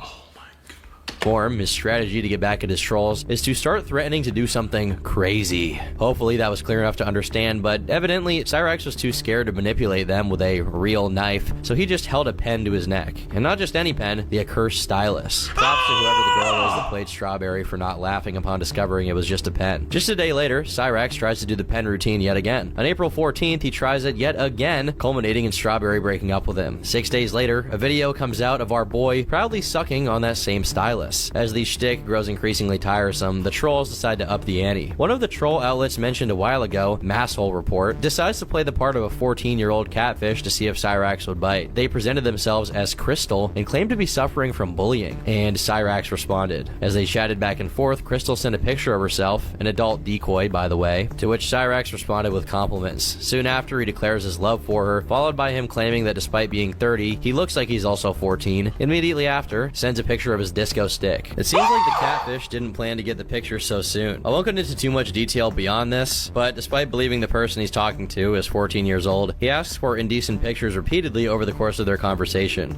Bro, unless the cops get a decoy on him, sadly, with him being in Ohio, nothing to get him. Ohio is one of those states where they will not take chat logs. The only way we can get an arrest in Ohio is if they have CP. That's it. After some time, probably after he told Sally what he was up to and she told him how it could get him into trouble, he expresses regret and ghosts Crystal. It's likely that Cyrax sussed out that this was going to make its way into Marty's hands, so his tactics became much more frantic and desperate. This was no fluke either, as during her investigation, Kate, the person running this operation, discovered that Cyrax had done the same thing in 2014 when he would have been 24. In another instance, which was eventually revealed, he was briefly together with a 15-year-old named Chloe. In a cameo he made in one of Marty's streams soon after the Crystal incident, knowing that YouTube forbade any kind of nudity, he proceeded to flash the camera in an attempt to get Marty's account shut down. This is a tactic he came to employ multiple times after. After a few police reports about Cyrax's online dealings with fake 14-year-olds, Sally called the cops over a fake picture of someone holding a firearm outside their house. To make everything even more cursed, Cyrax's dad, now free from prison, discovers that his son is a horror cow and appears on one of Marty's streams. It seems going to jail didn't fix him, since by searching his new name, Oangus Ravenwood, a Pinterest shows up with categories like feminized soccer boys are easy to convince and boys in dresses, containing multiple images of young boys in drag. When asked about it by Marty and Schmeckel, he claimed it was for trans kid awareness. Meanwhile, after years of being in the dark side, Cyrax turns to Christianity to fix his situation, while posting a few spoken word poems playing the victim. I suppose, due to loyalty to people of his same proclivities, he goes back to being friends with Chuck Stiegel and defends him from the accusations. Around this time, we can see that Cyrax has begun to frequently scratch his head, which we eventually learn is due to the bed bugs biting him. In exchange for the return of his PayPal account, Marty strikes a deal with Cyrax that the two would meet up in real life in order to square their differences, and upon showing up to Cyrax's house, Cyrax once again hides in the attic. After revealing during a spat with the troll that over the course of his entire career, he's made a total of just under $6 from his music, we get this.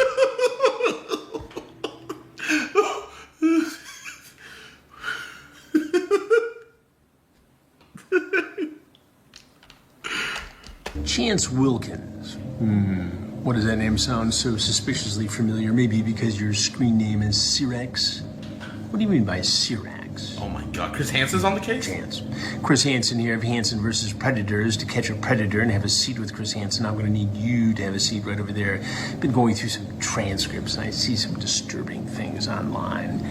You don't want to be the target of one of my investigations, Chance. He then gets together, and engaged apparently, to a trans woman named Trisha, and begins defending her honor against trolls who are misgendering her. Cyrax begins posting videos of himself training to fight Marty again, only to flake out a second time when Marty showed up, sending Ed and Sally down on his behalf instead. During the same stream, Cyrax brings up a shooting that took place near his house, in which a 13-year-old was injured, and acts as if that event was actually the doing of Marty's goons, who got the kid by mistake. Oh hey, because of you and your little goons, a 13-year-old little boy died today, bro. I know those bullets were meant for me. In January 2022, he audibly fights with Sally over his obsession with the internet in the background of one of his streams. It sounds like she's telling him to get a job while he claims that protecting his family is more important, before bringing up some acquaintances of his who are in the hospital as if it was relevant to the situation. In February, he joins the Dark Side Phil Club, forgetting his stream is on while he does the deed. Despite nothing being visible, I'll do you the favor of not playing the footage of it because you get to hear some audio, besides the stream of Heather he's watching to relive the good times while he cranks it. The aftermath is quite ominous.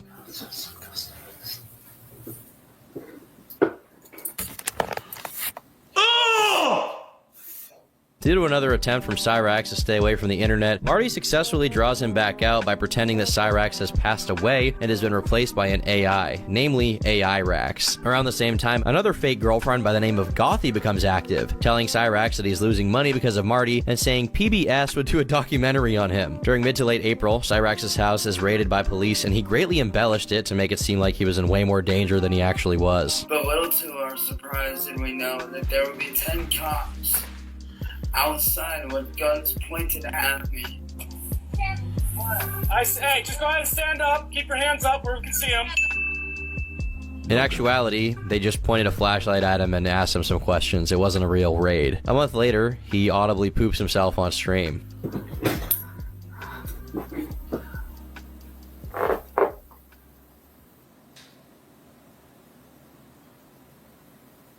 Oh shit, oh guys, it's storming out, gotta go. Now, a lot of people are going to pass judgment, but can you blame him? It was storming out. In June, he posts a video fake crying. Chat, man, I hate you guys, bro. I don't like you guys.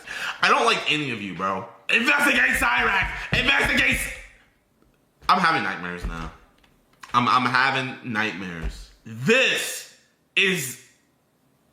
I don't know how anybody could top this. I gotta get him on an interview, chat. I gotta get him on a... Bro, I'm gonna have my hand quick on the draw. Since they're talking about he whack, bro. Chat, man, let me know the people who know him so I can get him on an interview. In playing victim, and in the same breath, he threatens to hurt people and potentially police officers as well. So help me God, if you cops don't do something about this, I will. And trust me when I say, the end result isn't gonna be pretty. People, bro, and then every time Marty came outside, you hit. People going to his house are people he has time and time again invited over so that he could beat their ass.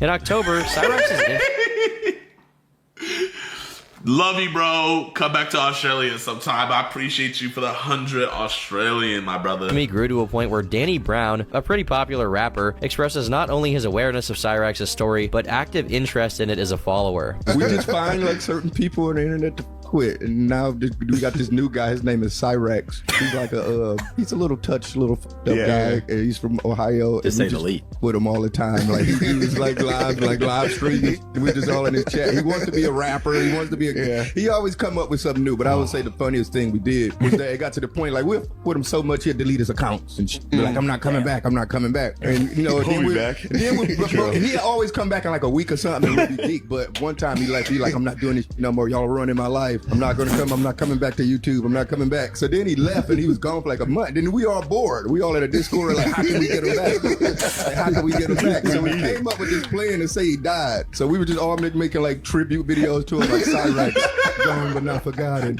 We miss you so much. We love you so much. Approaching LolCow critical mass, the one and only Chris Chan, Liquid Chris, decides to chime into Cyrax's story. The main purpose of this video is to call out a certain troll who is trying to impersonate me. His name is Cyrax, and I have gotten good word from my special gal pals that this imposter has been doing this for quite some time now. I even have a screenshot of a video someone made on him. He's correct in defending his image and reputation because, indeed, Cyrax is copying Chris Chan. Eventually, Chance's Facebook gets hacked, for real this time, and a video is uncovered in which he's seen licking his, I think we know. In December, Cyrax seems to have gotten physical with Ed once again, and a little while later, claims he's developed stress-related eczema that caused his feet to swell up and eventually become a full-on leg infection. In early 2023, Cyrax gets tricked into breaking his Xbox by inserting a contaminated USB stick into it, and then Marty convinces him to do a little dance in order to get his Xbox working again. Things start to look grim for Cyrax, who is now under threat of lawsuit from Danny Brown after accusing Danny multiple times of being a pedo. Perhaps sensing he has very little to lose at this point, he goads Marty into coming to Akron to fight him, and lo and behold, the fight does take place. Whoa! Despite this, immediately after getting beat up, he starts streaming, bragging about having at least showed up, demonstrating he was still as adamant as ever. Eventually, the two stream again, and Cyrax tries to claim Marty almost murdered him while simultaneously trying to act unfazed. Afterwards, who the hell is this Marty dude? Oh my... Bro, chat, you know these stories that the Preds make up? It all this stuff actually happens to Cyrax. He tries to compete against Marty in a more familiar territory, racing. Him and Marty go for 2 matches, with each winning one. However, it's discovered that Cyrax was using auto race during his victory, but as a 3rd match was being set up to finally settle the score, Cyrax goes missing in action. As 2023 progresses, Cyrax begins dating and breaks up with another girl, Jasmine. Upon their separation, she talks to Marty and reveals that Cyrax likes to pop bed bugs and sniff them, allows mice to live in his room, and lets roaches crawl on his plate as he eats. Months later, Cyrax reveals the Wilkinses are potentially faced with eviction and need money in order to keep their house. Then a troll visits Cyrax and proceeds to get assaulted by him with a bat. He gets arrested for it, but is soon bonded out, and that pretty much brings us to the present. How the tale of Cyrax will unfold next is truly unknowable, but it's hard to believe it'll get— Chat, this was 2 years ago. Chat, what is the new update? Contact William. I have to get in contact with William Gloryhole for information. Dear Mr. Gloryhole, I would like to do an interview with Cyrax. Could you please get me in touch with him? Thank you. Oh, that's a KKK member. Yo, what is he throwing? Oh, yo, he's part of the set. What the? What is he? What is he throwing? Yo, what's good? He's saying what's up. What the He's fuck? saying what's up. Can I go dap him up, bro? So this is Kanel's new video. It's I joined the most racist town in America. As you guys can tell by the thumbnail and the title, we're in the world's most racist town in America, and that is Harrison, Arkansas, or Zinc. But in all reality, I feel like that's a lie. I just feel like it's really not that racist. I don't mind racist. I'd rather someone be racist than fake because it lets me know they're, you know, openly, honestly do not like me because of my skin color. Anybody that's out there that's racist, man, I guess hats off. I don't know. Before we actually do this prank, I decided, why not go see if people are actually racist? We're gonna put these signs, I heart black people signs, on people's lawns and see if, you know, they heart black people. How you doing? All right, how are you? I'm doing great. Where do you want it at? I can leave right here. Did you order this? I'm pretty sure you ordered this. What's your Bill? Bill. Yeah. No, my name's Bob. The other B. Damn. So that's probably what it was. No, I mean, I like that. You like it? Yeah. Okay. But it's not for you. No, huh? Okay. No, I just wanted to let you know we dropped off your sign for you. We put it right there. I did not order a sign. Are you sure? Positive. Do you want to still keep it? No, I don't want it to keep it. I can just leave it right over there if you want. Unless you put it in the trash can, do not leave it here. Whoa! Speaking in black and white. Yeah, I was just dropping off your signs. My boss said it was this address. You realize the Ku Klux Klan is still prevalent. Do you want these signs Speaking here? in black and white. This is a fucked up town. Oh, okay. Is just it? letting him know. It's a sad situation. Oh. Okay. Just warning him. Okay, that makes sense. W man. And good luck to you, but Yeah. I'm sorry, but No. this town is just, So just be safe. you're safe where you are, but Okay. they are still very aggressive. Yo, chat, be honest. Who will win in an all-out brawl? The Crips and Bloods versus the Ku Klux Klan, bro. Grand Wizard? Okay. Negate their magical abilities, bro, okay? So we're gonna nerf the KKK a little bit. We're just gonna go, like, band for band. Bro, band for band. Are any Ku Klux Klan members hitting a spread, though, in all honesty? KKK got numbers? There's no way there was more. Let me see. Indiana, 240,000 members. Ohio, 195,000 members. Texas, 190,000 members. Pennsylvania, 150,000 members. What the? Oh yeah, we're not winning this one. Oh yeah, because I feel like the Crip and Bloods numbers aren't even like there, bro. Like, bro, join the Crips and Bloods, bro. We're lacking. Like, really, what is wrong with y'all? But you guys are already all in the same neighborhood and shit. You can't just gang up together. You're letting more niggas in Indiana? Who the fuck lives in Indiana? I just dropped off your sign just to let you guys know. What sign's that? Did you guys not order it? Yeah, we didn't order No, we ain't ordering no shit like that. Wait, bro, chat, bro. Brody's knife is literally stabbing his dick. What the? What? One bad move, his wee-wee is gone. Go ahead and get off this property, though. Oh, my fault. Do you want it by chance or no? No, we don't want it. Oh, okay. Sorry about that. That was quick. What the fuck? Is he that pissed? Oh. Yo. That's a KKK member. Oh shit, that's a KKK member, bro. Is he? Yo. What is he throwing up? Yo, he's part of the that set. motherfucker's different. Yo, he's gang. Oh, what Go the dap fuck? him up. What the? What is he? What is Yo, he throwing good? up? He's saying what's up. What the He's fuck? saying what's up. Can I go dap him up, bro? Yo, bro went to 0. I didn't even get to say anything. He's like, nah, get that out of here. That guy was definitely a member. Everybody else was chill and they didn't care and they were all nice. But that guy, I don't know what he was on. Flexed his tattoo. I don't know what signs he was throwing up. Barry didn't get it on camera, but the guy started chasing the van. All jokes aside, right now, we're currently being followed. I don't know who it is, but we're being followed. If you want to get the angle, that car's been like following us for a minute. So he's taking every single turn. He's following us right now. Great. That shit is insane right No, now. it's not insane. You're in the wrong part of town, No boy. reason to make this turn. Oh shit, he is making a turn. Yep, we're Hey, being well, they're making sure you get out of But town, the way he showed boy. off those tattoos and he was chasing the freaking van, I think that guy was definitely in the Klansman. If you guys can let me know what that meant, like on his stomach and It stuff, meant you're please in the let me know. wrong side That was of actually like town. the first scary experience when I was doing something. Well. We're taking every single turn. Well. Go back. The monkey hopped on the wrong tree. You reached for the wrong banana, monkey. Well. To the Oh shit. what? He just waved to me. Just go back towards the town. Just keep going. Just keep going. Is he still following? Yes.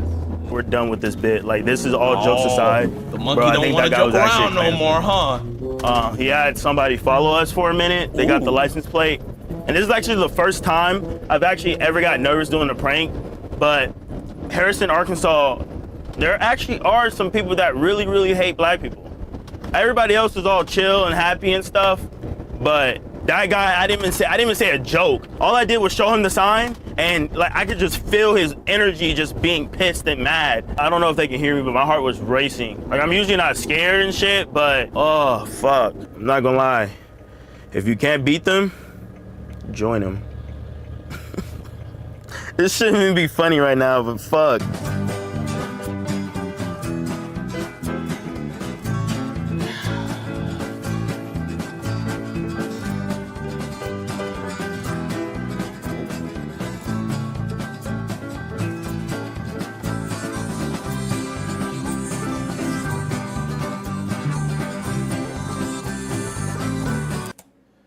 A baboon being a baboon.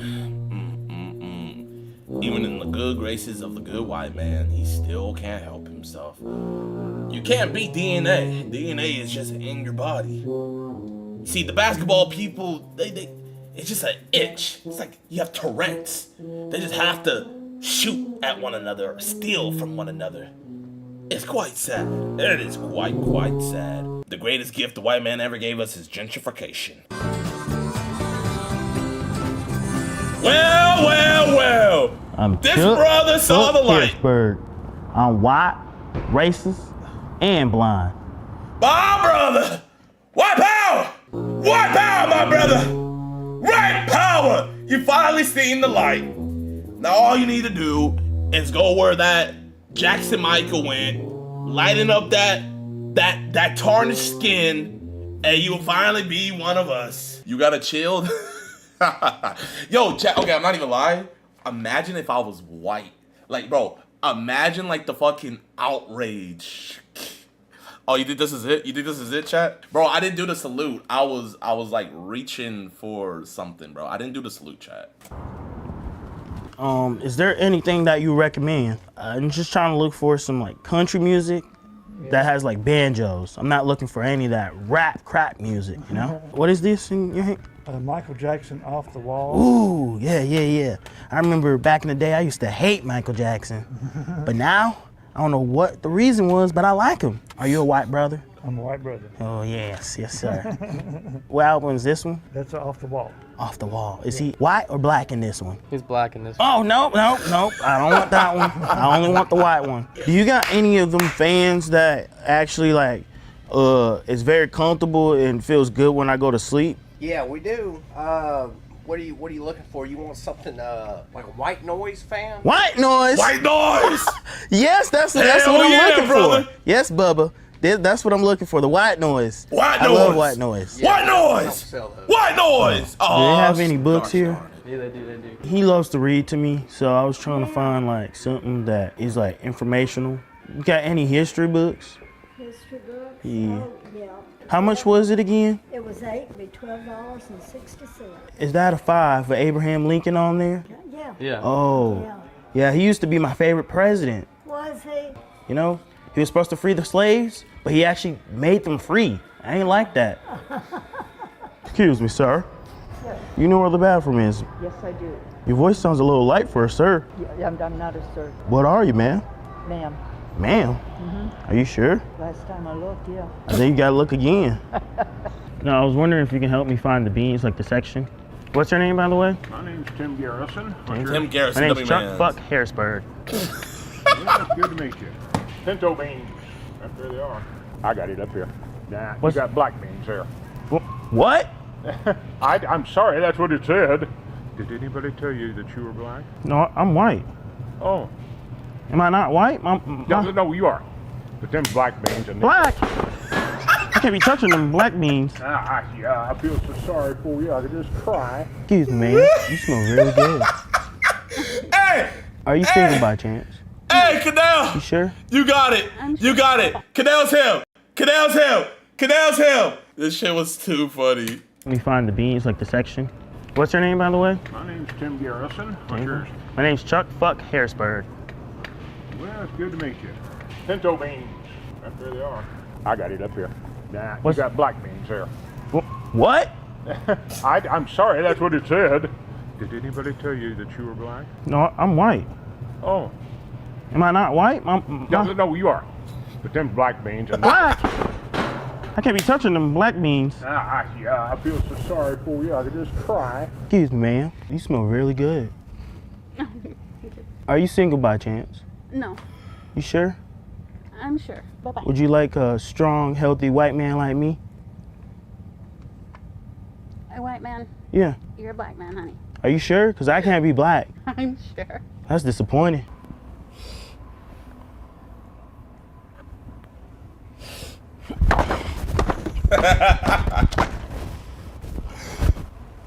Something stinks. Do you have any fears? No. Are you sure it's not a job application?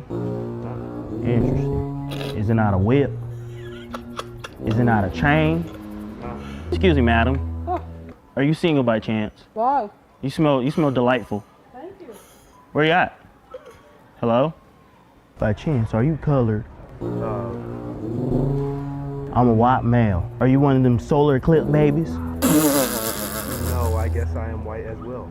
Ah, nice to see you, brother. I guess it's nice to see you too. If you see any blacks, you run the opposite direction and you call the cops. You hear me? Of course. He changed his race. We need to patch that next update. Brother, is that you? Nah, keep pushing, bro. I ain't your brother, bro. Just looking for my white brother. No, I'm not white. I'm black, bro. I just identify as white. Keep it pushing before I knock you the hell out of her. Whoa. You ain't white. You black. You black. You ain't white. Not even on the whole shit, bro, but like, Brody failed the social experiment. Brother. No, I'm not white. I'm black, bro. I just identify as white. Keep it pushing before I knock you the hell out of her, bro. You ain't white. You black. You black. You ain't white. Keep it pushing before I knock you the hell out, bro. Bro, you better walk by. Okay. Bro. Don't knock me out. You ain't white. You black. I was adopted. He wasn't no kid adopted. Get that out your fucking head. That's what I had to say. When one of them colors came into my restaurant, I had to remind him, you're black! You're black! Man, I ought to knock you up, you're black! You know what I bet he's allergic to? A job application. To be truthful, that was very motivational. Almost made me feel proud to be black. Good thing I'm still white and proudly racist. Excuse me, madam. Stop. Now you trying to be on TikTok or YouTube. Are you colored? Yes. Get the hell out of here. This is my town. I'm white. Oh, you're white? White pie! Down with the Yes! Yes! Finally! White Yes! Down with the Down with them all! Down with them all! I don't know what my fellow brothers and sisters are doing, but we need to pass that update. We need to stick to your color and be proud. You with the camera. Huh? What happened, sir? You shush. What happened? Shush. Whoa. Hey, yo! Hold up! Okay, chat. Hold up. We've been joking around a lot, but hold up, chat, hold up. I'm done joking around now. No, wait. Did he just hush him? Did he? Wait, chat. We've been joking around a lot, okay? But let's okay. Can we please get some? Whoa, he just ran into the wizard. You with the camera. What happened? You're gonna get sued. Block his ass. What happened? Yeah, block his ass. Sir. Hey, you just walked in front of me. You're not blind. Oh. How did you get me? Because I'm not stupid. Oh, you. Ouch. Don't even try it. Stop. Don't even try it. I'm not. I'm gonna fucking sue your ass and your ass. Don't sue me. Why not? Because I don't want to get sued. I don't have money. I don't give a fuck what you got. I have 2 black grandchildren. Oh. So don't even start your stupid fucking shit. You goddamn! Oh, you almost made me say it. You almost made me say it.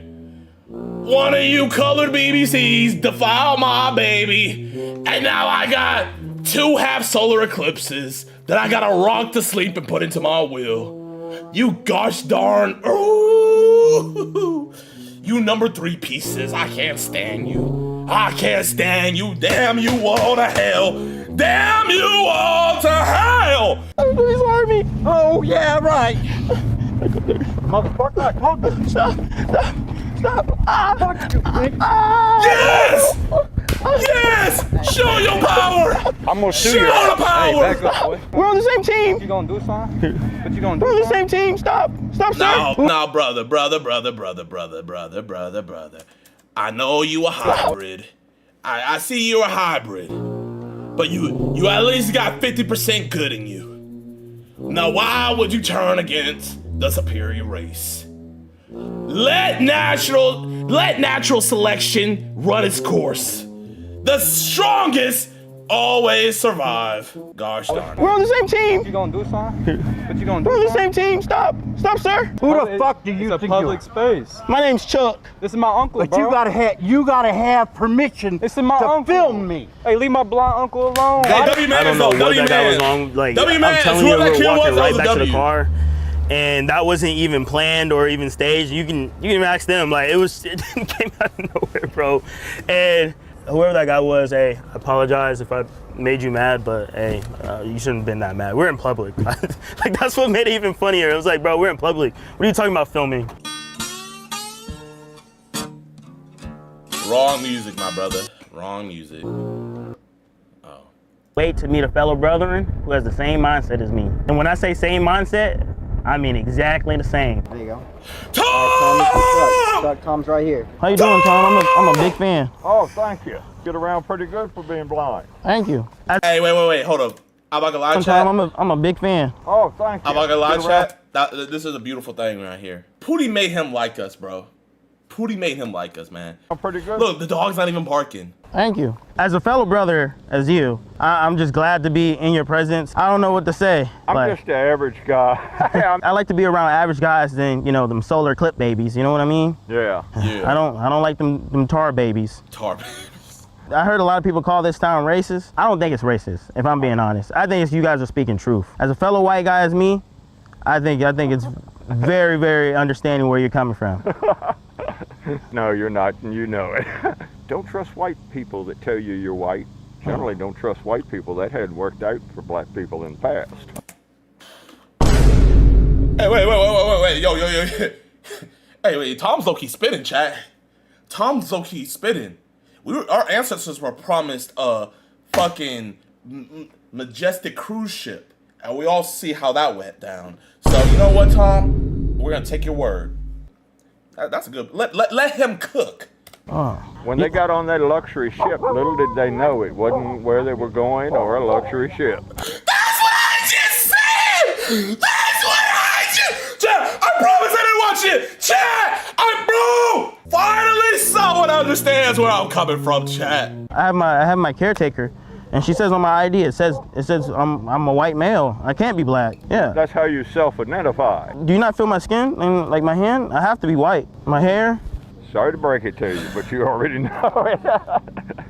This whole time, I just thought I was a fellow brethren. Are you breaking my balls, Tom? No. Are you jerking my meat? Nope. I generally don't do that. Yo, Zach, it's Tom being for real. I can't be black. I've been telling you this whole time. He wouldn't listen to me. Mm. Can you give him a hug? He's really sad. Oh. Don't let them hurt you. Because you know why they're treating you that way? Why? Because they're not happy with themselves. Thank you a lot. You're welcome. Tom, I appreciate your time. Thank you again. You're welcome. Bro. What the fuck? What happened? He believed it. Tom, if you ever see this, I'm not actually blind, but you know, I just kind of wanted to see like how you were. And I mean, you're like probably one of the nicest people I met. All right, so we're currently going to the high school. So there's some fans here. So people told me to pull up. I'm gonna pull up, see what's happening. Oh shit. Chat, man. I'm gonna just end it there, man. Run this video up right now, chat. Like, bro, literally leave my stream. I'm gonna just say, white noise. From now on, chat, when you know what white noise means, chat. Yo, I'm not gonna lie, bro. This was an amazing video, bro. This is like, oh, he cooked, bro. This got me wanting to get back in the lab, bro. This got me wanting to make the EDP video even better, bro. Yo, by the end of this series, chat, Canel is, he's probably gonna surpass me, bro. Hello? Can you hear me? Yeah, I can hear you, bro. Can you hear me? Yeah. That was probably one of the best videos I've ever seen in my life, bro. The racist sound? Yes. Appreciate that, man. Thank you. Deadass. That deadass means a lot, man. That video was amazing, bro. Bro, it had me, bro, man. If you keep up this level, you're gonna pass me up, bro. And I'm here for it. All right, bro. Get off my tip now. Bro, I'm being for real, man. Bro, I can't pass you, man. I already knew you were him, but like this one, like reassure, like it's like I knew you were him, but this one made me say I wasn't familiar with your game. It's the most racist one that makes me, bro. I feel so bad because there's some people that probably think like I see some comments like, bro, this is a coon right here. Bro, fuck them niggas, bro. Them are niggas that can't like laugh at themselves, bro. Like, yeah, if niggas can't laugh at themselves and they lost, like, bro, that dude that was getting mad at you. Like, you're black! You're black! Like, bro, fuck that dude. Bro, please tell me this one's doing good on the re-upload. Yeah, it's doing good. It's just obviously the first one was doing way better. And, like, some of it just felt a little rushed because we had to take stuff out. But I guess that's just how YouTube is. So, you know, you take some, you win some, you take some. You win some, you lose some. Fuck am I even saying? But, yeah, it's doing good. But, you know, things happen. We're just going to keep grinding. We got a lot of good stuff coming out. The next episodes or the next two are probably my favorite so far that we filmed. So even more than this one? Huh? Even more than this one? I don't know. What would you say, Barry? Like out of this one was a pretty good one, but do you think the next two might be? Mississippi's gonna be really good. Mississippi. So Mississippi is the next one. This one's Tennessee. That's coming out next week, and then the next one is going to be Mississippi. I really like Mississippi too. Yeah, man, bro, we're here for it, man, bro. Appreciate that, man. Thank you. Deadass, bro. Hey, you motivated me. Like, I know whenever you get back to that first video, because you haven't posted in a month, it's going to be a banger, but, you know, whenever I see, like, you go crazy and have, like, good ideas, it motivates us to get back in the lab and just, like, be a little bit more creative and getting, like, the fire ideas down. So, deadass, for sure. I got to get you on a video, bro. We gotta go to know, state. I'll fly out, bro. I'll fly out whatever state you're at. I'll fly out. You know, you already know. We already have like a lot of crazy ideas. So definitely for sure, I'm gonna let you know what states and deadass we're gonna need you a part of the series, bro. Hey man, bro, keep up the great work, dog. Thank you, man. Just like I said, man, watch your back. You know, you got one of your biggest odds after you right now, man. I would sleep with one eye open. Bro, you know? watch your back, bro. You got the KKK after you. Hey, man, look. Brody threw up the set. Brody said West Side. Bro, I'm in Atlanta. YSL. This is the town. They don't want to come here. They don't want to come here, my guy. YSL's in shambles. They got niggas acting insane. They're like, bro. I'm not gonna lie. I'm in Atlanta. That no KKK person is smart enough to come out here. Maybe if I go to what other states? I think that's it. Maybe Kentucky, but no, not Atlanta. They wouldn't step foot in Atlanta. Hey, man, So, bro. Keep up the great but I work, appreciate man. you, bro. Everybody in chat loved it. Chat, go. Just say W video in his comment section. Get it back in the algorithm for him, man. Go Bro, like thank the you. video. Deadass, bro. Bro, you know it's love all the way over here, man. I appreciate you a lot. I appreciate you too, Canal, man. You be safe, dog. I feel like motivate me the most. The people where it's like when they're upload, it's like, oh, I gotta be on my A game. Like it's Nico. Canal. I don't even smoke weed, but I feel high when I'm next to you, babe. Used to be my girl, used to be my boo thing. Now I'm telling everybody you my boo thing, you my boo thing. So with all of this evidence stacking against David, there's no way you're gonna try to get the best plea deal for him.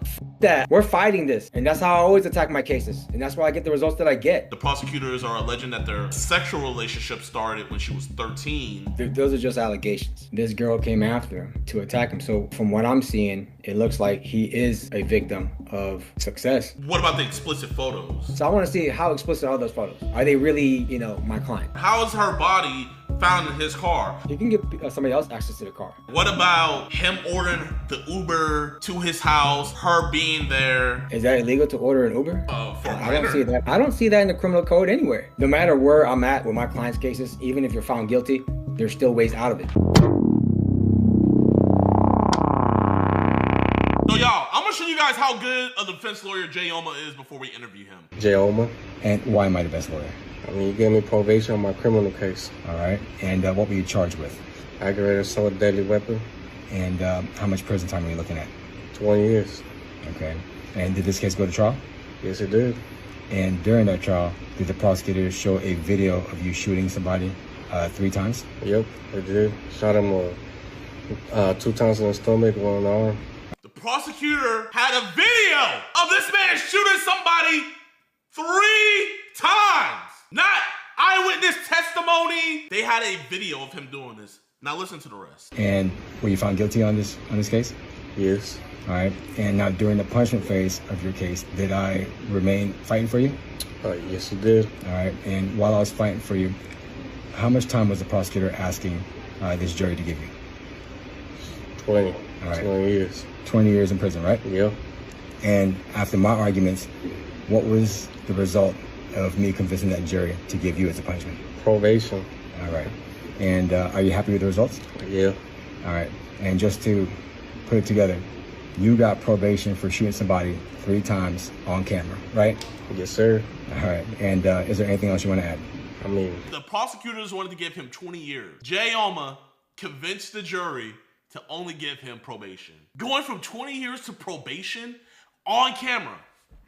Y'all know how crazy that is? And the crazy thing about it was not self-defense. Nope, it was not. They had an argument, but it was not self-defense. I asked. It was not. It was not. Because if it was self-defense, he would have been found guilty. I know everybody in the chat saying that's weird. Like, y'all, I had your guys' same opinion. I was like, bro, defense lawyers are the biggest scumbags on the earth and stuff. But when I had 6 months over my head, I realized, like, you hate lawyers until you need one. I pray that none of y'all are in a situation to where you ever need a defense lawyer. But if you do find yourself in a position where you need a defense lawyer, you're going to try to get the best one you can ever get to fight for you. And just so you guys don't think I'm lying. Who's your favorite lawyer? Jayoma. And why am I a favorite lawyer? You got my case on the path to getting dismissed. All right, and what were you charged with? I was charged with allegedly videotaping a grand jury proceeding and posting it on my YouTube channel, and the video getting 4 million views, allegedly. And it was contempt, right?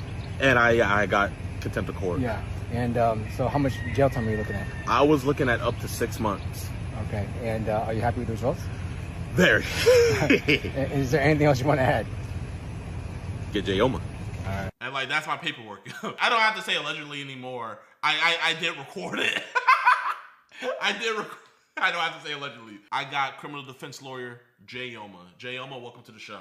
What's up? What's up, y'all? What's going on? How long have you been a criminal defense lawyer? Probably about 8 years, 7 years right now. And have you been following the David case? A little bit. I actually saw a little bit of it last night. There's more evidence that I believe that they're finding on his phone. It's one of those investigations that keep going and you let it happen. right? And then that's when I step in and start doing my work. He has the criminal defense lawyer, Blair, but she represented Harvey Weinstein during his case and everything. My question is, with the evidence that the prosecutors have against him, where they have sexual messages and sexual photos exchanged between the two, which would obviously be CSAM. They also have against him being the last person to be in contact because she was Ubered from her home over to him, and then after that she was not seen alive. They also see in his transactions where he bought 2 chainsaws, an incinerator, bought shovels, and he also bought a blue inflatable pool where the fragment from the inflatable pool that he purchased also matches on her body. They also have other CSAM. They said they found a significant amount of CSAM on his phone. All of these things stacking up against David. How do you possibly think that the defense is going to plead his innocence of not murdering her? Do you think they're going to concede and say, hey, he did have a sexual relationship with her? What do you think they're going to concede on, or do you think they're going to try to fight everything full force? I'll fight everything. I'm going to be one of those attorneys where I don't care what allegations that they have against my client. I'm always going to fight it, no matter how bad shit gets, you know? So you wouldn't even concede with because they have him on child abuse, like having a sexual relationship with a minor. So you wouldn't even concede that point if you were his lawyer. Oh, F no. I would not concede to that. I'm fighting everything. Okay, how would you get him off of that? Well, number one, having plead not guilty on this case. Demand any and all evidence that the prosecutors might have against them. The cops did their investigation. All it takes is for me to find out, how did the cops get to that? What is the process that they got to it? And if they got to it illegally, that's when I can start doing my work and I can start attacking everything that the cops got on them. It's just one of those things where you just got to keep fighting no matter where it's at. So you would try to discredit and get some of this evidence thrown out. What is the first bit of evidence out of all the things I said that the prosecutor has on him? Because it doesn't look like they're waiving his right to a speedy trial. It sounded like his lawyer's like, let's take it to trial. What is the first bit of evidence that you were wanting to attack? Any relationship that he had that it's not sexual. Allegedly, they're saying that it's sexual, right? I'm gonna attack that, and then I'm gonna attack the motive that the prosecutors are trying to allege that he had. So let me let you know about the motive. So the motive is they said that they have the text messages between where it seems that Celeste was jealous of David being in relationships with other women, and they said that Celeste texted him that she was going to destroy his career, and coincidentally when she texted him that, it was about 2 or 3 days before his album was supposed to be released, where they're saying that the motive was for financial gain to keep his career intact. I mean, that sounds like a motive, but that's just the state's motive or the prosecutor's motive. Whatever motive they have, I'm gonna attack that, because what I'm gonna be looking at is the girl probably has motive to make shit up. The girl probably has motive to utilize her position in his life to capitalize on somebody who's up and coming. We see that in Shannon Sharp, who was a victim. What was that girl that took a lot of money from him? You know, when people become a public figure, just like you and I, athletes, singers, even actors, that it opens up an opportunity for them to like have a gun to their head to say, get me this Rolls Royce, get me this Rolex. If you don't get it to me, there's gonna be consequences. And you know what those consequences are gonna be. And so anybody can be put in that position, even you. And it's unfortunate that I believe David has to go through this at this point in his career, because he's up and coming. I do like some of his songs, but it's an opportunity. And when people do have an opportunity, they often get taken advantage of. So my job as a criminal defense attorney is to point that out, right? That, you know, my client's the victim. So you think his defense is gonna try to paint the picture of David being the victim of this situation, with him having the fame and status? You think that's the route, or that's the route you would take if he was your client? I have to speak to him. So whenever I do my consultations with my clients, my strategies change based on that, and it's based on reality as well. So right now, me and you, we don't know, because we haven't spoken to David.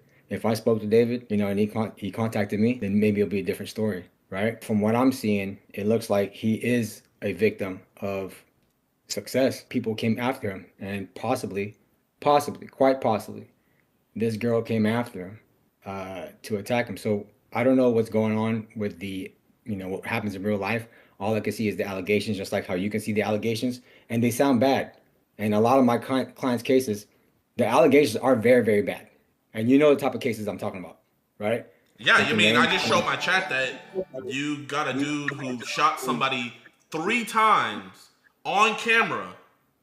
They caught him on camera, and you didn't even use self-defense, did you? You have to have been there. I post my trials like on my feed, on my story. You got like, someone hey, that shot somebody 3 times off with just probation when the state was trying to give him 20 years. And I didn't add on my video that he's gonna get out on probation in 5 years. 5 years for shooting somebody on camera. And he even looked at the camera like the camera's right here. He went ahead and went and looked right at the camera. After he shot the dude. Yeah. And I got that shit to be probation. He'll be out, he'll be done with probation in 5 years when he contacts me. No matter where I'm at with my clients' cases, even if you're found guilty, there's still ways out of it. And so I'm always gonna fight no matter how bad shit gets. And right now, in regards to David, shit's looking bad. Okay. And it's always gonna look bad in the beginning. But I'm always gonna be able to try to fight and show like the truth, which is he's a victim here. Okay, you're gonna try to paint it as him being a victim. Let's go with that. How are you going to convince a jury that a man who is sending explicit photos of himself and receiving explicit photos, because Celeste isn't the only minor. He was also talking to other minors who have started to come forward. So how are you going to spin this as him being the victim of all these minors coming to him and him not wanting any part of this? Well, I'm not gonna spin anything. What I'm gonna do is show the truth, okay? And that truth is that no matter what age anybody is susceptible, or anybody can be an aggressor, right? You can be 9 years old, and if you find out there's a lick out there that you can take advantage of and you can get free stuff out of him and you can threaten him, then you do it. And it's a normal thing that humans do. Whenever they see an opportunity, they can see it. And there is an opportunity when it comes to David. Shit, I don't even know David personally. And I can see David, as a walking lick right now. He has YouTube videos, he has music, he obviously has money. Anybody in that position would say, you know what? Let's do something to this guy. Let's make some shit up so we can get what we want. What about him ordering the Uber to his house, her being there, all of that? What's the play there? Is that illegal to order an Uber for somebody? I don't see that. It's illegal to like order an Uber for a child? I don't see that in the criminal code anywhere. I don't see that. I've never seen that was illegal for anybody to do that. Like, so I don't see how that can be criminal in itself. I order Ubers for my cousins to go get picked up, to be dropped off. You know what I'm saying? Like, you know what I'm saying? I have family members. Like, just because he did that does not necessarily mean. Okay, so she threatened him. He orders the Uber, and now after that Uber, she's never seen again, and she's found in his Tesla. So what is the play?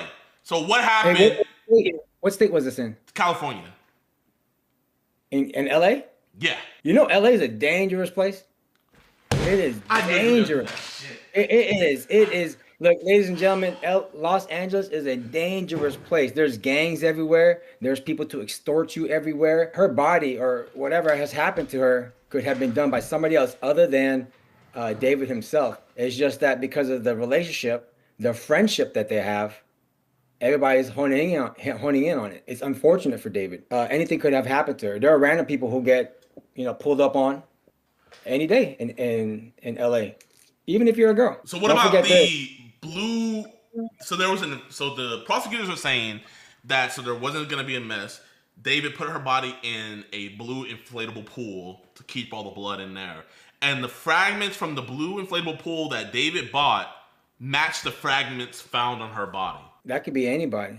Because think about it, not only is David a potential victim for any of the young girls, but he could be a potential victim for anybody ancillary to that, right? So say, for example, he disrespected an up-and-coming rapper. They're going to want to put this murder on him, right? So let the prosecutors attack him instead of them attacking him personally. Because if you think about it, that is actually a good strategy. If I want to get after David because he disrespected me, because he didn't buy me my soda, or he didn't get me a cheeseburger that I asked for, or he just looked at me wrong, or he said my song sucks because I sang for him, I'm going to say, all right, I'm going to get this dude. I'm going to put his DNA, I'm going to set some shit up, I'm going to get that dead body, and I'll plan on him. So then therefore, they can put all the state's power, all the prosecution's power into trying to put him away. It's like you're getting somebody else to do your dirty work for you. And that's a good possibility that could have happened to David. So that's what I think that could be a possibility for David as well. You know what I mean? Like, no, I it don't could be know what you anything. mean. No, like so he orders the Uber and then she Allegedly. It's from his account. Allegedly, it's from his account. I can get your account. Give me your phone. I can do something to it. You know what I mean? Just because it's on your phone doesn't mean you're the one who did it. Okay. The Uber is sent, it picks her up, it takes her over there, and then also, so how did they get access to his car? How is her body found in his car? And then they also have video evidence of him being the last person to leave the car before it was impounded. So he didn't smell her in there? You can give somebody else access to the car. Just because it's your car doesn't mean like you're the only one who has sole access to it. Anybody can, and any other criminal can have access to your car as well. There's people that you know who you get permission to use your car, and there's people that you don't know who gain access to cars. There are very, very skilled people who can break into cars. If one was so inclined to do so, they could set David up for this. It just depends on how far somebody's willing to go. The investigation seemed a little bit too incomplete because of just the fame. He wasn't indicted, so I will say, he wasn't indicted the normal way he usually would be, where, grand jury and stuff. It had to be where the police, it looked like the police station did go rogue, and they arrested him and forced the district attorney's hands to press charges. Because they were either you get this bad press of letting him go after the weekend's over, or you go on and press charges. What do you think about that situation? Well, sometimes when it comes to famous people, all the eyes are on the district attorney's office or on the United States Attorney's Office, the Department of Justice, because they're trying to see what they're going to do. So it's like every time there's a crime, especially when it's heightened, it's like all eyes on that office, right? How fast are you going to work? How immediate are you going to work on this case? And sometimes it forces them to jump the gun. When I say them, I mean investigators, detectives, to say, well, this is him. It has to be him.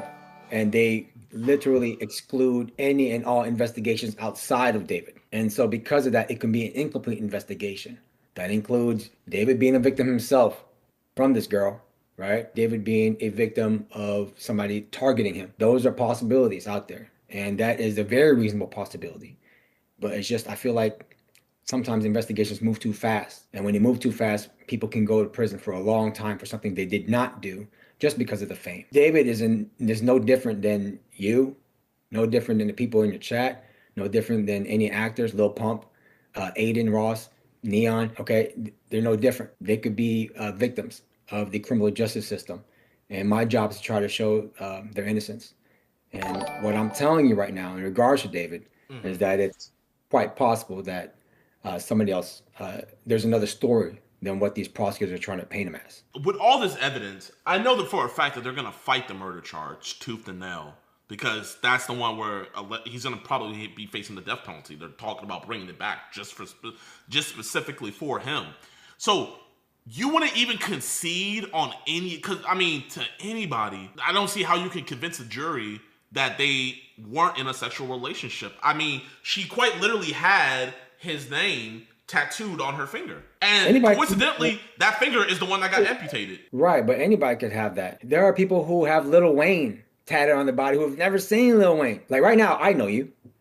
I can get your name, JiDion, tatted on my finger right now. Doesn't mean that me and you are having a sexual relationship. Doesn't mean me and you have kissed each other. Doesn't mean me and you have some type of relationship outside of friendship. It could be anything. Or it could just be a fan. I'm a fan of you, JiDion. So, what about the explicit photos to go along with all that are sent I between want to the see two? those explicit photos. I want to see, as being an attorney, I'll be able to see all that. So I want to see how explicit are those photos. Are they really, my client? Are they really going towards and relevant to the charges that David has? So that's my job. I look at every piece of evidence that the government has, and I look at them literally like splitting hairs. And I say, where did this come from? How did this arrive? How did you guys get this evidence? Can y'all even use it in court? They said that they have 40 terabytes of evidence against him, and they said they found a significant amount of CSAM, and the prosecutors were voicing that very loudly. And, even his brother posted a couple days later, all pedophiles and rapists should die. You know what I mean? Like turning public opinion against him. Would you attack? Because one thing I was telling my chat that I could see is that the defense would maybe attack Celeste's family. Because it looks like her family knew where she was, because there's videos and photos out there of Celeste with her cousins at different concerts related to David. The prosecutors are alleging that their connection first began when she was 11 years old, and he was, I think he was a minor still, but the sexual relationship started when she was 13 and he was 18. Okay. Those are just allegations. That's how I see it. So would you go at it where like her parents were letting her see him, or would you just leave the parents out of it, you personally? It depends on how the prosecutors build it. When I do my cases, like I prepare, but not really like prepare. Because the way I go to trial is like a boxing match. You can prepare as much as you want. You know, if somebody throws a right hook, you counter it this way, but you can never prepare for what happens in that jury trial. So I keep my shit fluid. Like the way I react, it's more like playing defense, and I react to how the prosecutors, bring evidence. So even in my other trials, I don't really know who the witnesses are. And I just wait for them to show up, and I hear what they say. Then I start attacking from there. If they're going to bring their family in regards to David, I'll prepare for that, and I'll act on it as soon as they bring it. So whatever story that the prosecutors are going to try to paint David as, and to link him to each element of that crime, I'm going to show otherwise, regardless of who they bring. Would you waive David's right to, would you advise him to waive his right to a speedy trial, or would you say, F all that, let's hurry this up, let's take it to trial? What would you do? It what depends. Would you advise? Okay, so it depends. So yeah, I advise it, and it's ultimately up to my client. So whenever there's something that happens in court, everything is run through my client. So it's their case, but I'm, assisting them, right? That's my job. And so I will tell them all the good things and bad things if they speed it up. In regards to this case, there's good and bad to speeding shit up. Okay, so if you speed shit up, you'll be done with it ASAP. You don't have to worry about being in jail, because you don't know how people are treated in jail, right? Things can happen to you. You can get your stuff taken away from you. You can get your food taken away from you. You're away from your family. You're losing money. There are people threatening you, and in a real sexual way, right? And it's not a good way, right? Especially these type of charges. He's a target in there. So sometimes people want to speed the trial up and say, let's just get this over with, so then we don't have to deal with it. It could be advantageous as a criminal defense attorney, because it's kind of like you want the prosecutors to move forward with an incomplete investigation. And that incomplete investigation shows that the cops didn't do the right job, and you got the wrong guy. So sometimes it can work out that way.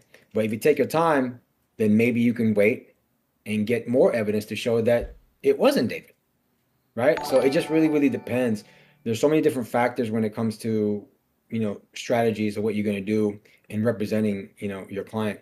But when it comes to me, everything is very fluid. So it just really, really depends on what I see. What is interesting you so much about this David case that you've seen so far? What has pricked your mind where you're like, okay, this could actually be in his favor? Or what is something that you've seen where, okay, what about this case is something that you've seen that could be in his favor? And what is something that you've seen that you think will be a very hard mountain to climb going through with this case? In his favor is probably hiring me, because I like challenges. So, that's the reason why I like taking cases, because if you can get the most unbeatable cases and you beat that shit, it makes you feel really, really good inside. Like for me, selfishly, it does. I get this type of high that fentanyl can't match, drugs can't match, women can't match, money can't match. It's a high. And only those who win in jury trials know what high this is. Okay. The advantages that he could have is hiring me. The disadvantages is not hiring me, because yeah, it's just one of those things where I really want to attack this case. I see that he's a victim of this girl or society. He's a victim of the public. And, I need to do whatever I can to show that he's not this monster that the prosecutors are painting him as. I was listening to the song 3 times this morning. Like, it's a great song. Bro, he's talking about like murdering people in his song. It's art, just like 50 Cent, Jay-Z. It's all art. And I'm a fan of his art. But okay. Besides you, what is an advantage and disadvantage that is in this case that you see besides you? The advantage is that it looks like this was done in California, which is a crime, or not California, but LA, right? It's a high crime area.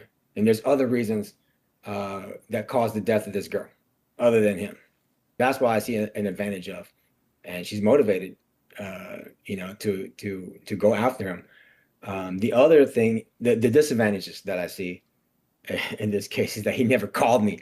If he would have called me or his family would have reached out to me, I'll take that case. David, if you're listening, I'll take your case for free. If you reach out to my office, Jayoma Law Firm, I will take your case for free. Don't forget that, and it's recorded. Okay, what is What is the disadvantage besides you? What is the disadvantage besides you? That's it. Because anytime any charges come, there's no factual disadvantage. Dude, look at me. My client looked at the camera in my last trial, okay? He looked at the camera and shot him 3 times. 3 times, all right? And I was able to get his ass probation. He'll be done in 5 years. It's the most unbeatable cases that I look at. And so when I see David shit, it looks like a really good challenge. And it's gonna make me feel really good if I can get him a good outcome. What would be a good outcome for you, for David, if you did his case? Dismissal or not guilties. Actually, F that. Not dismissals, not guilties. Because I want to meet the prosecutor right there at that trial. I want them to see, and I want them to do the whole work, put all the evidence there, and for them to lose.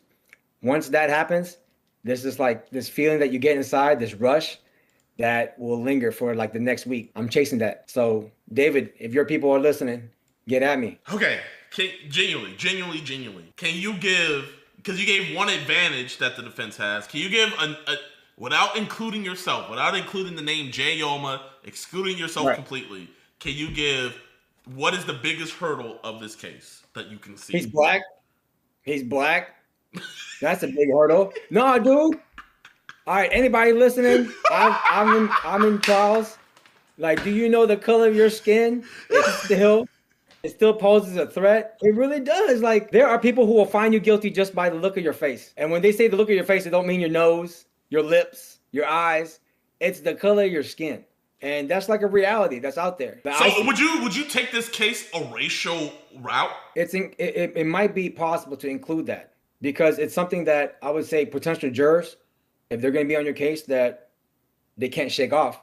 There are some people who are still mad about slavery being overturned. There's some people who are still mad about interracial dating, right? Nope. There's some people out there who don't like that a black guy is dating a non-black girl, or a black guy is talking to a non-black girl. Wait, but or a black guy is successsucable. That non-black guy, that black guy dating a non-white girl is a minor. I'm talking about somebody before. I'm not talking about the girl who died. All right. No, but like on a serious note, it's one of those things. If you're in an interracial relationship and you're a black male, there's a lot of people who are looking at you already that they want you to pay, because it doesn't make them feel good to see that. And I see that as a criminal defense attorney. And so when my clients, whether they're minorities or not minorities, I have to be mindful of that. Do you see that? I can't just neglect that and say that, oh, this world is great. There's no racism out there. It's there. And sometimes that racism could be the difference between you doing 0 prison time or you doing your whole life in prison. So I think that is a disadvantage that he was just born with. And also the fact that he's famous. Nobody likes seeing that. They see a young guy, good looking, and he's getting all this fame. He's doing well for himself at that age. Nobody already likes that. And people who are internally racist, they don't like seeing that there's a black guy doing it. So that's a disadvantage that he has. It can be cured with the way I attack my cases. So how would you go about, because isn't it like half and half, where the prosecutor selects some jurors and the defense selects some jurors? Isn't that how it works? Or how's that process work? All right, so the whole is called voir dire, right? Or voir dire, depending on what state you're at. But pretty much you have to choose, there has to be like 14 people that get chosen on whether you can be guilty or not guilty. All right, the difference between you going to prison and you not going to prison. You having a conviction, you not having a conviction. You being on the sex offender registry list, you being not on the sex offender registry list. Or most important, you getting the death penalty and you not getting the death penalty. There's going to be 14 people that's supposed to be chosen out of probably 100, okay? And there's 100 random people in that county that you have to make sure that you have to find out their biases, if they're racist, if they don't feel good about the certain charge. So I'll give you an example. You have 100 people. Who's going to determine your life, JiDion, right? Yeah. Brazoria County, okay? Not Harris, Brazoria County, okay? They don't like guys who wear do-rags. They don't like guys who have super coily hair. They don't like guys who have melanin in their skin, right? He is right about that in Brazoria County. And that's something to take into consideration, right? So those people can tell you, hey, I'm fine. You know, I'm not going to be biased against this guy. But you can see the way they answer it. They've been hurt before. And they want to use this trial to get on this case, hijack it, and find your client guilty to make them feel good. I will tell you, there's people in juries that lick their lips like, oh, I'm ready. I'm ready. The same way that any criminal will look at you like a lick, like, I'm about to get out of this car. This guy right here has a nice gold chain. I'm about to go get it. It's that same look that they have, that there's a target. There's a way for me to express my anger and take it out. And it's a legal way this time, right? And as a juror in the criminal justice system, it's a legal way to convict somebody. So me being an attorney, I have to be mindful of all that. So there are important questions, but also important observations that I make when I look at these jurors, because when they're chosen, I mean, they're not chosen, they're actually deselected. So you get rid of the people who are racist, who are biased against your client. And the only ones who are there. So who's the people that get rid, like you specifically as a defense lawyer, get rid of them? No. So me and the prosecutors, we have 10 strikes. So it's a game.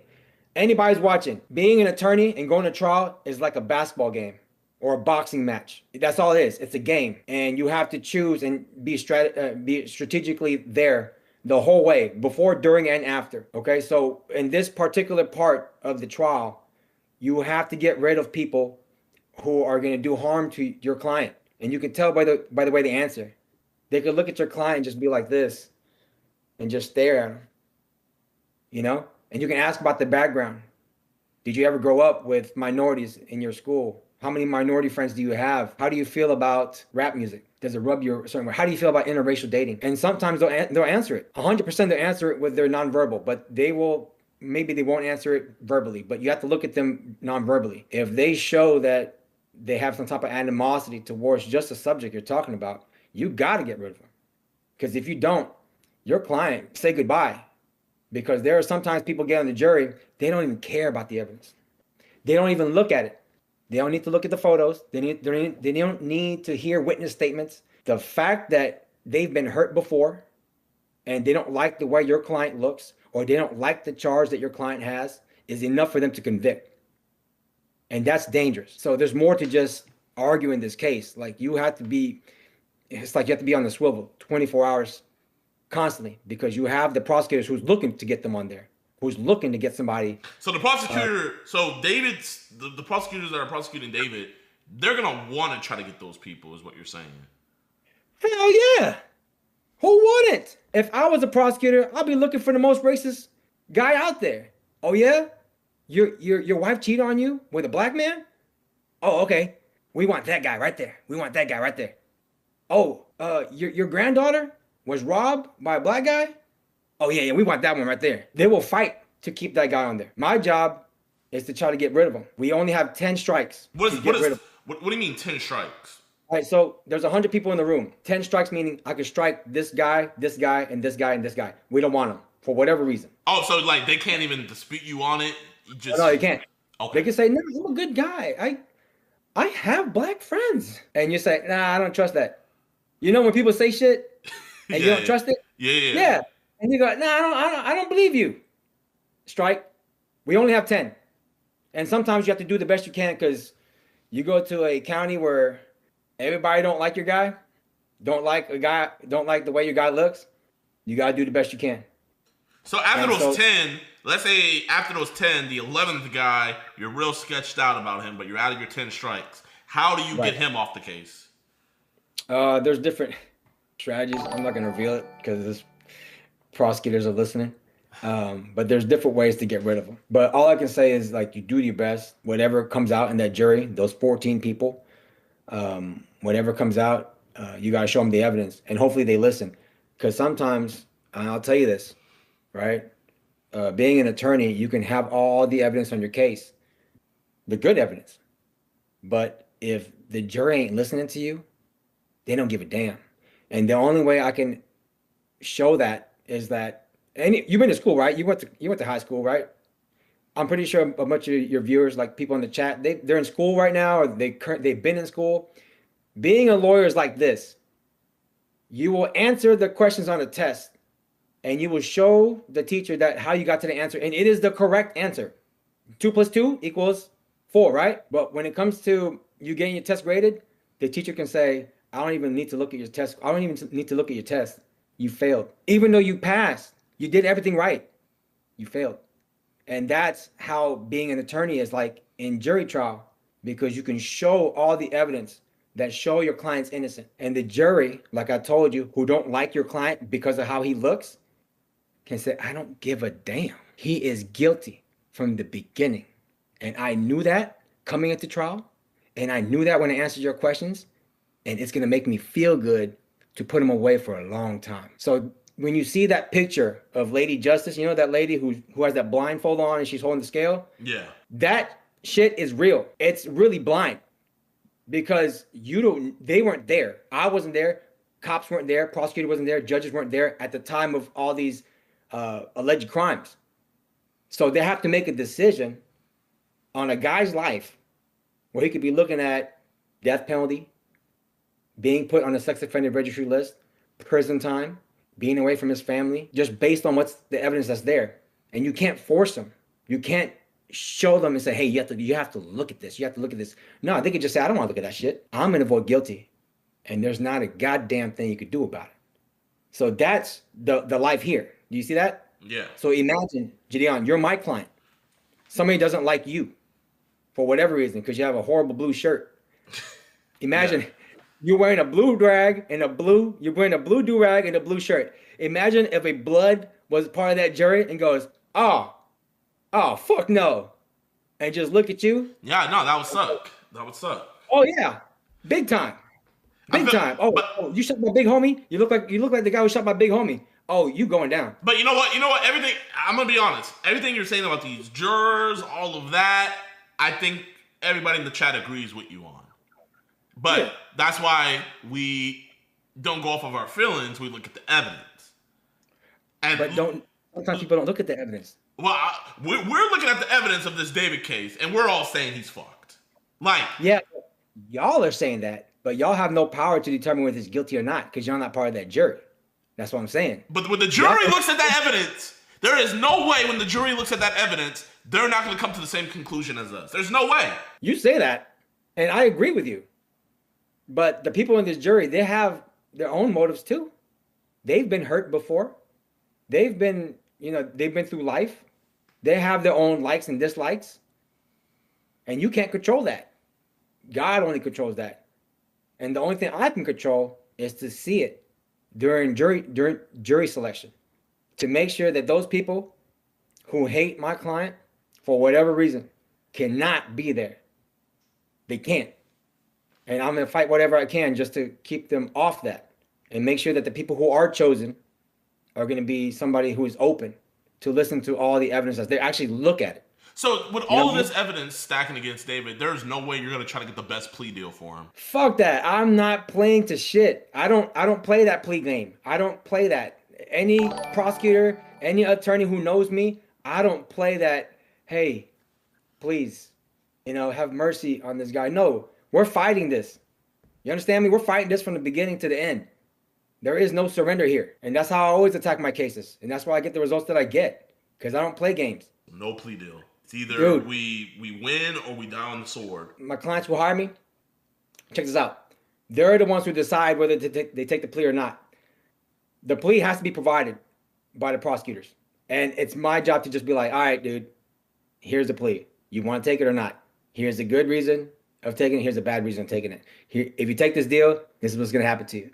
And sometimes what prosecutors like to do is they play cute games. And here's one game that I'll tell you that they play. They try to throw like a small amount of jail time on you. Actually, no jail time. They'll say, you know what? tell your client no jail time. Just take this deal. And if he takes the deal, he might end up getting deported. So it's kind of like they'll make it seem like it's really, really sweet, but it really isn't. Because remember, these are the ops. This is the government. This is the people who's trying to put you away for a long time, okay? They're not your friends. In fact, they're the opposite of that. They want to kill you. They want you away from your family. So when I tell them, hey, look, it looks like a sweet deal, it's not. We got to fight this. So that's why when I go to trial, I make sure every prosecutor that comes across me, you're going to bleed a little bit. Or you're going to bleed a lot because I'm going to make that trial really, really difficult for you to win. And when you lose, you lost 5-10 days going to trial with me and you lost it all. So everything is on that prosecutor with the guy that, for you guys that just joined in, he had a client who shot somebody 3 times and then did the duck face. On camera, he was found guilty, but Jayoma got it to where instead of doing 20 years in prison, all he had to do was probation for 5 years. So no jail time, probation for 5 years. So even though on paper that prosecutor got a conviction, would you say that that was a loss for the prosecutor? Hell yeah. He didn't even shake my hand after the trial. And he was pissed because, look, they don't show this because, well, nobody was there, but nobody sees the interaction between attorneys, right? Outside of court. So right when he was found guilty, my client's crying, his family's crying, he's looking at 20 years. These are real years. This ain't no, oh, I'm just going to do a little bit. No, this is prison. Prison, you know, people get stabbed. They get bullied. They get raped, okay? He was looking at 20 years because he was found guilty over the weekend. Prosecutor said, I want him to be in Harris County Jail for 2 days, for the weekend. And just because they found him guilty, they put him in jail. And he was crying. Like, it's one of those feelings that hit you. So when Monday came, right, for the punishment phase, okay, he was found guilty already. Now we got to determine punishment. It's either as low as probation or 20 years prison time. I talked to the prosecutor and I said, hey, don't y'all guys usually make an offer like 7 years, 8 years, go to prison, and we don't have to go forward with this hearing because my client's going to risk a lot. If we go forward with the punishment phase, this jury can give him 20 years. That's risky, right? Who's going to risk that? Especially if there's a video of you shooting this guy and they just found you guilty. So you can't say it's allegedly. They found you guilty on this. All right. So the prosecutor was cute. Like, he was very cute in what he said to me. He said, I can make a deal. Just show me some papers, like some check stubs. And I went out there and I went to go get it. I got everything. I got all the information that he needed. And then the prosecutor goes, no, that's not enough.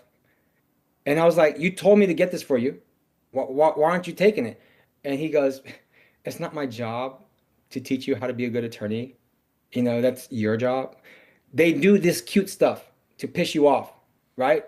So when that happened, I knew he just sent me on the bullshit run to just get me to do all this work for nothing, right? When he really wasn't trying to offer anything. Which, by the way, my client would have taken 9 years if it was offered. Before this punishment phase, if they would have offered 9 years, he would have taken it and he would have been in prison. But the prosecutor didn't do that. And he goes, we're going to go forward with this punishment. And they asked for 20 years. So I said, all right, fuck it. Let me knuckle up right now. All right. We got to keep fighting. And we did. And we ended up winning that. The jury came back after my arguments and said probation. No prison time. And I hugged my client afterwards and I looked at the prosecutor. His head was down. His head was down because I don't play around like that. And my client was happy. He looked at his family. He went back to the jail and said, I'm coming out in 24 hours. He called me at 6 o'clock the next morning and said, I'm out. And I said, I'm glad to hear your voice, man. He shaved. He got a haircut. He looks good on that video. But before that video was there, he looked like crap, dude. And he was looking at 20. No matter how bad things get, my job is to always keep fighting no matter what. And so that prosecutor, I'm going to see him again. And he will remember this trial. So now that prosecutor, if he goes against you, he'll probably give you a plea. Oh, that prosecutor.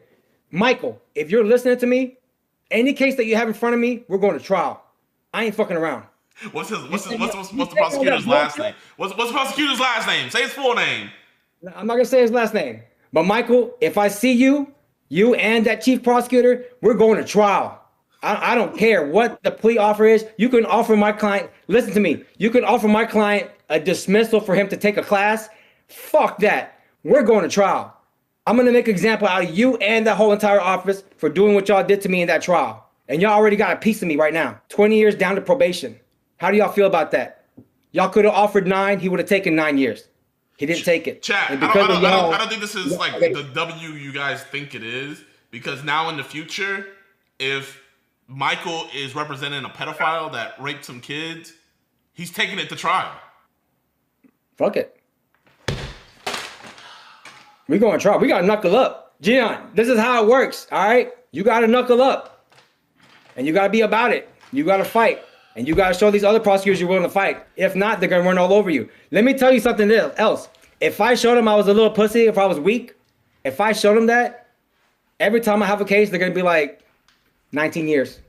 That's a plea deal. Just to mess with you. Because they know you're not going to be able to knuckle up in trial. You got to show these prosecutors that you can win in trial. You understand me? And that's the only way that they can respect you when you walk into that courtroom and they give you what you want. So next time I have a case, I want a dismissal. If not, we're going to trial. Chat, this is... It's real shit. And no, like you're being real, man. I told my chat before, like, chat, Jayoma's represented me. I had 6 months over my head. Bro, that's stressful as hell, man. Like 6 months in my, like, I would have just now been getting out of jail. He got my stuff from 6 months in jail to 2 years probation. And you'll be done with that. And, Hell, and literally my probation is just literally stuff that I already don't do. Don't get arrested. Don't do drugs. I'm not out here doing pranks no more. And even if I do get arrested, you know, if it's in Texas, I'm gonna hit back up Jay. I hate it. I hate it, chat. Like, you know, because my whole thing is getting these dudes locked up. But you hate people like Jayoma until you need a Jayoma. Yeah. When the prosecutors come after you, they're coming after you like how I come after these cases. Can you imagine me as a prosecutor? You know what I do to anybody that's out there? I don't care whether you stole a pack of gum or you ran a red light. I'm gonna try to get you to do maximum prison time on that shit. It works the same way. You're a lot better, not especially in that county, right, JiDon? Going to jail in that county is not fun. Yeah, it would not be. Yeah, no. I would have been in the same jail as the dude I got locked up. It's like, where does the humanity come in? Where it's like, this is a 14-year-old girl, right, who was murdered, right? A real 14-year-old girl has been murdered, and then before all that, like, we can both agree, no grown man should be with a 14-year-old girl, right? Let's take David out of it, right? Somebody had sex with her. Somebody murdered and dismembered her body. We're very analytical people where the evidence presents it. What would you want for the person who did this crime to her? What would you want to happen to that person that did this crime to her? The person who actually really did this? Yeah, the person who really actually did this. What would you want to happen to them? Depends on what I can argue. If I was a prosecutor, I'd go for the maximum. That's just because, just the way prosecutors think. I'm trying to get a pay raise. So if I can make this guy go to prison for a long time and I get a better office, I'll take it. If I can get, you know, an extra couple of dollars per hour for putting this guy away, I'll take it. That's a normal human incentive to do that. Okay. So I can see the prosecutor's side, but hey, man, I'm 100% defense. If my clients are being accused of something, they never did that shit. And if they did, good luck trying to prove it. Because I'm going to be right there in every stage of the whole trial, from beginning to the end. No matter how bad shit gets, I'm always going to be there. And you know that. As personal experience, you know that. You know what I mean? You know what I mean? This is the interview with Jayoma. I don't know where we can go from here. Anybody can be charged with a crime. That's where we can go. Anybody. David, you, people in the chat, their family members. And when the state comes after you, they're coming after you hard. They're coming after you with all their resources too. So my job is to always provide that defense. Bro, I'm not gonna lie, y'all. What is happening in America? There were shots fired today at Trump's White House Correspondents' Dinner. I mean, this is like, what, the 5th assassination attempt on this man? You know what I mean? It's like, how many of these are, you know, legitimate? How many of these are from foreign actors? Like, what is actually going on? So this just happened today, man. We're gonna play this first clip here. This was just President Trump talking to Melania and some other people at his dinner, and then you just start hearing the shots. I'm gonna play. So you can't really hear the shots here, but the shots were shot. Then the Secret Service, they come over here, they start getting in front of Trump and everything. You're gonna see the bigger guns come in now. Okay, you see them all get in front. So I'm gonna show you guys what actually happened, because on Truth Social, Trump released he released something. Finally, he released the footage of the shooter running in, beelining straight to the ballroom. Watch this. There's a shooter right there. Beelines it right past, ran past all these security. So this is the point that I'm trying to get at, man. It's like, is our Secret Service now under this administration just that incompetent to where they can't even protect the president? I mean, bro, literally, I will give it to him. Bro is fast, right? Like, this was out of nowhere, but you would think there would be more safeguards. You would think there would be barriers or something like that. But no, man, bro could literally, like, how did he even get inside the building to be able to even get through that far? But watch this one more time. This is him just running past, like, oh my gosh, bro had no idea what was going on. Imagine if he had a bomb. If he had a bomb, because it wasn't just President Trump there, it wasn't just the vice president and the Speaker of the House. We had some of the top cabinet members and a lot of innocent people that were there at this event. And this could have been a lot worse than what it was. But that's him running by, and he has already been identified. So this is him right here. His name is Cole Allen. He is from Torrance, California. And coincidentally enough, he is a school teacher. So he's a school teacher. We don't know how he got over to Washington. We don't know if he drove over there, if he took a flight over there, but he did have a weapon on him, and he presumably was coming there to at least get Trump or get some of the cabinet members. We don't know that yet, but he has been taken into custody. Early reports were saying that he was killed on scene, but we now know that he is still alive. So that's him right there. That's him being arrested and everything. Here's another photo from Trump that he posted on Truth Social. So he still is alive. I don't know if he was shot or not, but I do know that shots were fired. I'm gonna try to find a video real quick of the shots being fired. So sadly, I wasn't able to find that footage of like actually hearing the shots, but you could hear multiple shots being fired and everything. But I also want to show you guys this clip I saw. This is a woman that was there at the Correspondents' Dinner, and she commented on how there was like a big lack of security and how really easy it was for even just members of that were invited to get in. So I'm gonna play this real quick. How did somebody get a gun into the White House Correspondents' Dinner? Honestly, as somebody who went, there was no security. You just showed your ticket and you were able to completely get in. There was just no pat downs, no metal detectors, nothing going on. So really horrible setup, and I just don't even understand. So that's absolutely crazy. There was no pat downs, there was no metal detectors. All you have to do was just show your ticket. And, you know, like, it pretty much answers my earlier question of how did bro even get in there that far? You know, he shouldn't have even been able to get into the perimeter of the building. You know, if we have all of our top cabinet members in one place at one time, that is just horrible. Now imagine if this was an organized thing by a terrorist organization or a foreign threat that was coming after us. You know, bro, we all would have been cooked. We would have lost every single member of cabinet if this was a more coordinated event. So it's absolutely scary, the fact that the Trump administration looks as incompetent as it is, to where this is now what, the 4th or 5th assassination attempt in less than what, 2-3 years. Can you think back to the Biden administration? Can you think back to the Obama administration? Can you guys think back to any of those? And can you remember any of these assassination attempts? Thinking back, I mean, I might be wrong because I was a kid back during Obama's time, but I cannot think of one. You know, I think there was just one where dude like shot at the window or something, but Obama wasn't even there at the time. So like, I just don't understand how this keeps happening, and I don't know what Kash Patel is doing, probably out there getting drunk somewhere, but this is absolutely ridiculous, and this is just absolutely crazy. And some other crazy things I saw. So this is Caroline Levitt. She was speaking with Fox News right before the dinner and right before the shooting and everything. And she had this to say, and I find it crazy, her choice of words, you know? And I think a lot of people are like looking at this and they're saying like, oh, this shows that it was staged and everything. You know, me personally, do I think it was staged? This one particularly, no, because the suspect's still alive. You know, if he was dead, who knows? But with him being alive, you know what I mean? Like, a dead man can't tell secrets. You know what I mean? So let's listen to what she had to say right before the shooting happened. This is absolutely crazy foreshadowing. He is ready to rumble. I will tell you, this speech tonight will be classic Donald J. Trump. It'll be funny. It'll be entertaining. There will be some shots fired tonight in the room. So everyone should tune in. It's going to be really great. There's going to be shots fired tonight. Everybody should tune in. She was right, though, about this one thing. There were shots fired, and we are all tuning in. And then lastly, this is another thing I wanted to show, where Erica Kirk was also there in attendance, and she was seen crying leaving the venue. So I just wanted to play that real quick for you guys that might have not seen this. I just want to go find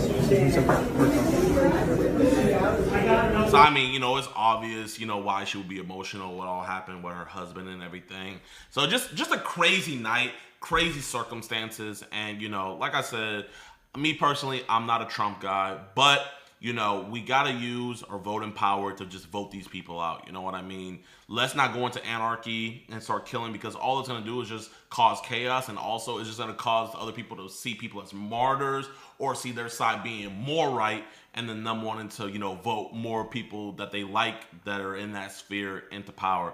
That's just me particularly, man, but this was a crazy event. Let me know what you guys think down in the comment section below. Bro, America is, this is crazy.